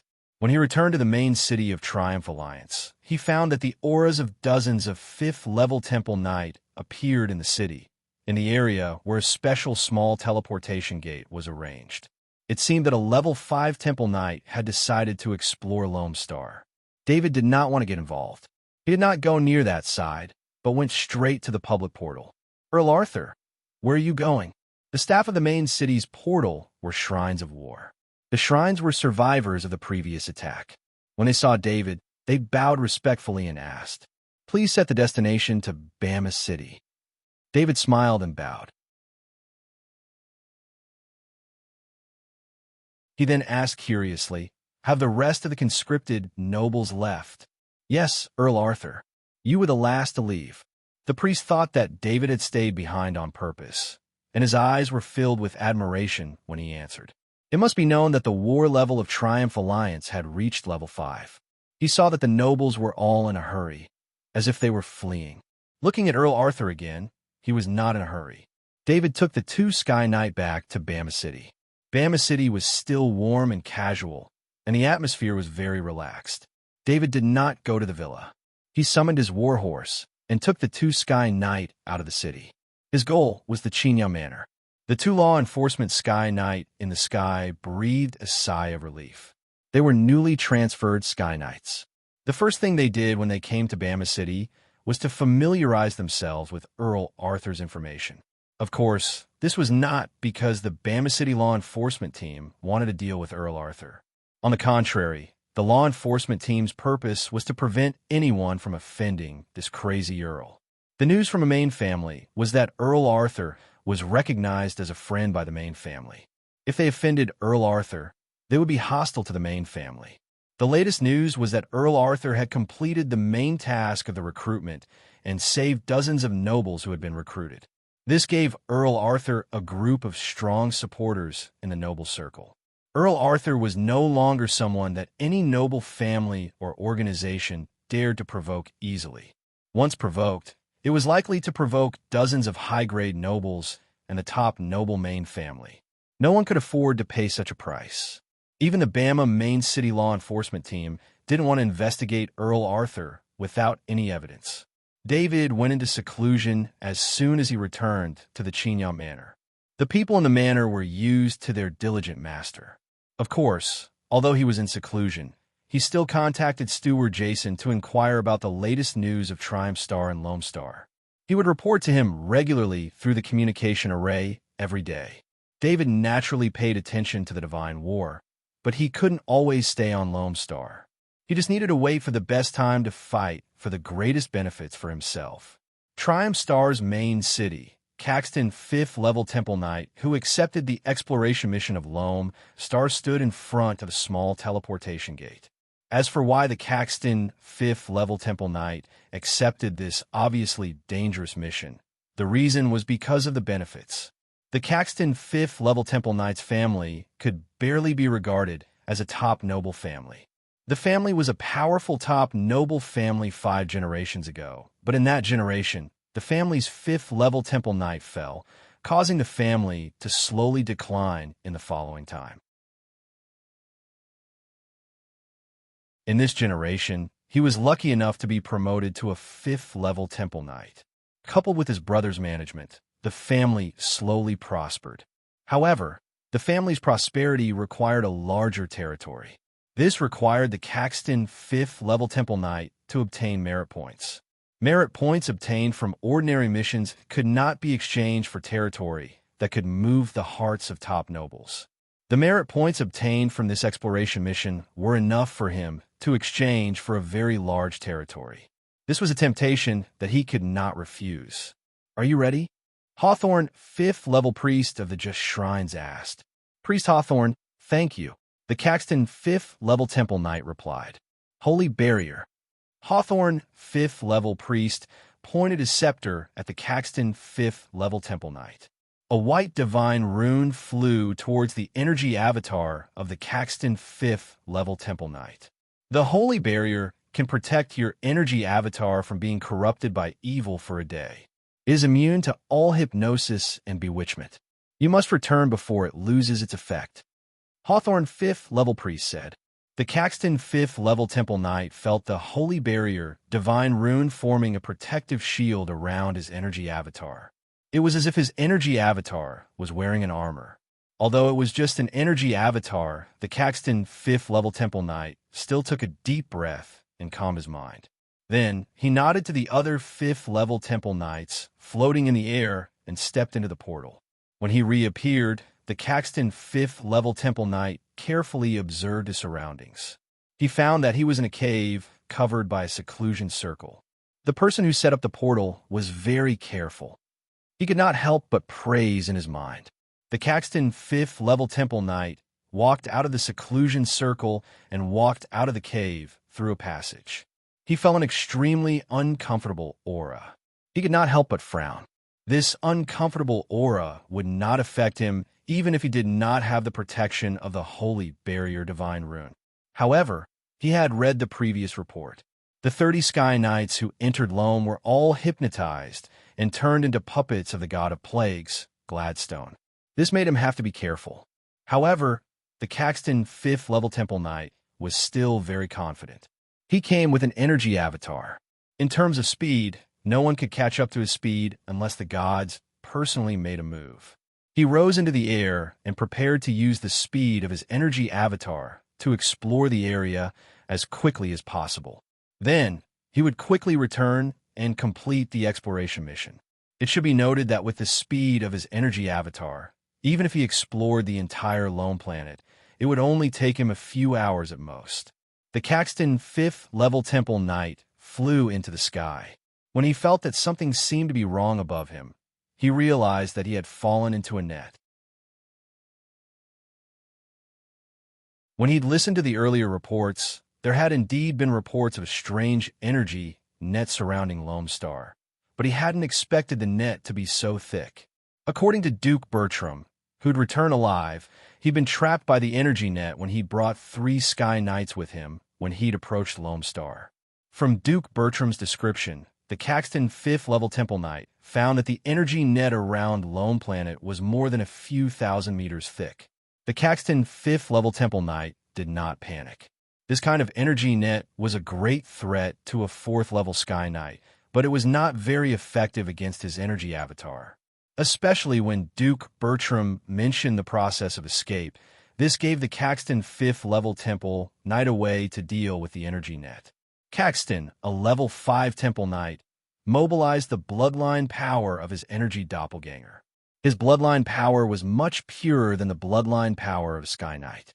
When the bloodline power of a level 5 Temple Knight rushed out, it instantly cut open a crack in the energy net. His energy avatar's speed was even more terrifying. When the crack was about to be repaired, his energy avatar had already left the range of the energy net. You can't fly above 300 meters in the sky of Lone Planet. That's the range of the energy net. The Caxton 5th level Temple Knight said to the alchemy recorder. This information would also become the content of his exploration. In a world that was scorched black everywhere, the god of plague Gladstone sat on his throne expressionlessly. His eyes moved slightly. A 5th level energy avatar. Who the hell sneaked into Lone Planet and built a portal? The god of plague Gladstone said to himself with slight anger. He wasn't angry because of the arrival of the 5th level energy avatar, but because of the portal that appeared out of nowhere. Originally, the god of plague Gladstone planned to use what little divine power he had to set up a defense net around Lone Planet. The defense net wasn't very strong, but this kind of defense net was like a spider's web.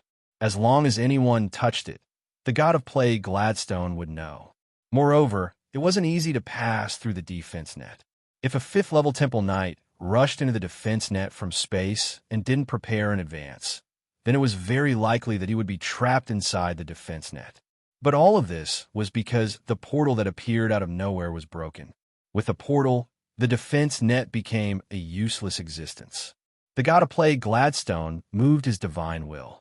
In the hundreds of kilometers where the energy avatar of the Caxton 5th level Temple Knight was in contact with the defense net, there were constantly beasts rushing over. No matter what species these beasts were, they all had the same characteristic.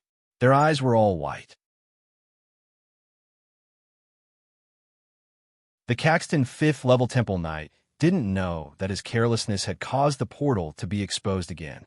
This time, he controlled the altitude to be 200 meters, turned on the alchemy recorder, and flew away at full speed.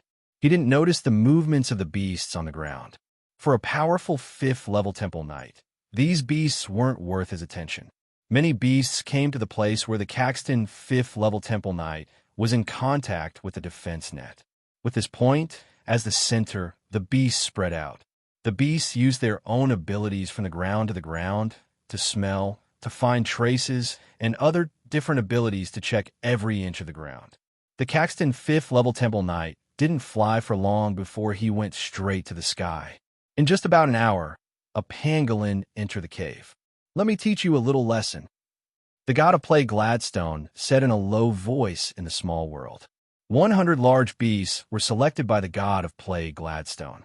With a move of his divine will, 100 large beasts turned into a plague pattern and entered the body of 100 large beasts. 100 large beasts rushed into the cave. They entered the cave and ignored the seclusion circle. In front of the god of play Gladstone, the seclusion circle was a joke. As long as he specified the area, he could see through it at any time. If the god of play Gladstone was at his peak, he could see through any seclusion circle in the entire Lone Star.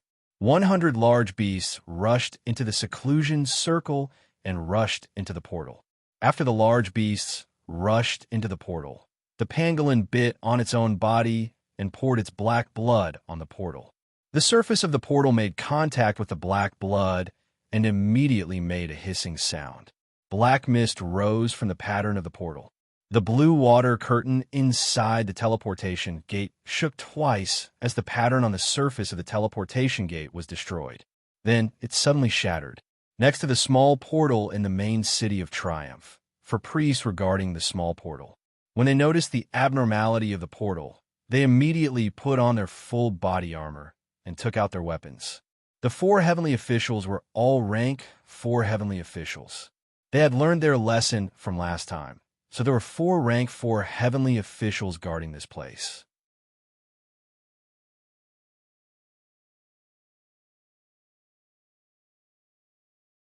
Chapter 748. When they saw that it was only a wild boar that rushed out of the portal, the 4 priests were obviously relieved. However, they immediately felt the evil aura coming from the wild boar. It was a wild boar contaminated by an evil god, but the 4 priests didn't care too much about it. This wild boar wasn't even a transcendent creature. It was just an ordinary wild boar.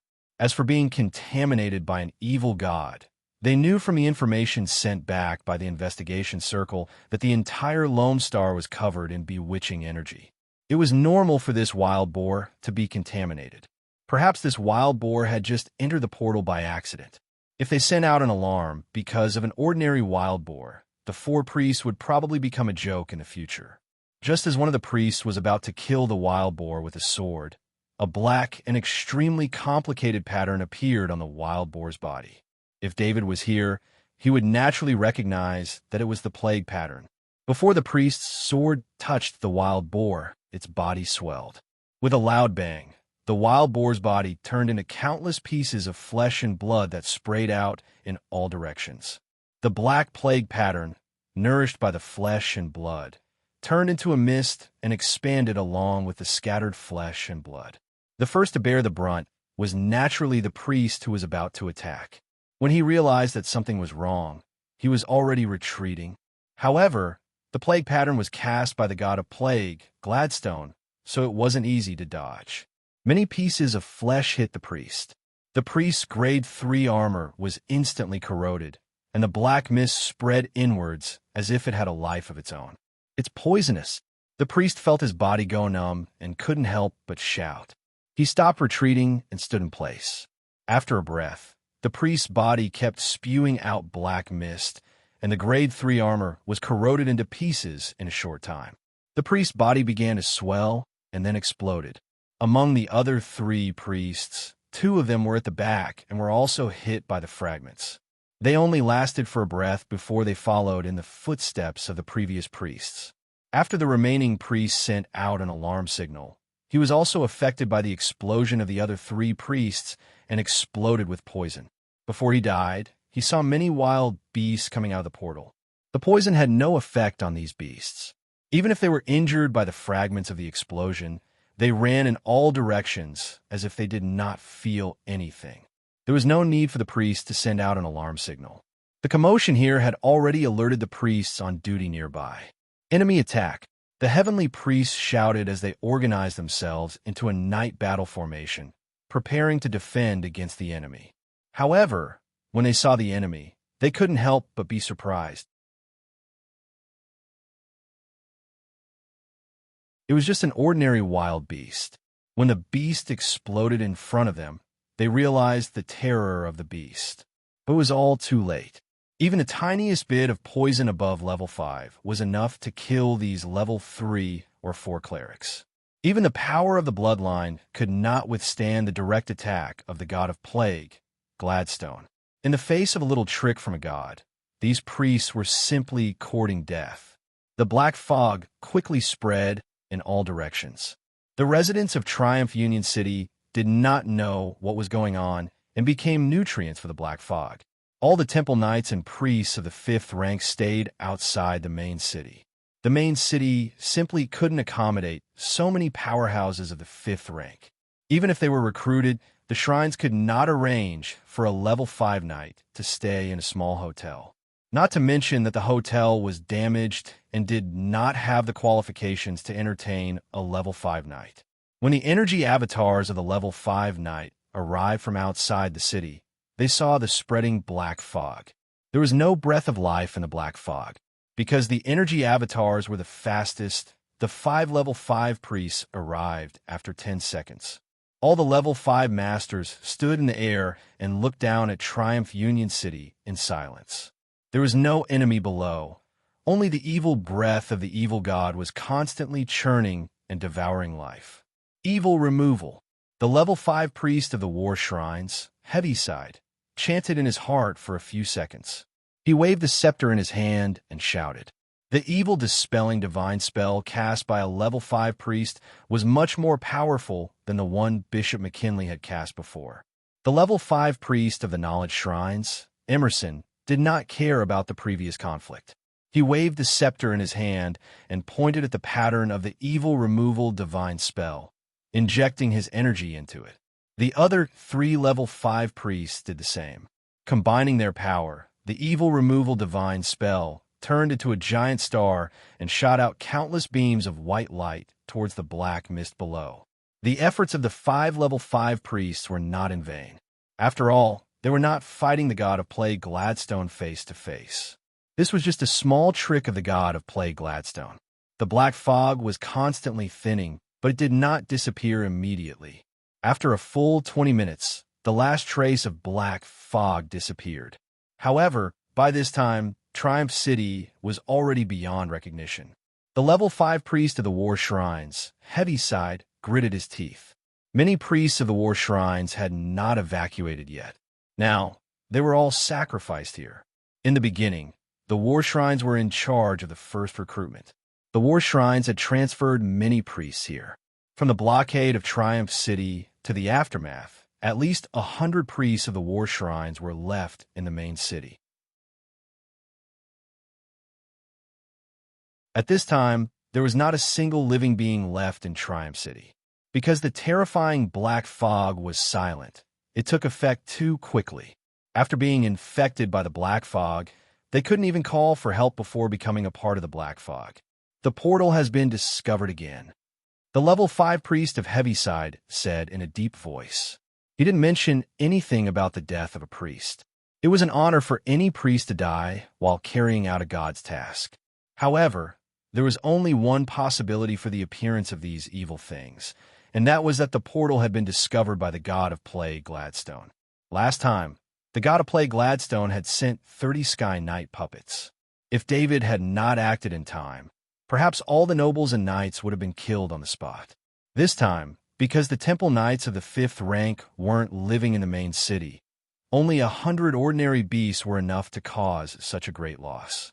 Of course, this also had to do with how much divine power the god of plague Gladstone had used.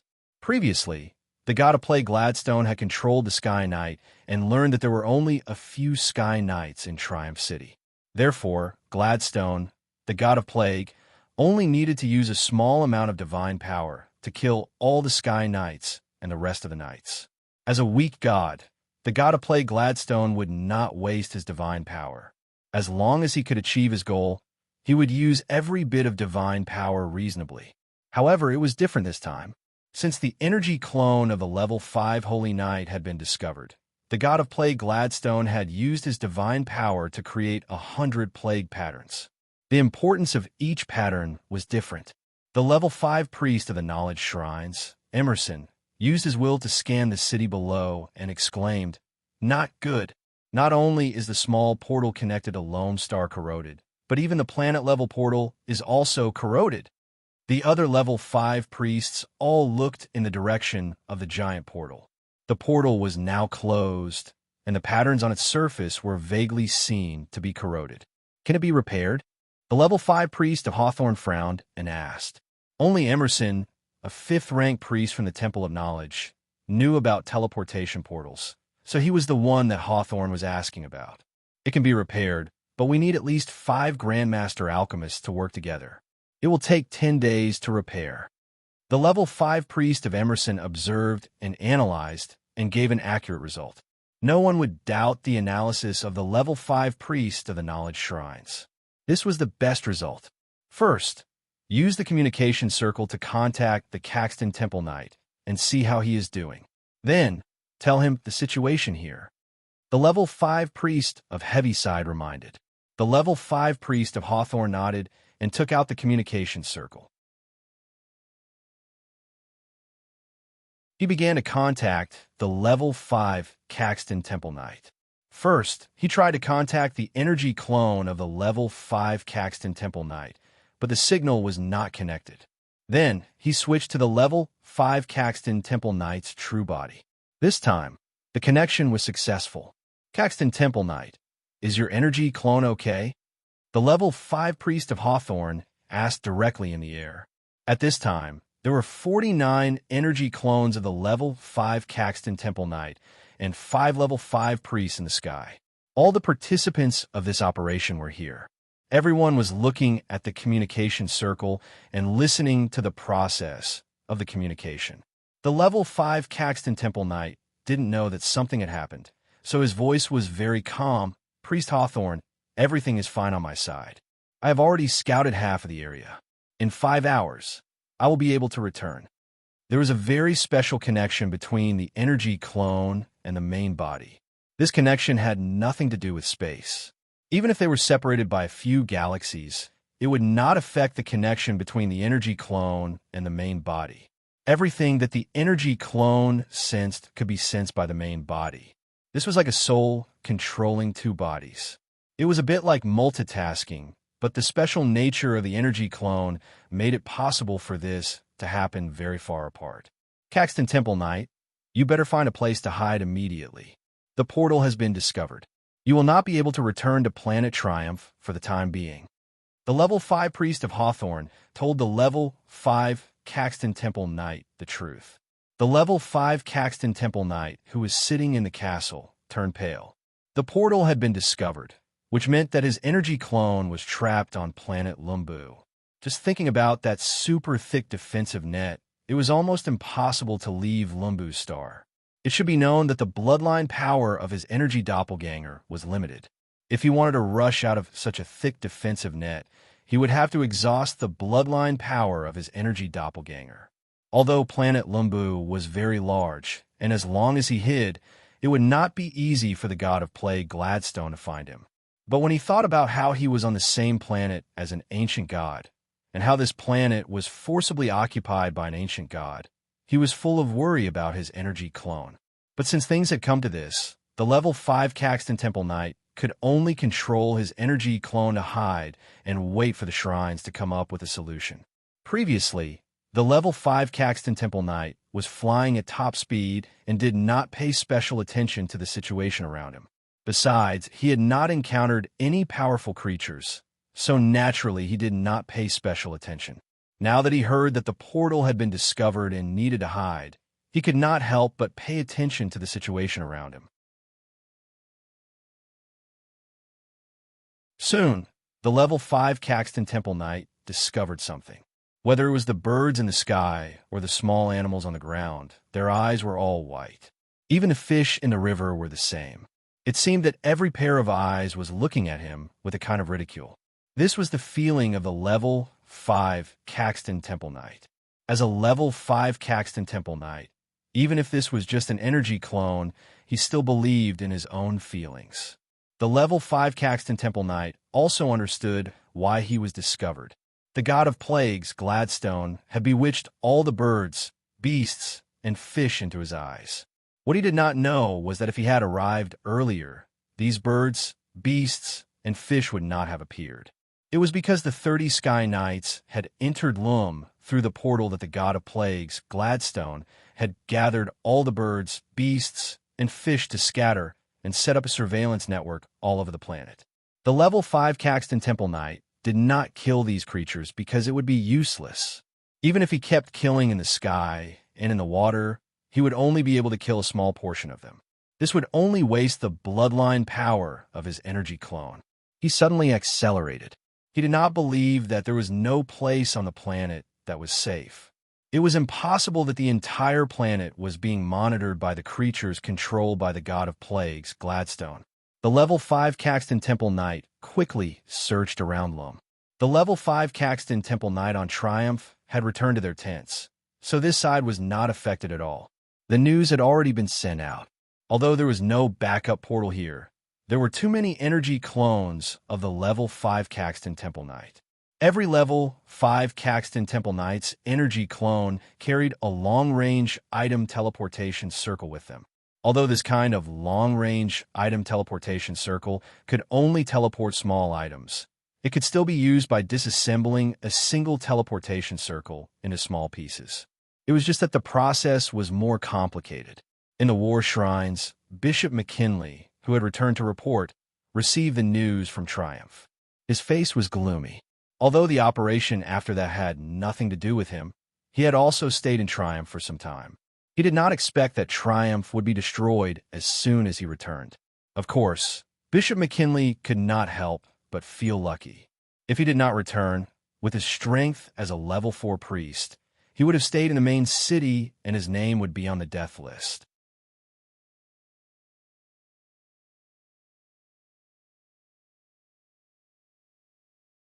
Chapter 749. Bishop McKinley, after the portal on Planet Triumph is restored. Do you have a way to rebuild it? The Archbishop of the War Shrines asked Bishop McKinley. The Archbishop knew that Bishop McKinley had sent people to build the portals on Planet Triumph and Planet Triumph, which was why he asked this question. I don't have absolute confidence. The difficulty of rebuilding the portal will increase every time.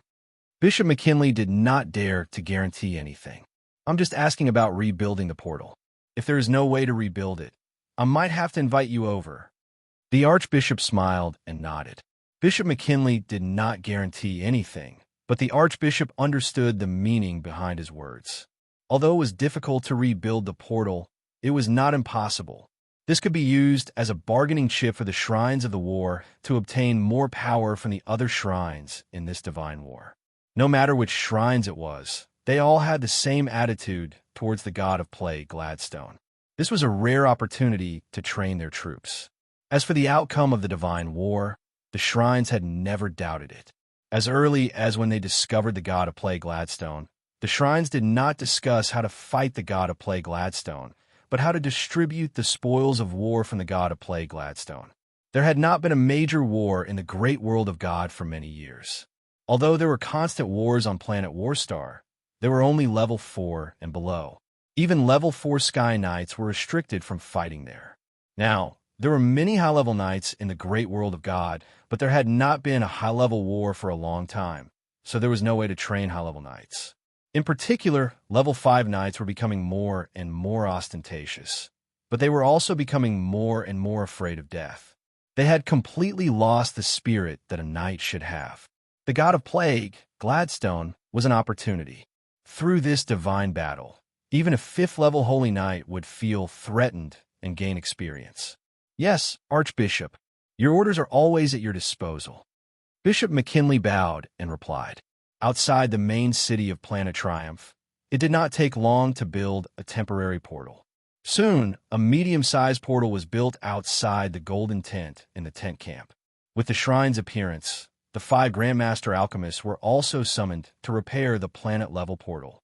At the same time, he had to find a way to retrieve Caxton's level 5 Temple Knight's energy doppelganger and rebuild the teleportation gate. These two matters were actually one mission. Rebuild the teleportation gate and let Caxton's level 5 Temple Knight's energy avatar return through the gate. Within the Golden Tent, the energy clones of the 49 5th rank knight and the 5 5th rank priests were all present. Everyone, this is a mission to rebuild the portal. You need to sneak into Lone Star.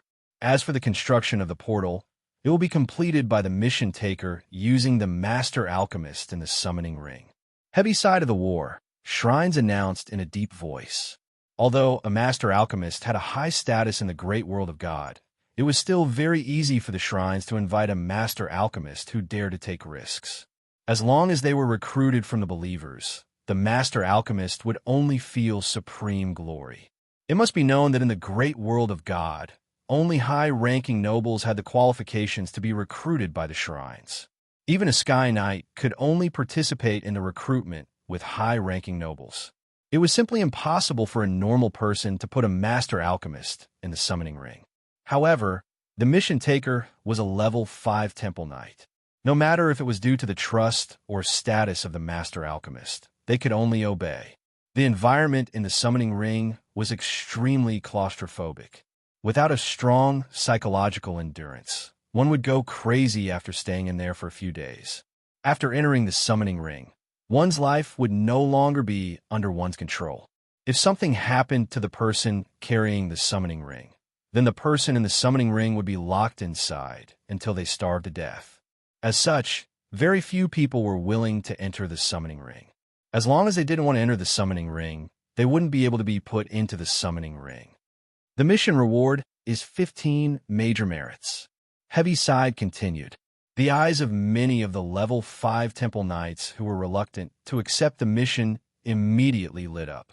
Missions with major merits were very rare.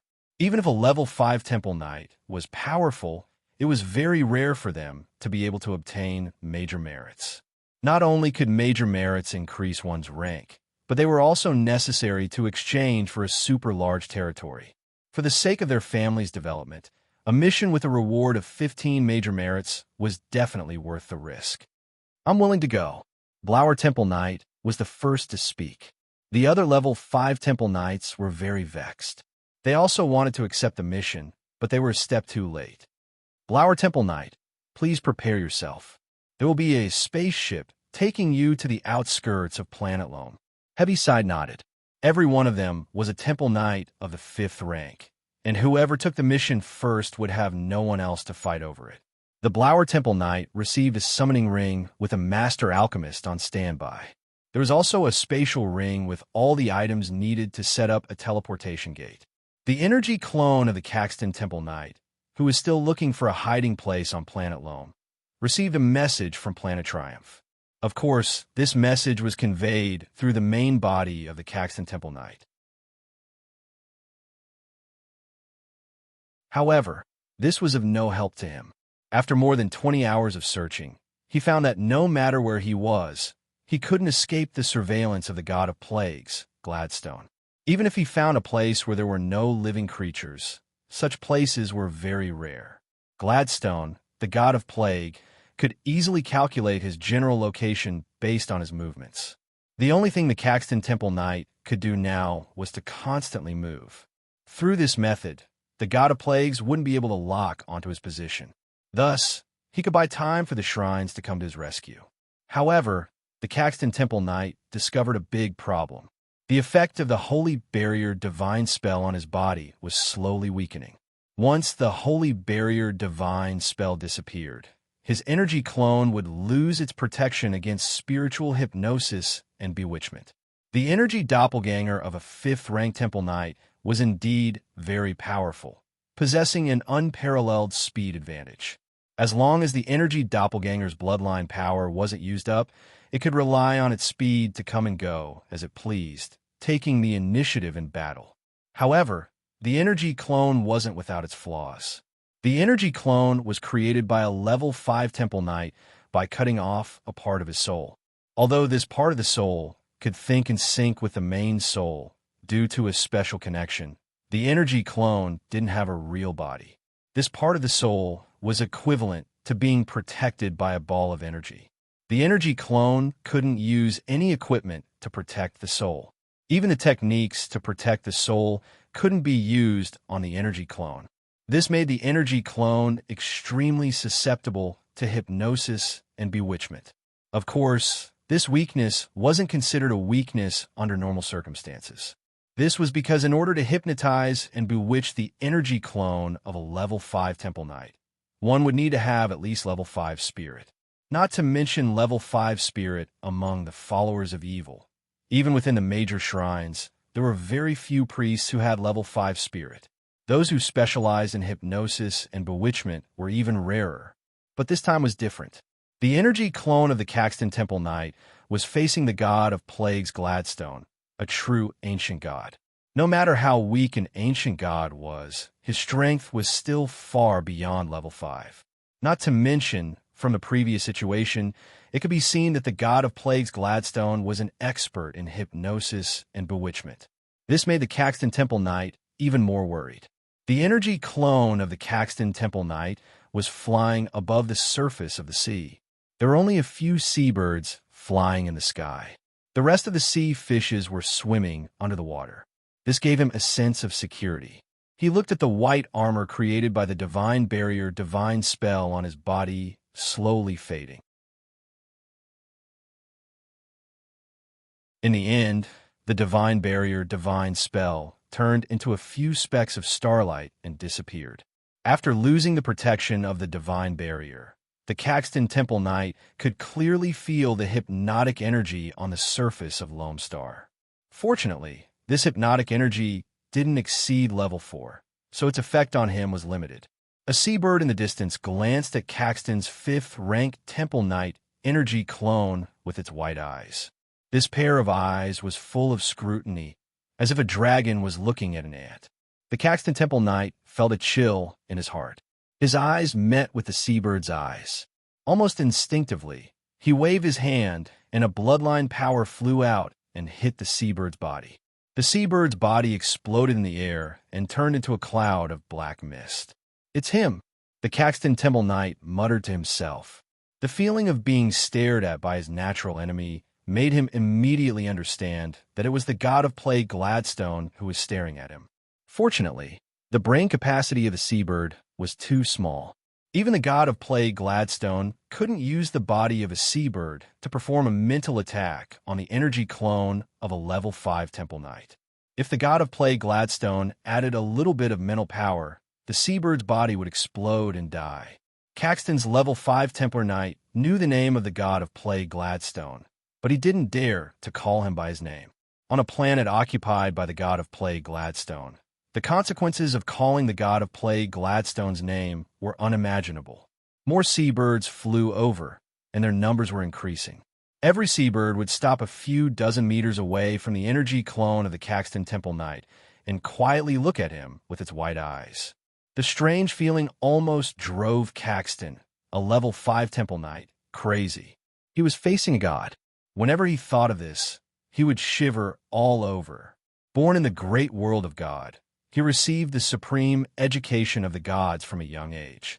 Although he had become a level 5 Temple Knight and was in control of his own destiny, the influence of the gods was still great. The Caxton Temple Knight was now alone on a planet occupied by an ancient god. He was being watched by an ancient god, and the shrines who came to his rescue would need at least 30 hours of flight to reach here. After Caxton's 5th-level Temple Knight killed hundreds of seabirds in a row, he gave up on killing seabirds because it was meaningless. Not to mention how many seabirds there were on planet Loam. Just the number of seabirds in this sea region alone was difficult to kill. If the Caxton Temple Knight's main body was here, it would be easy for him to kill all life on the planet. However, the bloodline power in his energy clone was limited.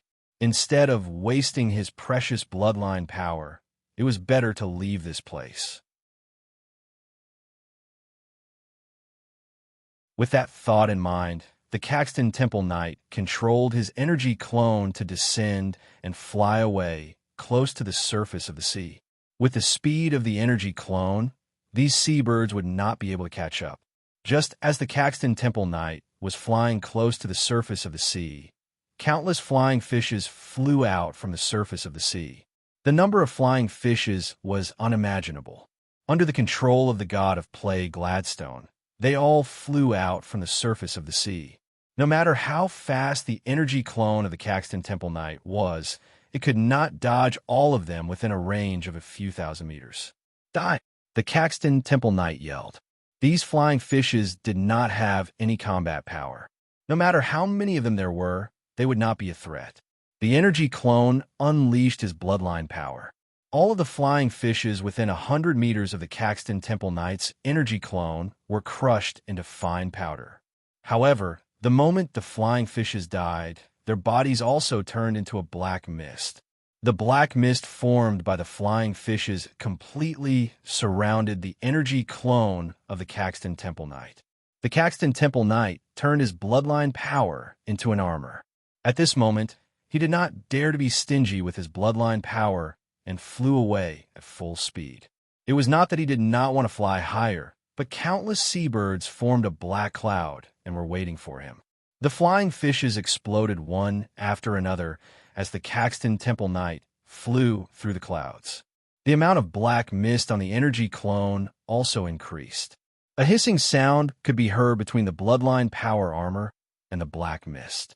The Caxton Temple Knight could feel the bloodline power in his energy clone being consumed at a crazy rate.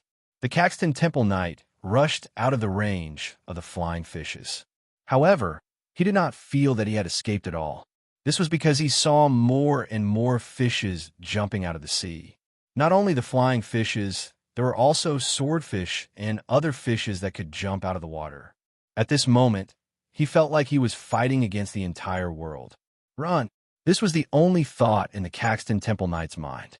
He could feel his bloodline power constantly being consumed as he rushed through the line of defense formed by the fishes and seabirds. Every time he rushed past a fish or seabird, a trace of black mist would appear on his body. The Caxton Temple Knight never knew that there could be so many fishes in the sea. 10 minutes later, he finally escaped the encirclement of the fishes and seabirds with great difficulty. At this time, his energy clone was a lot more transparent than before.